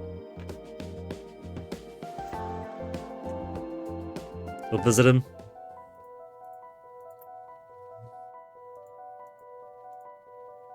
Interaction basic success. Something odd about the way he phrased that. Something you wish of me, Princess Zorana. What if he and Dad swapped places? What if Dad warped into him? Where you going, Toast? You're going all over the desk now. You gotta pick a place to be, baby. I got no food for you here. I've got water, I've got hot tea. So where are you gonna go? You wanna go to the window? Are you trying to find Onyx? Because Onyx is still over in your dad's room. Whether he's actually eating his lunch or just napping. What you want, Toasty? What you want, Toasty? You want to go to the window? Go ahead. You could do some sunbathing while the sun's still there. What time is it? 4:01? It's your last chance, Toasty. Sun's gonna go down fast.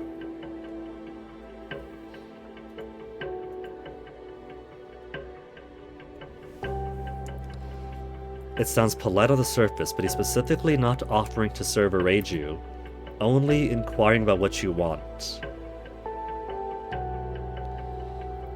We could ask about our father again. Ask about Korundi, ask about himself. I think there's a possibility that maybe Dad warped into his head. Maybe there's a bit of personality merging between Master and Shadow. We get the same stuff there. We'll speak to her again.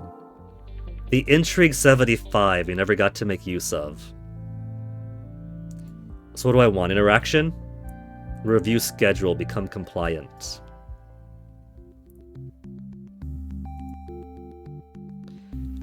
Etiquette success. Father must be remembered for all that he achieved. Empire must begin the mourning period at once.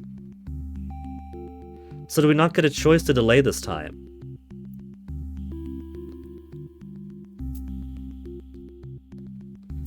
With etiquette up, we are honor-bound to announce the death of the Emperor. No chance.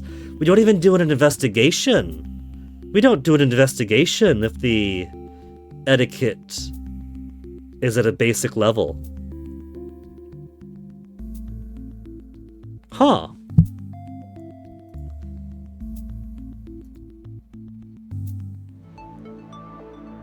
Neat. 50 etiquette right away. So I don't know if I want maximum etiquette right off the bat then.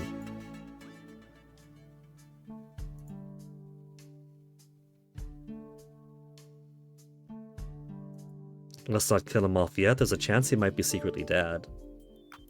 Should we have a crush on somebody? Kashinia, Vasily, both or neither? Let's have a crush on both now. Our heart is very fickle. Variety is the spice of life. It was fun to flirt with your friends. You really miss them.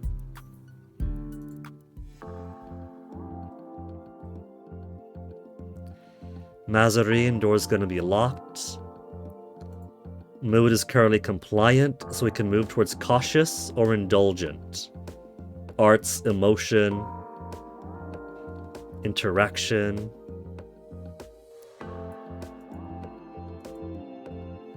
It's tempting to see what my snake would give me.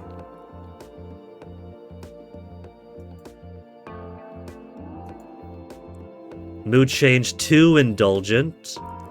You gently stroke your viper, enjoying the feeling of scales against your skin. What a comfortable life it leads. I'll slither and bask.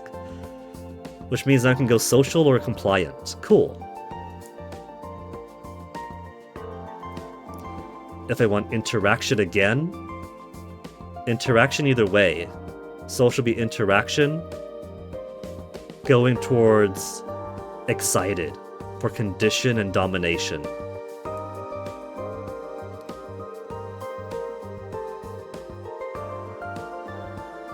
If I want interaction either way, we could go back to compliance. And then down to cautious for stealth, engineering.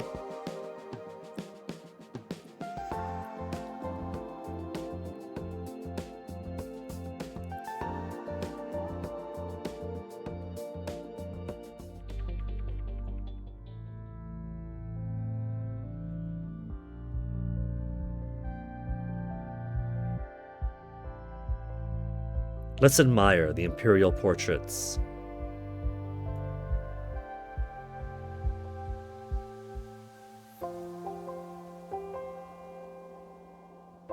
Go to the cabinet room to gaze upon the portraits of your parents and think about their lives and their duty to the Empire.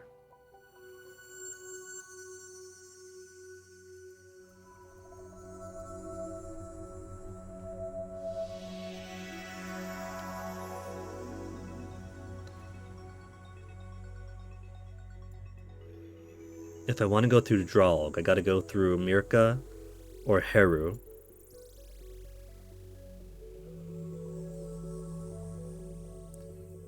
We're not all too impressive yet. Let's go to Deep Space, do some more practice, and then we'll go to Tharkus.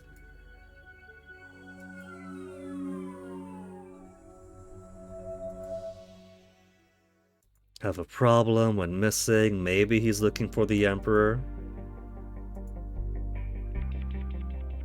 We'll do nothing for now.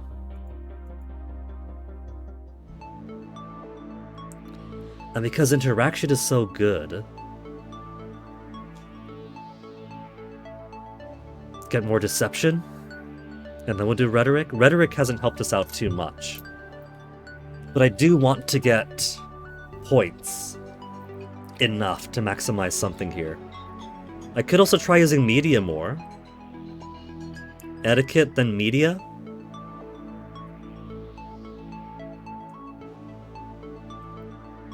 Galactic relations, military. We got points in gunnery.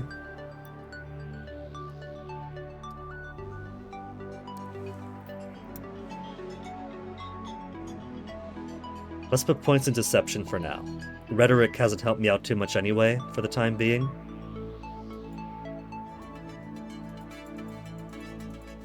Get you up to 30. We miss our brother, even if he's traitor.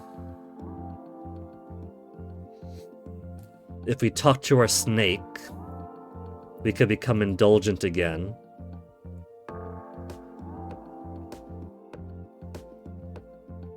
And then we could move points down towards interaction and gunnery.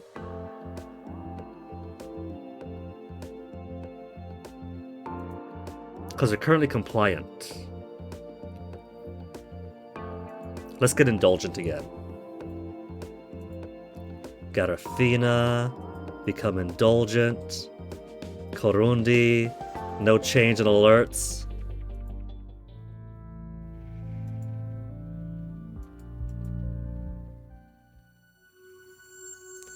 We'll go to Tharkus 1 and see if we can't impress people differently this time.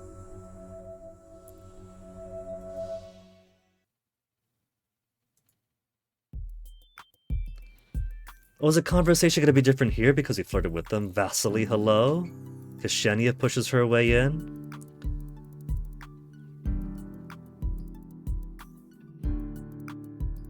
Or was the difference who pushed her face in this time and that's why it stopped skipping?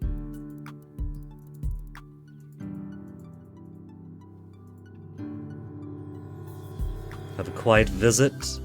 Except I'm not in deep space right now. Should I stay in deep space on turn 4? So we could all hang out together. I should start making notes. I've got... Where's the capture? There it is. Now I'm paranoid. Was the capture gone for the longest time?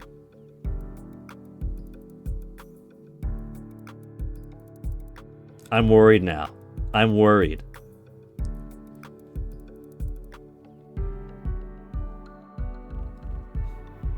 I assume the capture went away because I went to desktop so I could open up some notes. For a window capture, it tends to do that. But I do have... Let's see, where is it?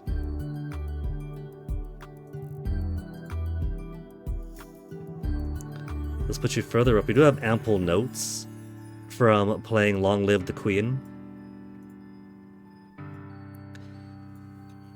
With various in-depth things for what did what I might need by what point, where I want to be at what point, for different routes at that. So,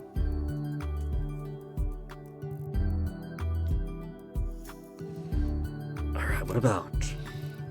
So, week 4, random visit. Start some new notes for this game so I can better schedule when things are going to be and how I might want to meet those events. Quite visit the 3 of us.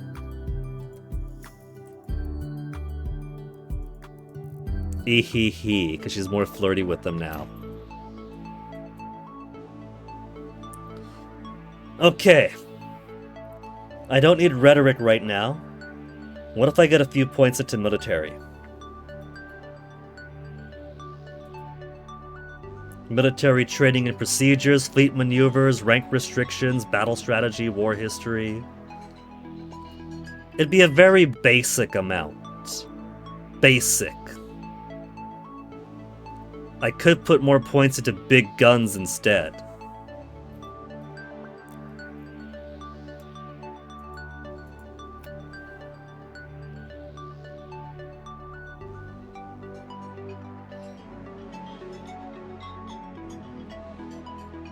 Let me put points into big guns instead. Then again, I feel like I also want to make use of media. Maybe not for now, we got better etiquette this time at least. But media, I feel, would be a powerful tool that I can't really neglect.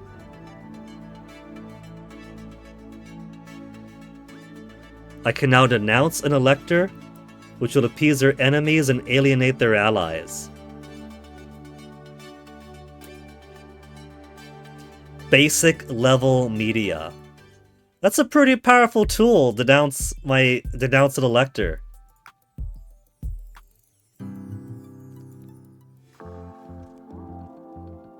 Placing my palms together, spread your arms wide and straight. Traditional Tharkan gesture of peaceful welcome. They bow their heads in reply after a better start. Okay. Oh, if we had rhetoric, we could have. That's right. Could I undo?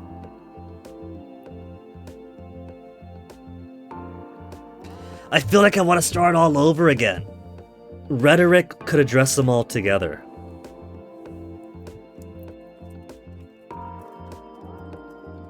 Rhetoric for group.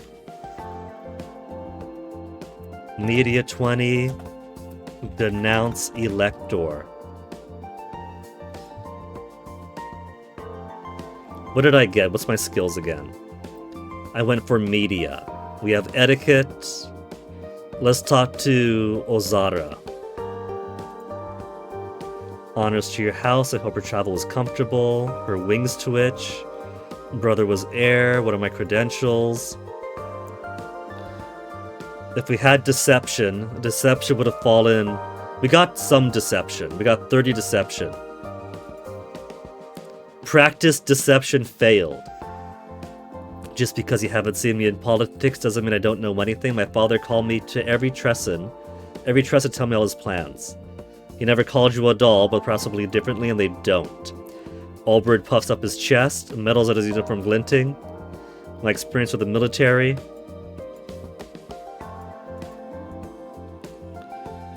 Gunnery plus spaceships. We could join the fleet. See, gunnery plus spaceships.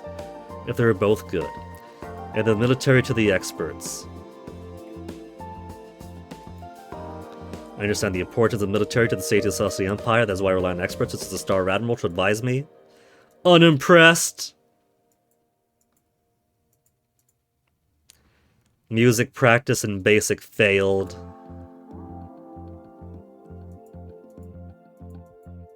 Same stuff here.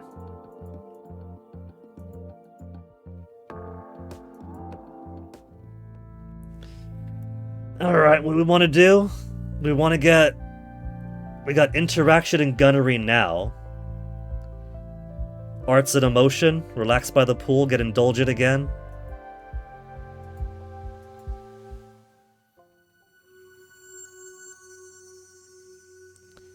If I stay put, my friends are still here, right?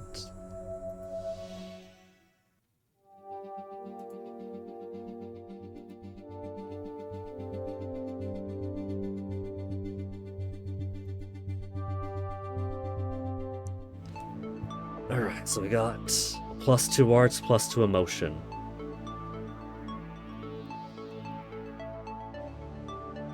Empathy or allure? Let's put up my allure more.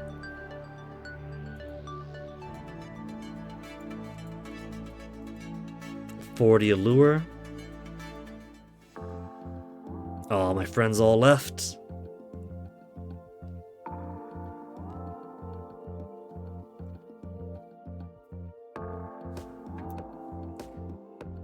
Yeah, I could denounce.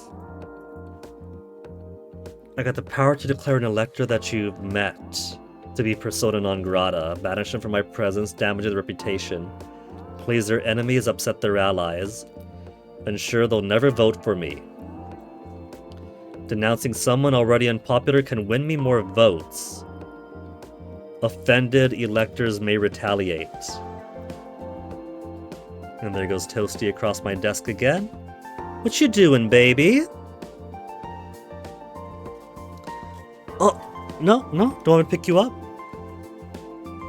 You want to go around on your own, Toasty? You kind of closed out for the game there, Toasty. Let me pop it back open. There we are. You're not asking me to play. You kind of have your eyes moving around, Toasty. What is it? Are you trying to look for something? Are you trying to find something, Toast? Your shoulder's all wet. Did you try to drink water and splash yourself on the fountain? You want me to find Onyx, Toasty? I feel like you're looking out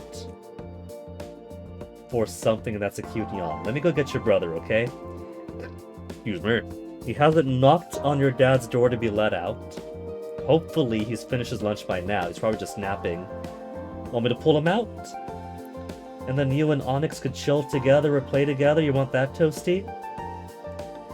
Let's go get your bro.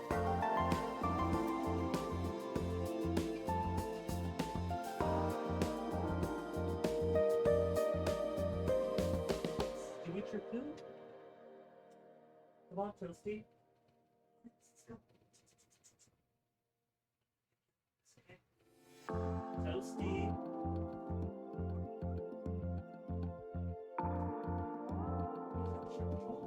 Toasty, you don't gotta steal Onyxes.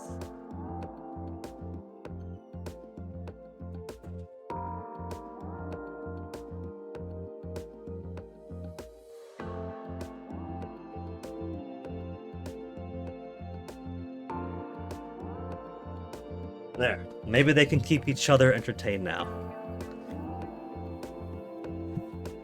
I could denounce everyone. Okay.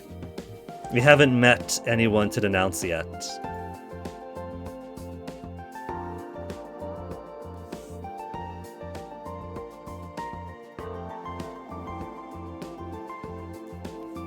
His Imperial History 30.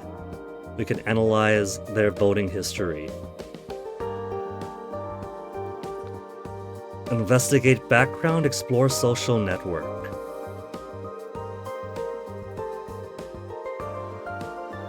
These take time, right?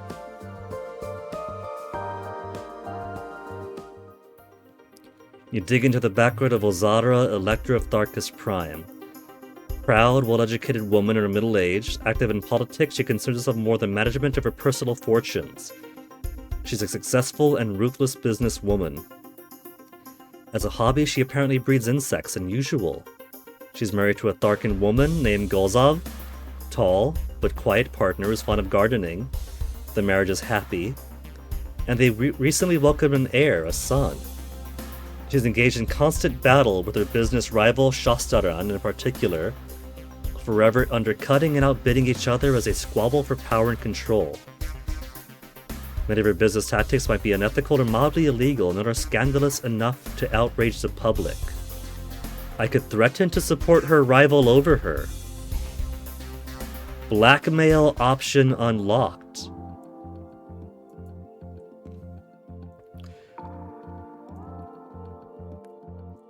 I'm gonna blackmail her.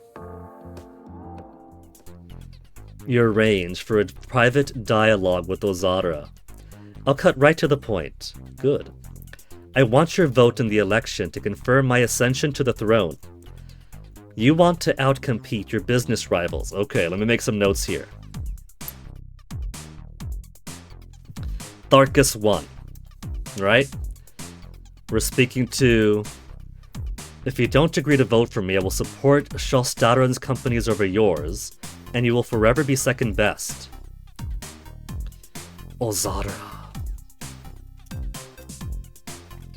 Background?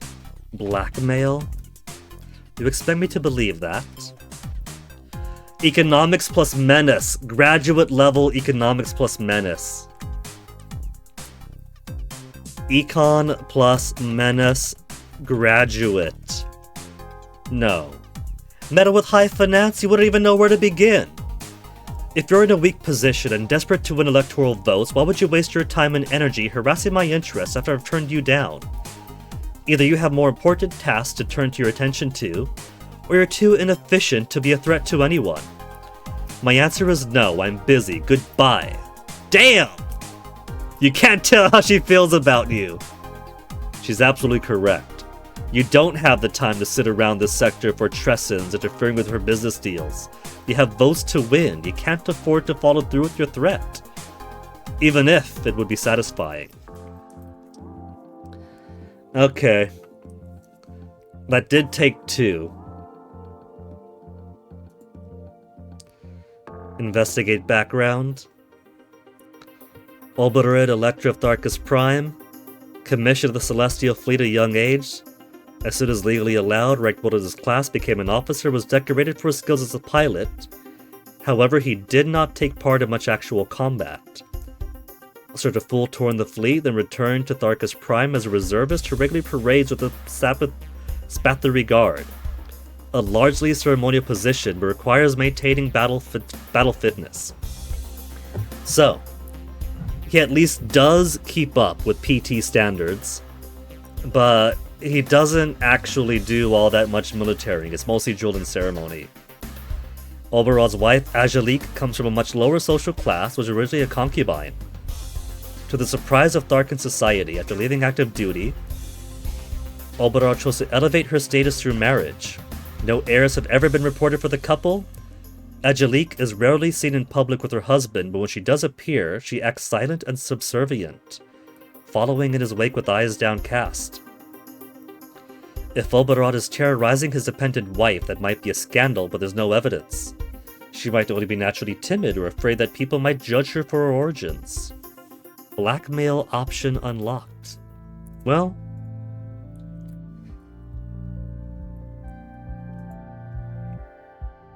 we got Deception to 30, we haven't done Menace.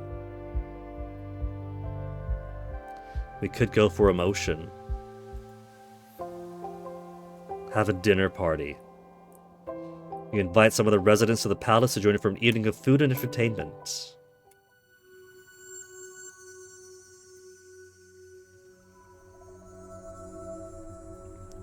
We'll head to Mirka 1. Deep space for now. To Chuk space. Etiquette plus... Oh, etiquette! Etiquette plus goes for a certain level. It doesn't have to be both. It has to be enough in both to reach a threshold. And I guess because my skills... Etiquette of 50... Maybe 20 would have been sufficient. The Vestarch is being overly polite. Was that?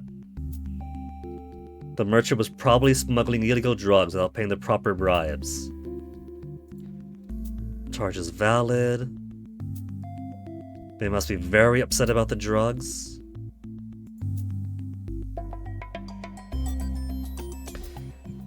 Send aid to the merchant. Menace plus media. I haven't... We got media now, but I didn't put points into Menace yet. Make a threatening statement. Calls for me to savor rallying to establish my position. Media success. Media plus Menace fail. Tell them they better reconsider, or we'll blow them out of the skies. You do not have the authority to order an invasion of Chakuk space. They don't know that. I see. Have a good day. Well, I could put Menace now.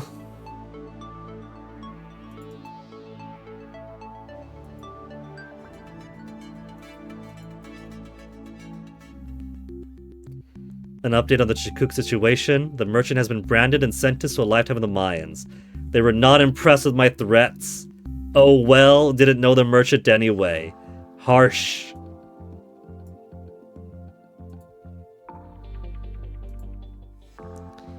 Okay, so currently we're at social.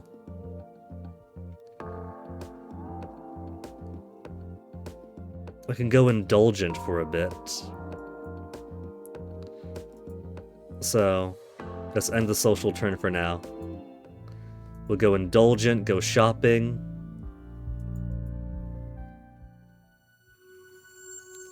And then we'll go to Mirka 1. Boris Johnson hasn't begun his campaign yet, so maybe things might be different here.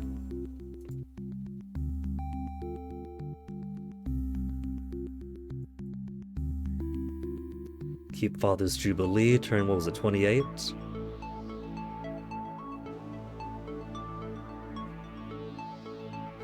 We'll get Empathy to 30. Menace of 30 only, but at least that'll be enough for the outfit.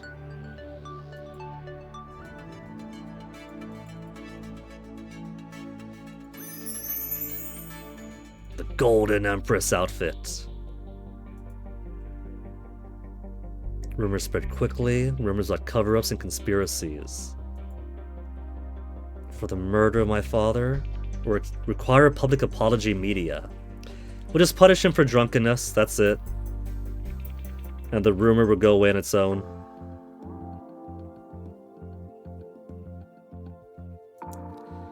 Not the time to make a scene, but we will denounce him, I think. Little kid. The whole special report on the feeds this last season about the poor orphaned elector whose regent had also died. None of the nobles of Andro could agree on who would replace the regent.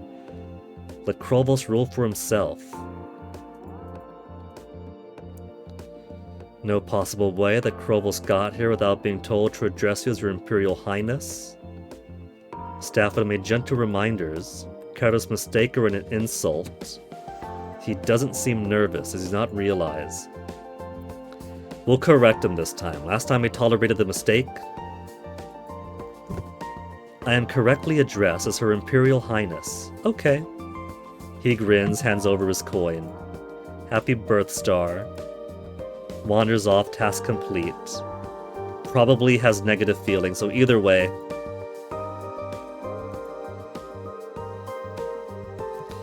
And there's Lukomir. If we get here first, we could get him before he starts his Gavin Newsom campaigning around for an election 3 years from now instead of doing his damn job. After a few other senators have come through, the next elector to approach is Lukomir of Kedro, sign of a long line of politicians and very familiar to you. The academy you attended until recently lay within the territory he represents. He was a frequent speaker at graduation ceremonies. He's in attendance with his wife, both impeccably dressed save for the ever uncontrollable hair. Looks at you stiffly, then bows, offers a coin, withdraws without speaking a word. That's worrying. He is hostile towards me. And then Ixil we've seen before. Everyone else we've seen. Let's go social.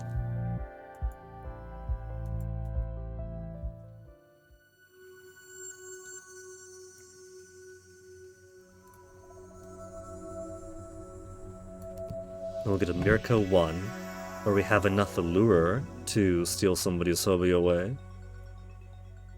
Or we could stay here. We could stay in Mirko 1 and see what we can do about stuff. Let's stay put here for now.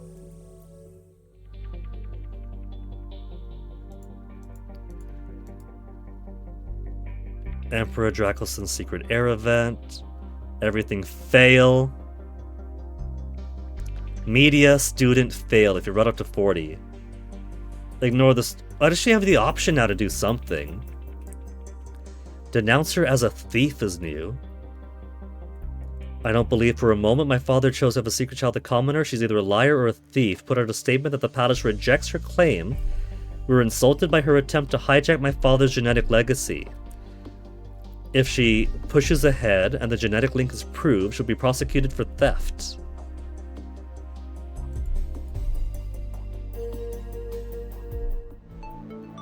Okay, we got emotion.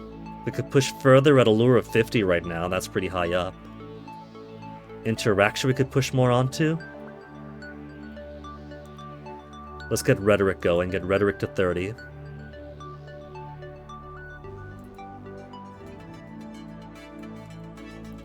Which gives us the interaction outfit.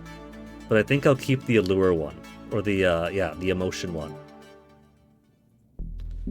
Imperial Thresher, Mazarin, slide it en route to the Twin Worlds, which we're at right now. Ethase we haven't spoken to yet.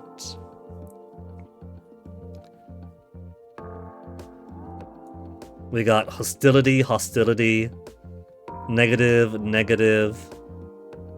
Vater likes me. Ixil seems to like me.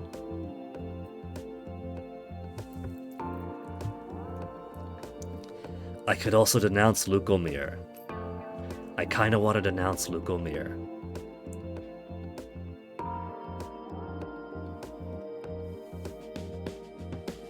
Current mood is social. And so we can go back to indulgent for arts and emotion. Or we can start doing condition and domination. Tumbling, strength, reflexes, or sports, hunting, and wrestling. Wrestling might help me survive against my guard training. Strength might do the same.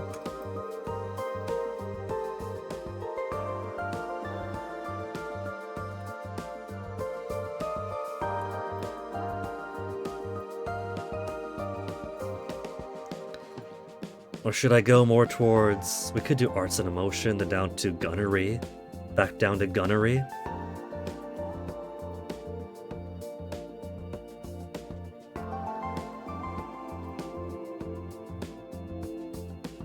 Kid seems to dislike me. Lukamir hates, Zolot hates. Let's see... Ethekse. The High Pontifex of Mirka. We haven't met her yet. Let's request audience first. You submit a request for an audience with a High Pontifex and wait anxiously for a response. Even an imperial princess cannot command the attention of her all-holiness.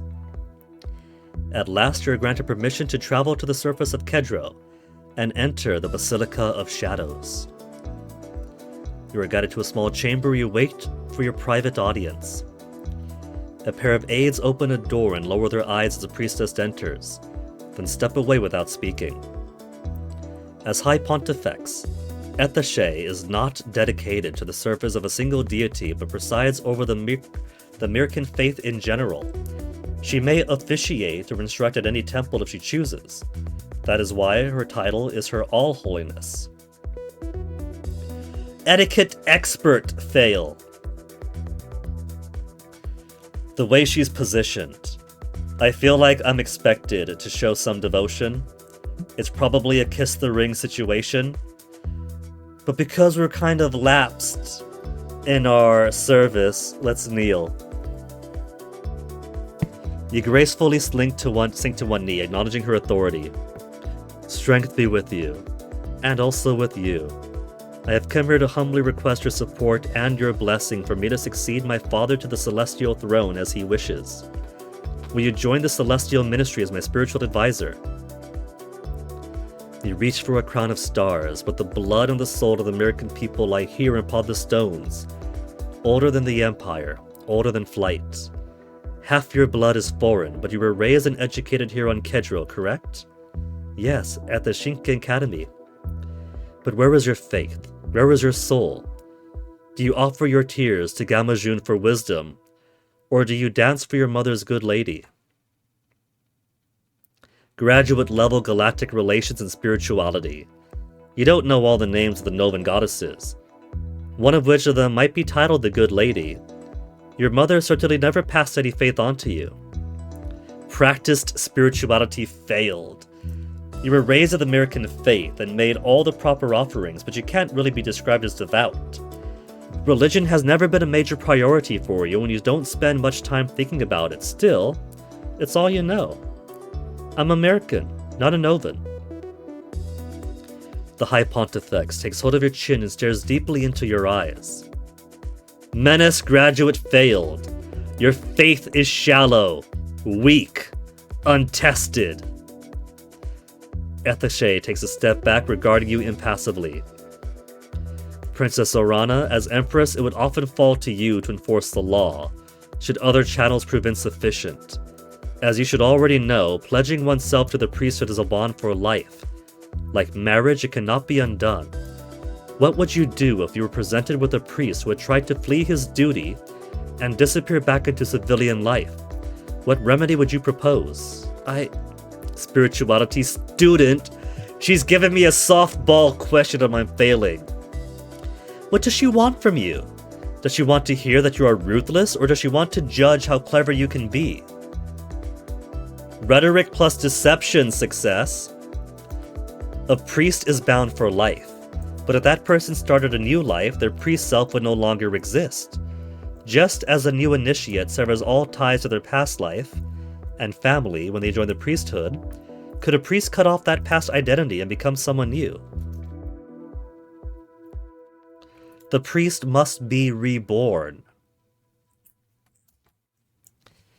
The priest has betrayed their vows, and therefore must cease to exist. They must give up everything, including their name, and be cast out as anathema to begin a new life. As simple as that. They wish to leave, so they leave. We don't have even practiced.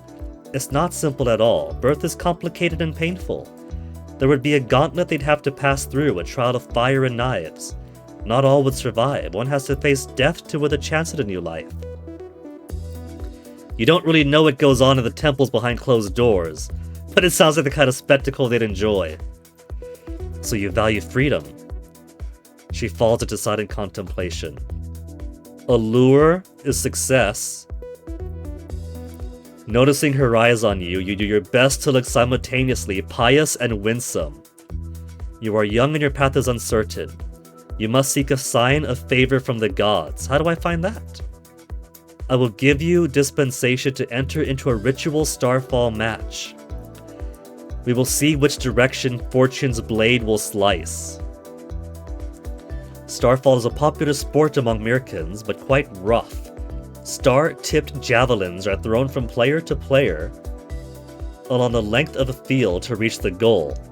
A player holding the spear may not run, but must quickly sight and throw the spear to the star to a teammate. The star? Star-tipped javelins. There's an exception. Any player who is pierced by the falling star is allowed to run with the spear still driven into their body. Striking one of your teammates in this way also scores an immediate point, even if the blow turns out to be fatal. Professional Starfall players are highly paid and have legions of screaming followers, but they all know that every match might be their last. The sport is also played religiously for divination purposes, and there, the injury rate is even higher. Your academy puts you all out on the field once or twice as part of your regular exercise routine, but with Star replaced by a puffball, and so many special safety rules that not even the nose was broken, that is not preparation for a serious match. As for the deeper strategy of the game, we don't have a clue. Test your fate, then return to me, thank your all holiness. It's a dangerous task, but the support of the High Pontifex could be very influential among the American nobles.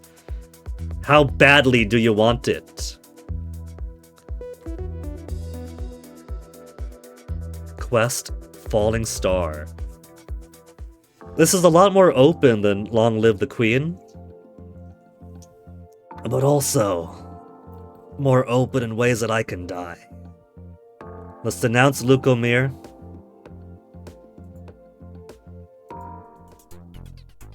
You issue a public proclamation that Lukomir, Elector of Kedro, has displeased you, and is no longer welcome in my court.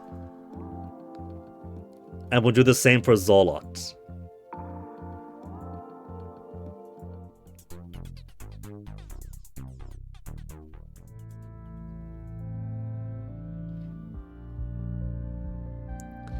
Condition, tumbling, reflexes, strength, or arts and emotion. Well, let's go dancing.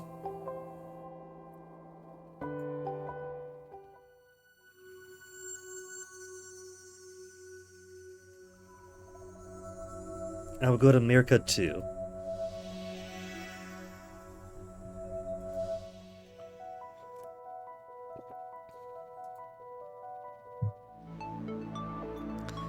Okay, so we got condition and domination. We could do sports.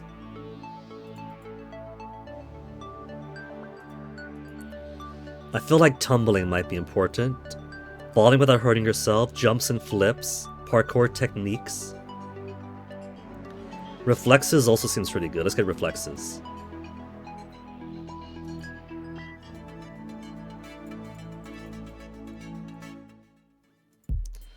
Big interview. Oh yeah, the interview time. I forgot about that. Allure and arts, menace and military. We got 3 rhetoric, 40 menace. We got 40 menace. Allure and arts, we got 50 allure. We got no arts, we got no imperial history, we got no military. Let's try for strong commander. We do have 40 menace right now. It's being bumped up thanks to our outfit. You talk for a while about the importance of the emperor as a military commander and protector of the populace. Fail, fail, fail. You stumble as soon as the interviewer tries to ask follow-up questions. Your lack of military knowledge and experience is obvious. You strike your final pose. More failure. Failure, failure, failure. Fuck! That was an even worse outcome. Etiquette basics. Tell the truth. We did last time. We have enough etiquette for her to be pleased. Deception's lower. We'll tell her the truth. We went as a school trip. It was inspiring.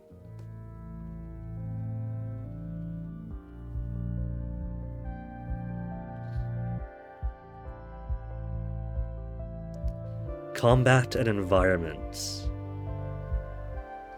Okay, let's do 0G trampolines.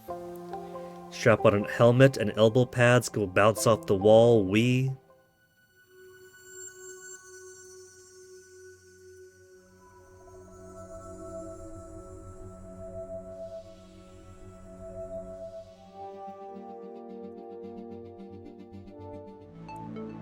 Okay, now Boris Johnson's doing his campaign. Combat. Or environment, survival, scouting, and terrain.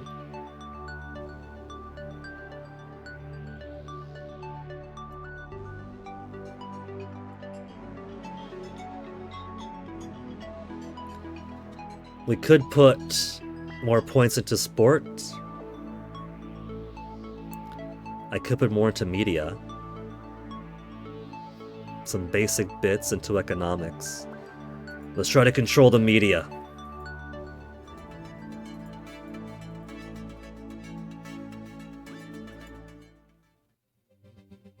Important messicide flashing, negative mood. We don't have the operations to investigate. No. Ask Thresher to investigate. Mood change to cautious. So we could do stealth, environment, engineering. Shift to negative for arts and gunnery. Shift to compliant for interaction gunnery.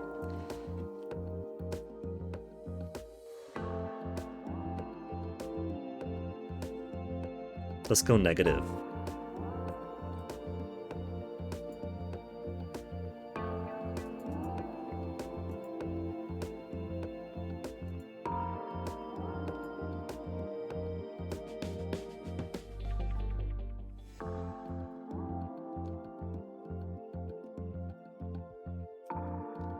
Anybody I might want to dismiss?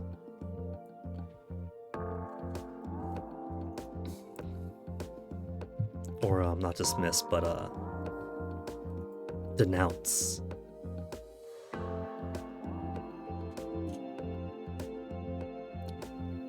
Current votes, we got Lukomir for himself.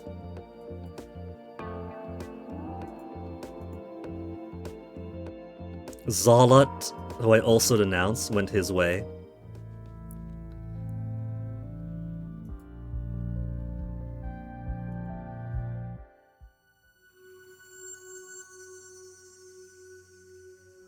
We'll go to Mao to collect some votes.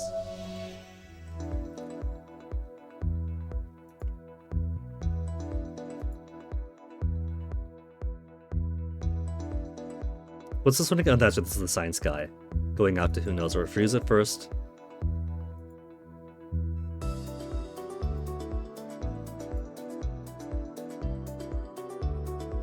Footage of Lukomir answering questions from reporters, making a visit to a historic castle of the Twin Worlds. Already held an event there, mine was better. So we beat him to it.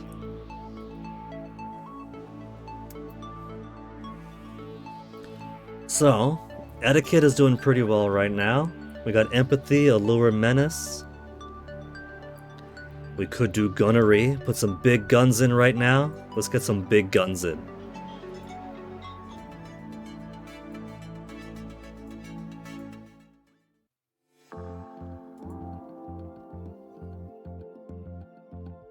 We'll do a dark reception. We still have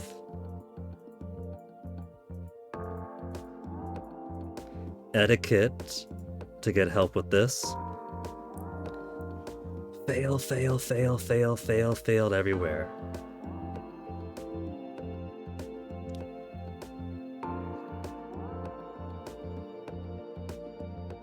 I could just offer positions, there's no harm in that. We could hint that we're considering a position. Etiquette graduate fail. If you're interested in joining my cabinet, we should talk again later. We'll see, if you excuse me. Has negative feelings. And this guy's pretty easy. Empathy and etiquette. He's nervous about speaking to me. It may have rattled him into putting his words in the wrong order. In that case, we'll accept graciously. Very much enjoy meeting her. Don't worry about it, she's jealous. It's pretty easy to get a lure for this to work for him. Bit of flattery goes a long way.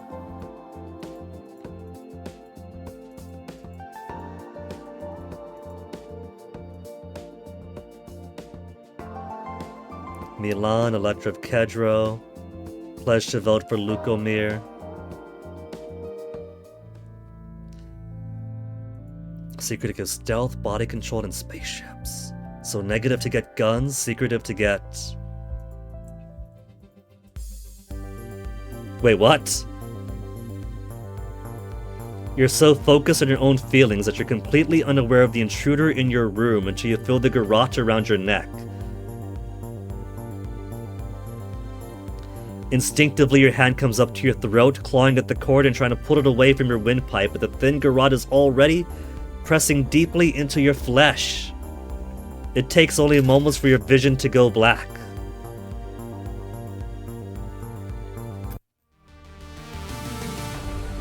And I thought we were doing so much better this time.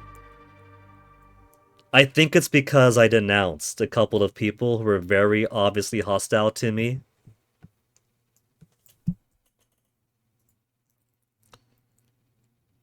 I think it might have been Lukomir.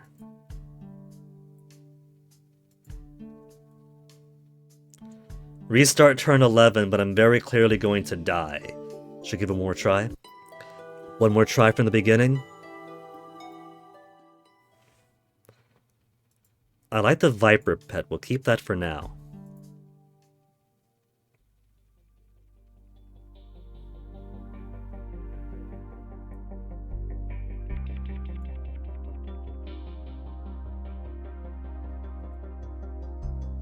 Delay, middle of the night. Accept Coroni's protection. Mood change determined. We'll get our etiquette first. Turn 1 etiquette I feel is a good choice.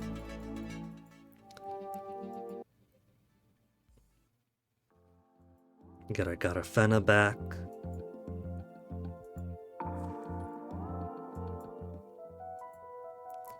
I don't know how much will change if we pick other options.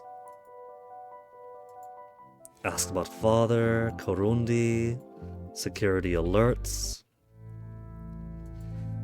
And now, arts and gunnery, or interaction gunnery.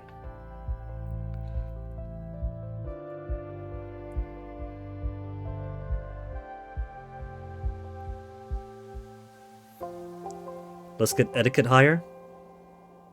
No, we'll get rhetoric higher first. Get it out of the way.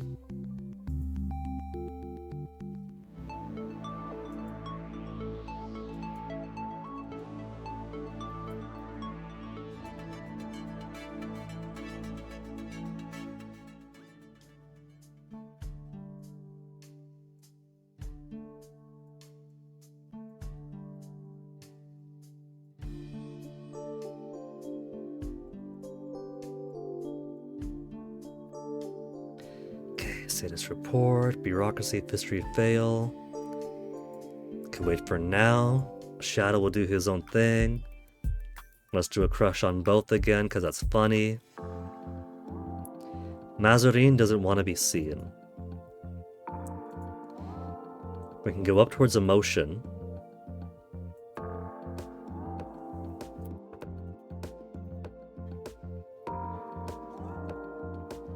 And then work on our allure.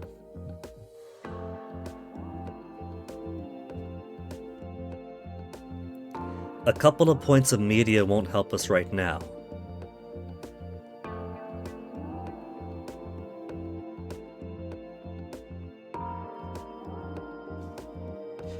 There's so much to do. This is like a whole campaign of trying to figure out who to please. And what skills I should do when, and I can't rest on my laurels because Locomir is gonna do his thing pretty soon.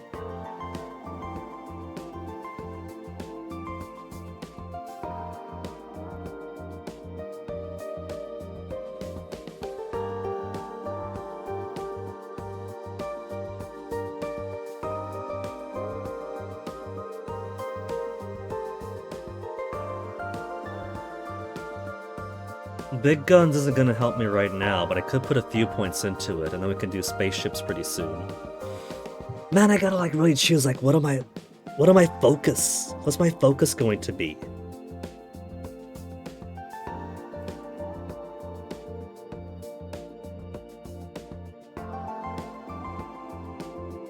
If I can build towards emotion, I could get menace going.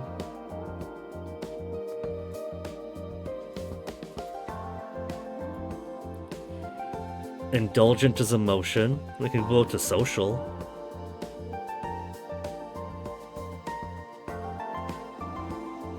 So let's talk to Garifina. And then Mazarin's not gonna want to be seen again.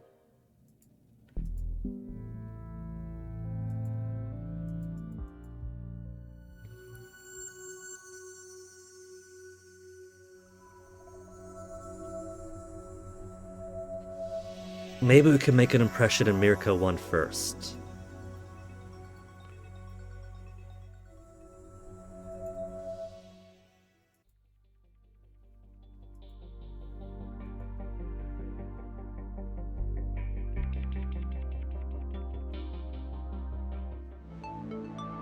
And then let's do a bit of menace, maybe? We've got etiquette of 20. Which isn't a whole lot, honestly.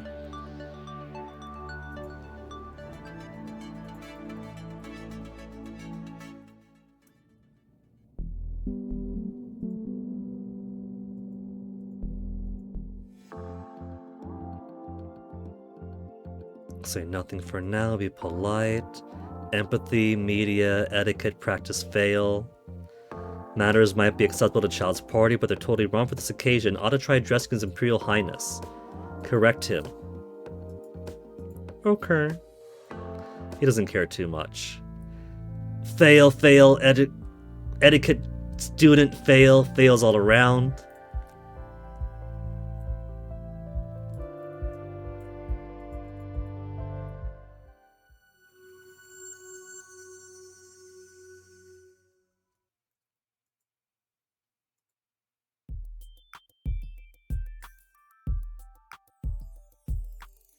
We could actually hang with our friends this time. That's something we haven't done before.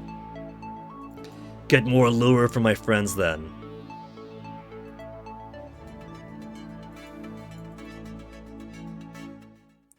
Menace didn't really help me out there, so I might as well have gone for more interaction stuff.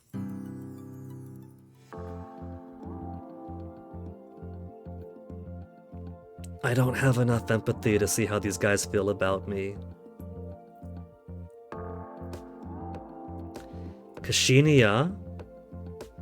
Computer lessons, offer a cabinet position. She's friendly right off the bat.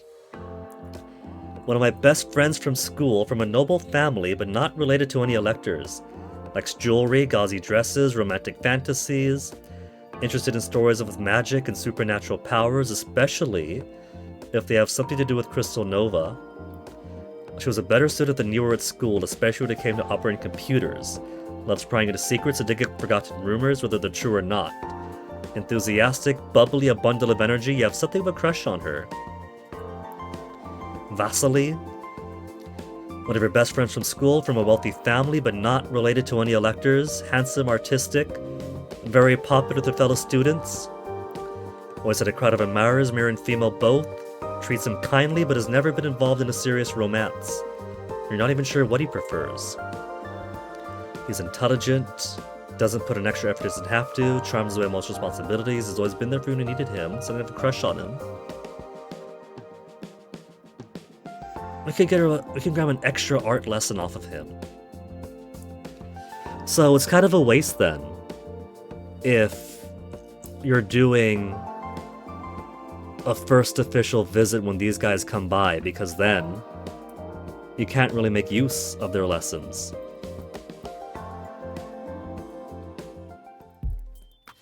Vasily sits down with you for a crash course on artistic design, plus 10 visuals.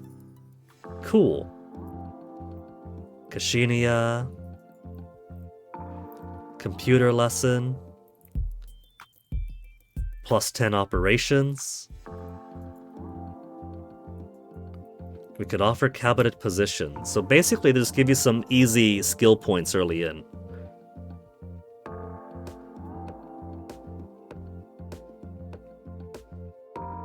Could I get Ixil to vote for me? Negotiate, propose engagement. We could propose engagement right off the bat with some of these. Vater, we could also propose engagement. Milan allegedly dislikes me some.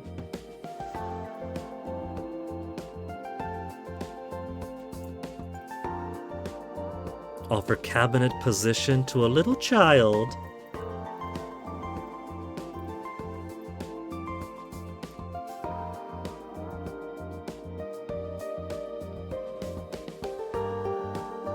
What can we learn of Zolot? His father never married. Zolot was the only child of his favorite concubine, a winged beauty of unknown family. Zolot was a pampered child, raised to use his looks for his advancement, and as an adolescent married a much older woman who was now deceased. Zolot's inheritance and control of the electoral seat has been challenged by his elder half-sister Sertra in a bitter rivalry since childhood. For many cycles, Zolot has been engaged in a scandalous romance with one of Sertra's concubines. He's repeatedly offered to buy the boy's contract and has been denied. Recently, Zolot proposed marriage to Svetka, a woman from a respectable American family. She accepted, and a lavish ceremony is being planned. However, his intended bride is actually Sertra's lover, whom Zolot has lured away as part of a scheme against his half-sister. His plans are unclear, but the odds are high that this wedding, if it actually happens, will lead to some dramatic confrontation between the rival siblings. Blackmail option.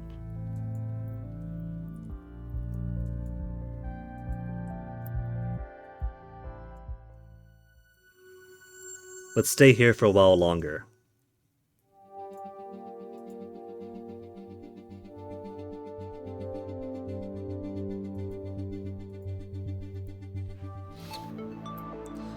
And what should I study now? Deception or empathy? Etiquette's still pretty low. So let's just get the emotion outfit.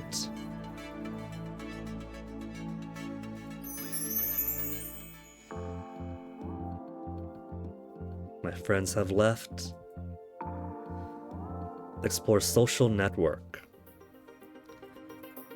He's allied with Recht, Tharkus I, Sinipart, Drog, and Radomil of Heru III.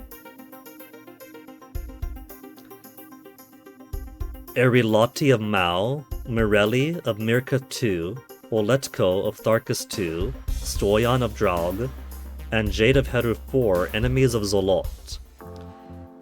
I wonder if that's the same all the time, or if it randomizes a bit turn by turn. Blackmail.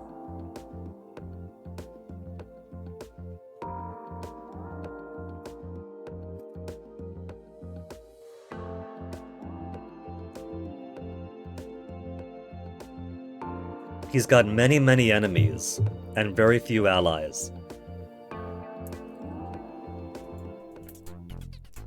You arrange a private dialogue with Zalot. Your Imperial Highness, how enchanting to see you again. Are you well? Quite well, yes. I have a proposition for you that'll make both of our lives easier from now on. And what might that be? You pledge me your vote in the election, and I won't raise any objections to your wedding plans. My wedding? What possible reason would you have to interfere? Because the bit rate is acting up again. Tickle, tickle, tickle. Tickle, tickle, tickle. Come on. Come on, bit rate.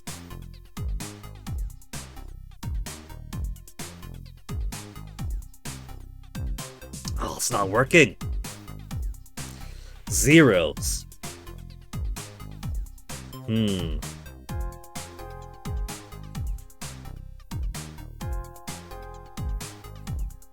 I very slightly adjusted my Wi-Fi adapter, and now it's gonna be haywire.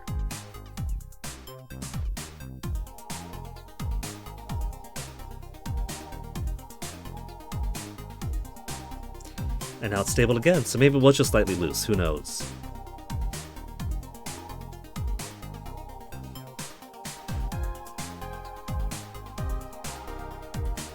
The truth of the matter is, you have no idea what he's planning. Did he propose to his half-sister's girlfriend in order to use a woman as a bargaining chip? Or something to be exchanged for the concubine that Sertra refused to release? To jilt her and laugh at the relationship he destroyed? To goad Sertra into an embarrassing outburst at the wedding, simple revenge? You can only make a guess. Media menace plus blackmail practice failed. You're marrying your half-sister's lover just to make Sertra jealous, just to cause a scene of with all the noble of society watching. Excuse me, what are you saying? Savetka's not Sertra's lover. Did you not know that? He really didn't. The security reports are quite conclusive. They've been partnered for over a cycle. They've attended many public events together. But never any event where Zola was present, owing to the rivalry between Zolot and Sertra. This cannot be. She never spoke a word, she never mentioned. If you didn't know Savetka was involved with your half-sister, why did you propose marriage? For the same reason anybody else does. I wish to partner with a respectable woman and give me heirs. Legitimate heirs, without all this... He flaps his hands, wildly in the air. This rumpus, this endless competition. But now this too has become when Acerta schemes to devour me. Your sister... She is no sister of mine. That has forever been the difficulty. He shakes his head, setting off a series of chimes. I thank you for bringing this to my attention. I must investigate.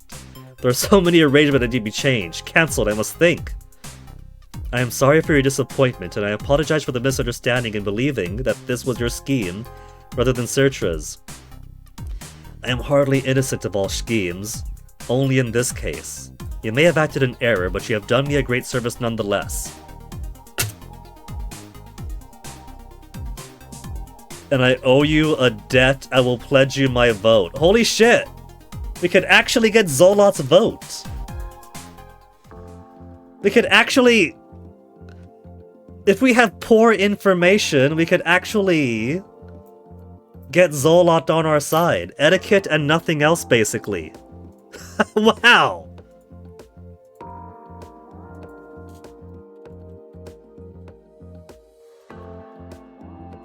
Mirka 1. Zolot vote. Background blackmail. Only etiquette? That's kind of funny.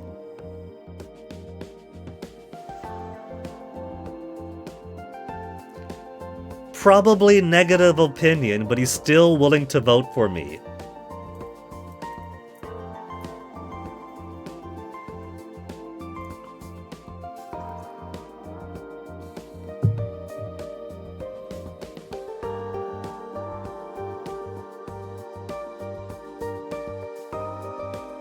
Let's see what Krovos is about. We could negotiate with him, right? You arranged for a private conversation with Krovos. I need the support of my electors in order to formally become Empress. Will you pledge your loyalty to me? Huh? Apparently, you're being too formal for him to understand. I want to know if you've made up your mind to vote for me in the election. If you're happy to make that promise, I can count you as one of my supporters. If you're not satisfied that I should be the Empress, then I want to know if there's anything I can do differently to change your mind. Ah, I see. He thinks for a split. To prove yourself worthy of becoming Empress, you must seek the blessing of death. You must come to Andro, to my holding on the edge of the Darkrian jungle, and carry out a ritual of devotion.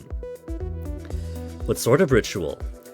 It's a sacred mystery. You cannot know what the test is until you face it. Is he just making this up as he goes along? If you survive the ritual, I will know you've been chosen. Survive? You must gaze into the face of death without flinching. So he has to claim that you could die. Otherwise, it wouldn't count as you facing death.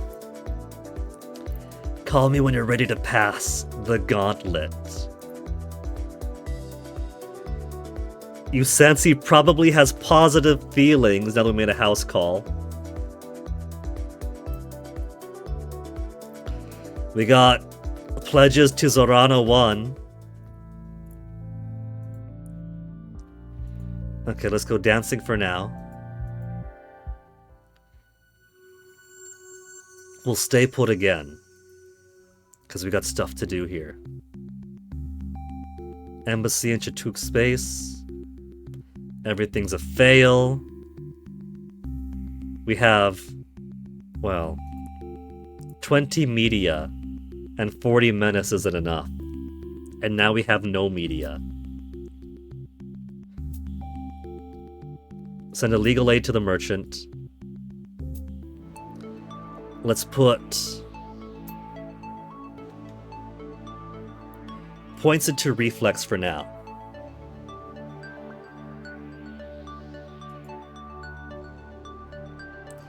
Respond to changes in the environment without freezing up.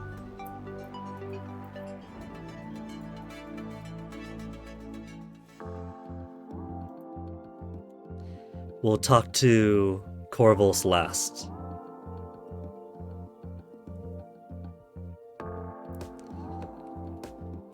Milan probably hates me. We'll see what Vater has to say for us.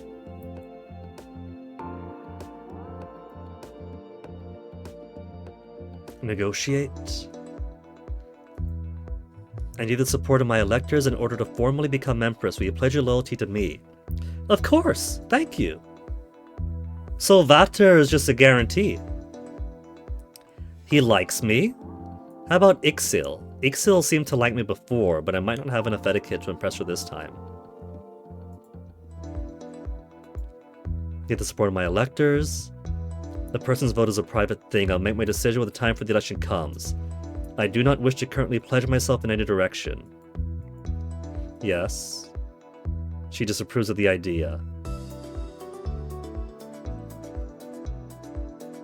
Absolutely not. Say no, but politely imply the possibility. Want to know if you can be bought. Absolutely not.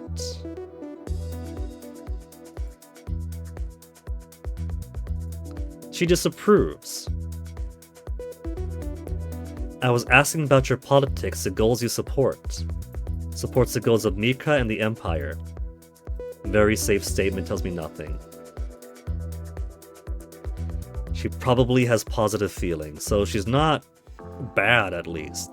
Okay, Corvus, let's do your thing. Personal quest. In order to win the approval for the election, Corvus wishes you to meet with him on the edge of the Darkrian jungle in the dead of night to carry out an unknown ritual and come into contact with death. It is common for children to invent little superstitions. If a dropped coin lands on a crack, you'll lose something you love unless someone else picks it up without being told. Silly things. This might be nothing more than a harmless game. But, are you sure you want to do this? Meet Corvus. You may as well find out what he wants. And, get some notes out of the process. After receiving directions, you take a flyer down to the surface of Andro, landing at a cleared pad on Krolvus's property. From there, it still takes a good portion of an hour to walk to the location he specified. The skies are dark and cloudy, and the path is rough. Tree roots snake unexpectedly across the trail, and damp plant matter, moss, sways from the branches above, brushing against your cheek like cold fingers. The air is filled with the hissing and clicking of unseen insects. At last you find it. I like the skeleton in the tree there. Not the crumbling ruin of ancient stone you might have imagined, but an intact chapel or possibly a tomb. Solid walls, crisscross glass windows, and an arched doorway through which you see glimmers of candles. And Krolvus, are you ready to face death? What do I have to do?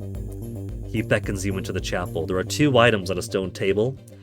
A glass pitcher filled with gray slices floating in a liquid, and a black leather gauntlet. Perhaps it's only the flickering candlelight, but the fingers of the gauntlet appear to twitch of their own accord. You must infuse your brain to reach a state where death can speak freely to you. There are 2 paths. One is more painful than the other. He points to the glove. Put your hand inside, and the Hiop ants will sting you with their venom. If you could withstand the pain for 7 splits, you'll feel enlightened. If you break and pull up... So if we had endurance would help here then for sure. Which we took the first time around, and didn't ever actually use, but it would help here. So the glove really is twitching. Science and survival, practiced and student, doesn't need a lot. Krolvus points to the pitcher. Mushroom tea, the easy path. It will open your eyes to the unseen. Many people do use mushrooms to enter an altered state, but they can make you sick. And if they're the wrong mushrooms, they can do worse and make you sick. Unfortunately, you don't know how to tell one mushroom from another. That's a cook's job, not yours. You can't see any medical equipment here. If something does go wrong, you'll have to summon help from the palace that won't arrive quickly.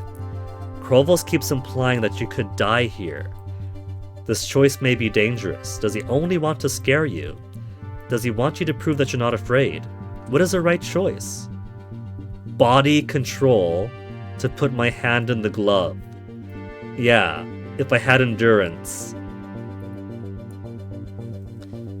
The tea probably is poisonous. What would help with poison tea?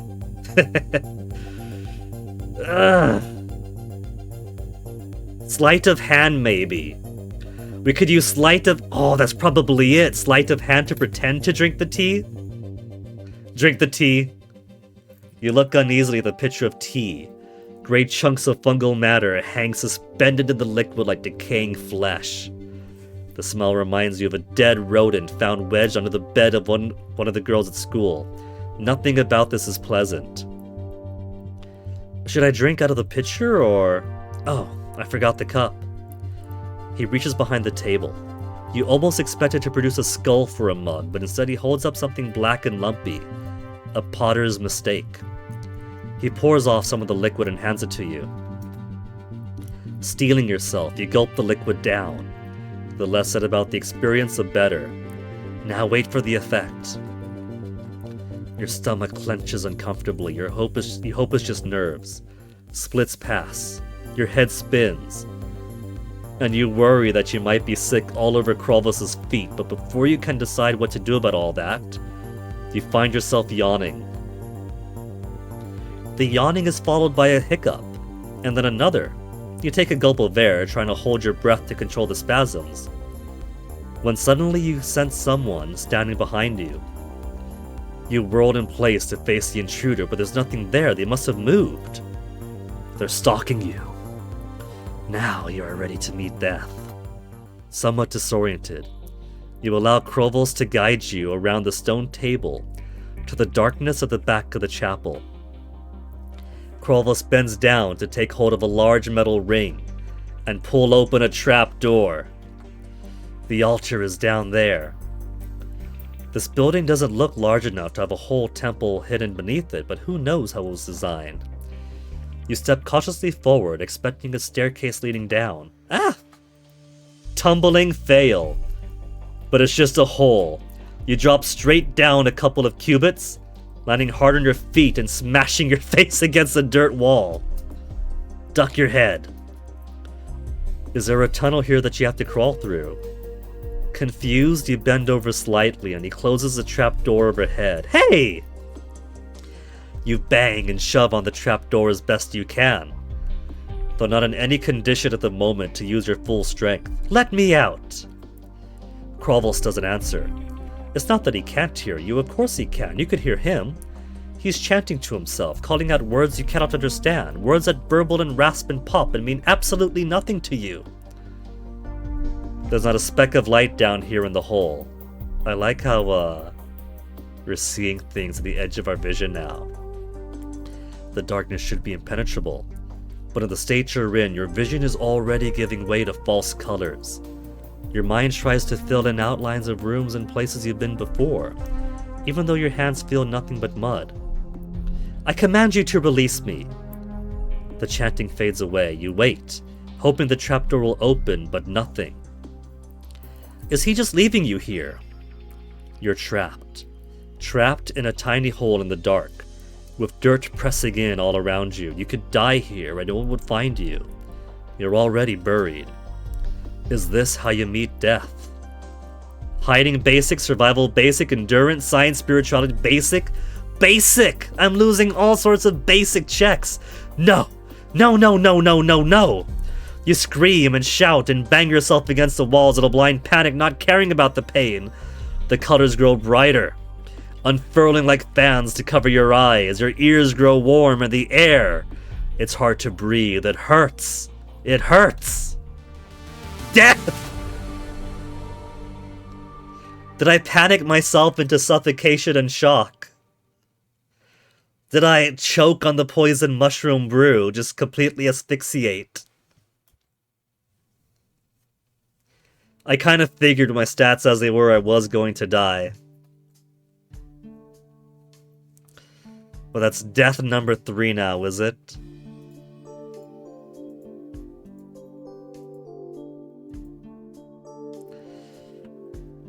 We're getting some more information. You don't need much to get Winged Boy to support you. I thought he was the one who sent the concubine assassin after me. Maybe he was. But given that he's willing to support me so easily just for showing that... What is it? That his betrothed is his half-sister's lover? Is enough to get him to flip over and support me? That's pretty easy. So, he's a schemer, but it remains to be seen whether he really wants to kill me until I take the step to denounce him. So maybe it's not always the practice with the guards that kill me. Maybe it's a certain date. A certain date where if I don't have the skills for the activity that I choose, or if I don't neutralize a threat, much like in Long Live the Queen, then I will die in the happy, calm, in-between moment. There's still lots of layers to peel away here. But for now, I'm gonna call the stream here. I'm having fun with this. It's definitely feeling a whole lot more open than, than Long Live the Queen, which went through a linear story path. I got so many T-burps right now. Linear story path that had a few variations depending on your decisions, your stats, whatever.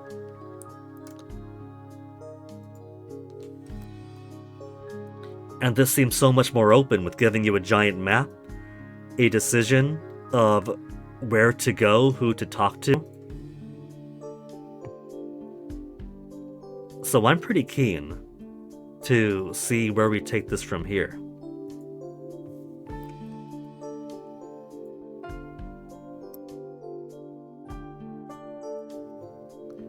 We got strategies to make. People to meet. We haven't even met half the galaxy so far. for now, I think we're gonna go raid Schubert, who's currently doing sleepy retro achievements.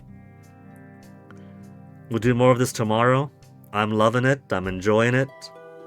We got some decent notes going. We have part of a skeleton of strategy for things to do.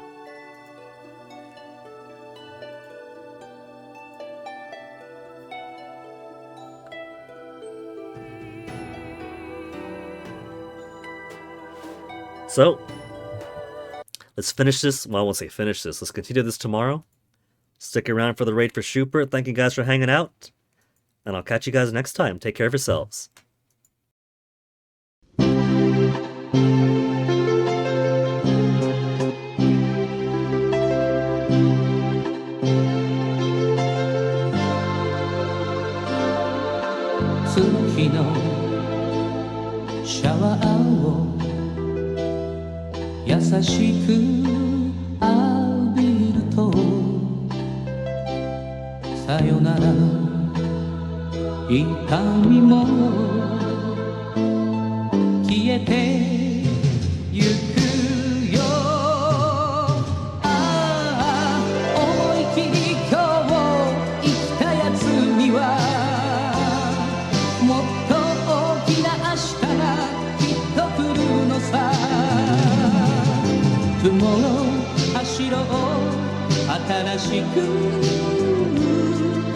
Tomorrow 輝こう強く